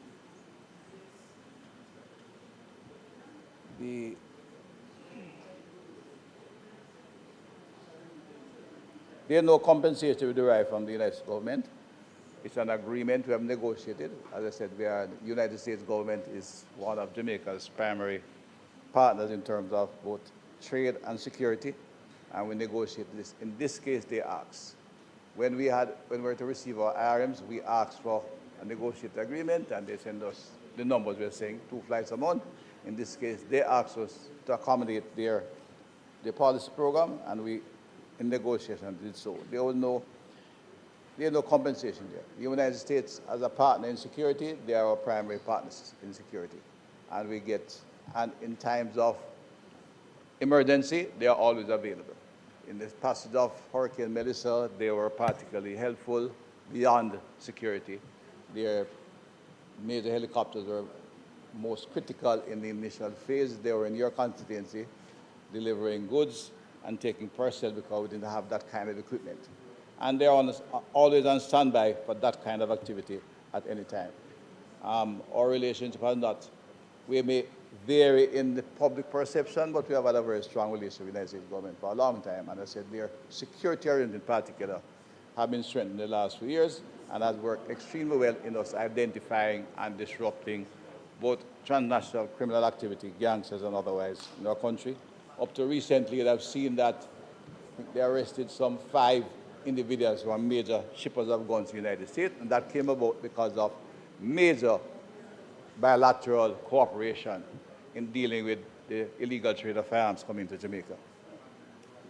The Ministry of Finance naturally would not be consulted because the primary cost to us will be the deployment of our staffing and their establishment, which is why, again, the numbers were set at the number they're at, that we can manage that number in addition to what we are currently doing with other immigration activities. So there would be no particular need to get a special assignment budget either from the Ministry of Finance or to seek further funding from the United States. As indicated again, I repeat, the program, Madam Speaker, is such that we can pause at any time. Either side can pause for whatever reason, and when we pause, review and look on. There are not like to be any expansion in numbers, I repeat, because we have negotiated to get a number we think we can manage.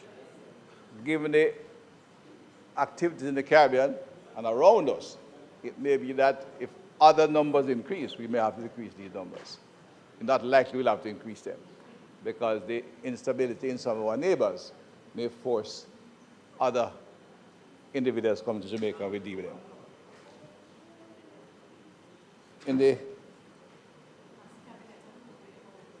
It was, basically, it had to be approved by Cabinet, and that was done before.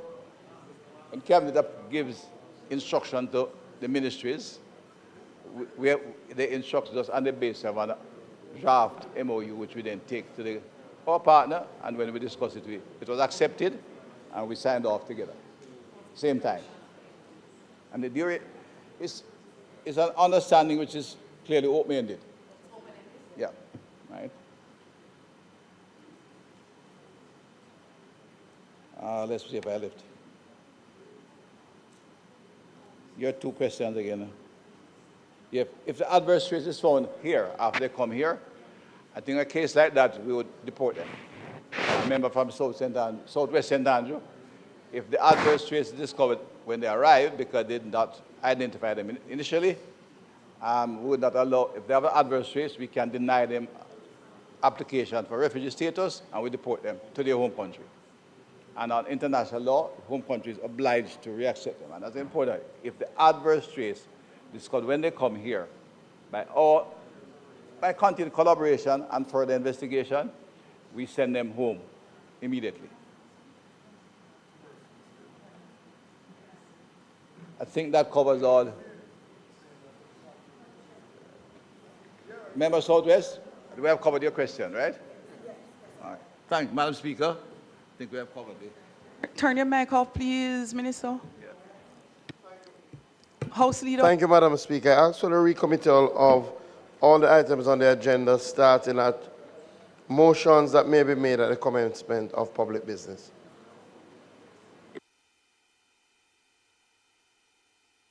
Members, the question is that we recommit all the items on the agenda, those previously not addressed, starting with motions that may be made at the commencement of public business requiring notice. Those in favor? Those against? The ayes have it. Motions that may be made at the commencement of public business requiring notice. Motions relating to the sitting of the House. Motions for leave to introduce bills. Presentation of bills without leave of the House first obtained. Public business. House Leader. Madam Speaker. Madam Speaker, I now move for the suspension of the standing orders to enable me to take the motion, notice of which I gave earlier. Members, those in favor? Those against? The ayes have it. I ask that the motion be approved.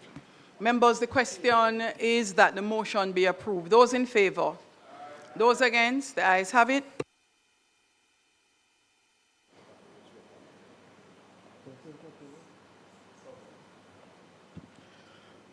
Madam Speaker, the only other item that I asked for leave for us to take in public business, the member from St. Catherine South Central has indicated to me that he would like to make a public explanation under Standing Order 18. I ask that leave be given for the House.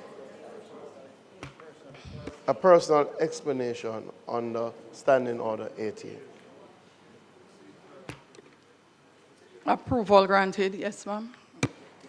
Madam Speaker, I just would like... Leader of Opposition Business. I actually answered you without being on mic. That's all right. Leader of Opposition Business. Just would like to clarify, Madam Speaker, as to what the matter relates to. The member asked to make a personal explanation under Standing Order 18.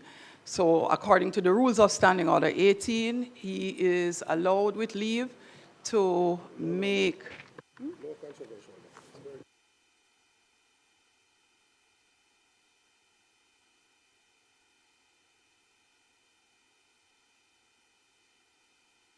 Madam Speaker, just to note that on a matter relating to...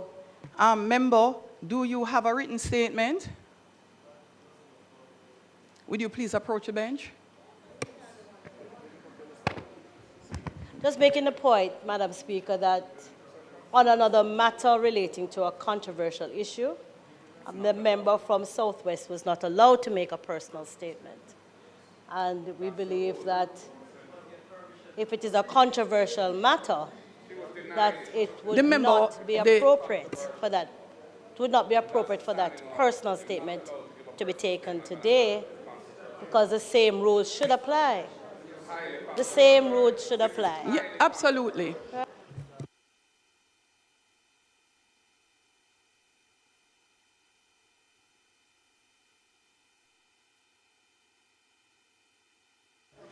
So members,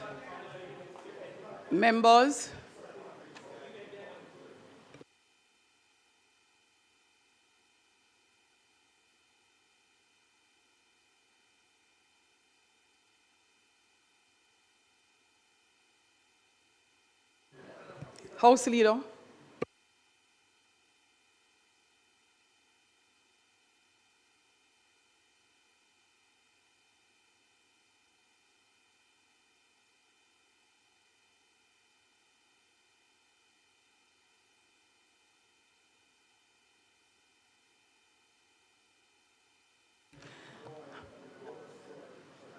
Yep. Members, the member indicated he is making a personal statement on something that concerns him alone, and his statement is not one that is controversial. He appreciates Standing Order 18.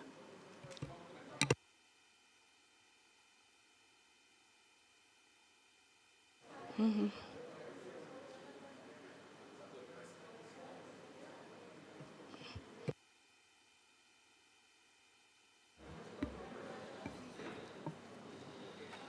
Madam Speaker,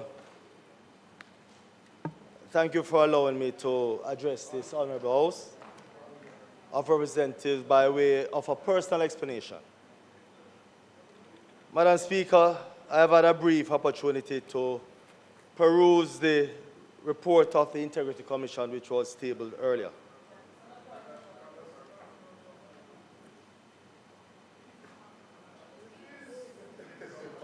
I don't know what he has to say. Let me at least hear him. Member, continue. Member, he has indicated that his statement is not controversial.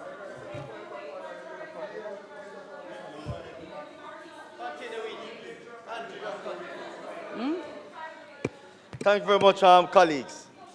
Continue. When he's finished, you can do the point of order.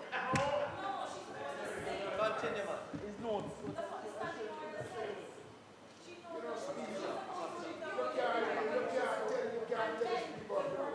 Madam Speaker, I believe that you should, or you would have had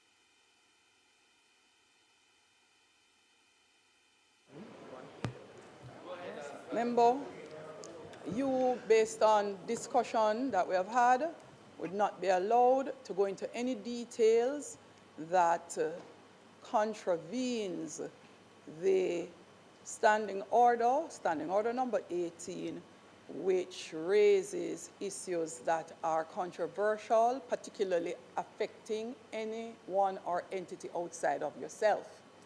And so you, with agreement, have been given limited latitude to make a very short 1-minute statement.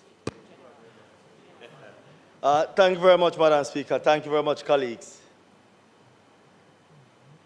Let me just use this opportunity to indicate to colleagues here that I have every intention of protecting my reputation.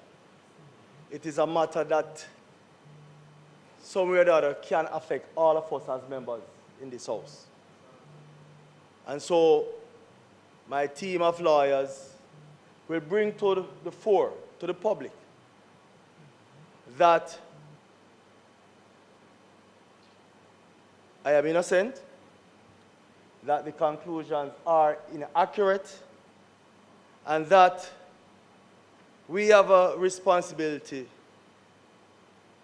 to encourage anyone from any humble beginning or otherwise who wish to serve his or her country, not to be afraid because of persons who want to defame them or destroy their reputation.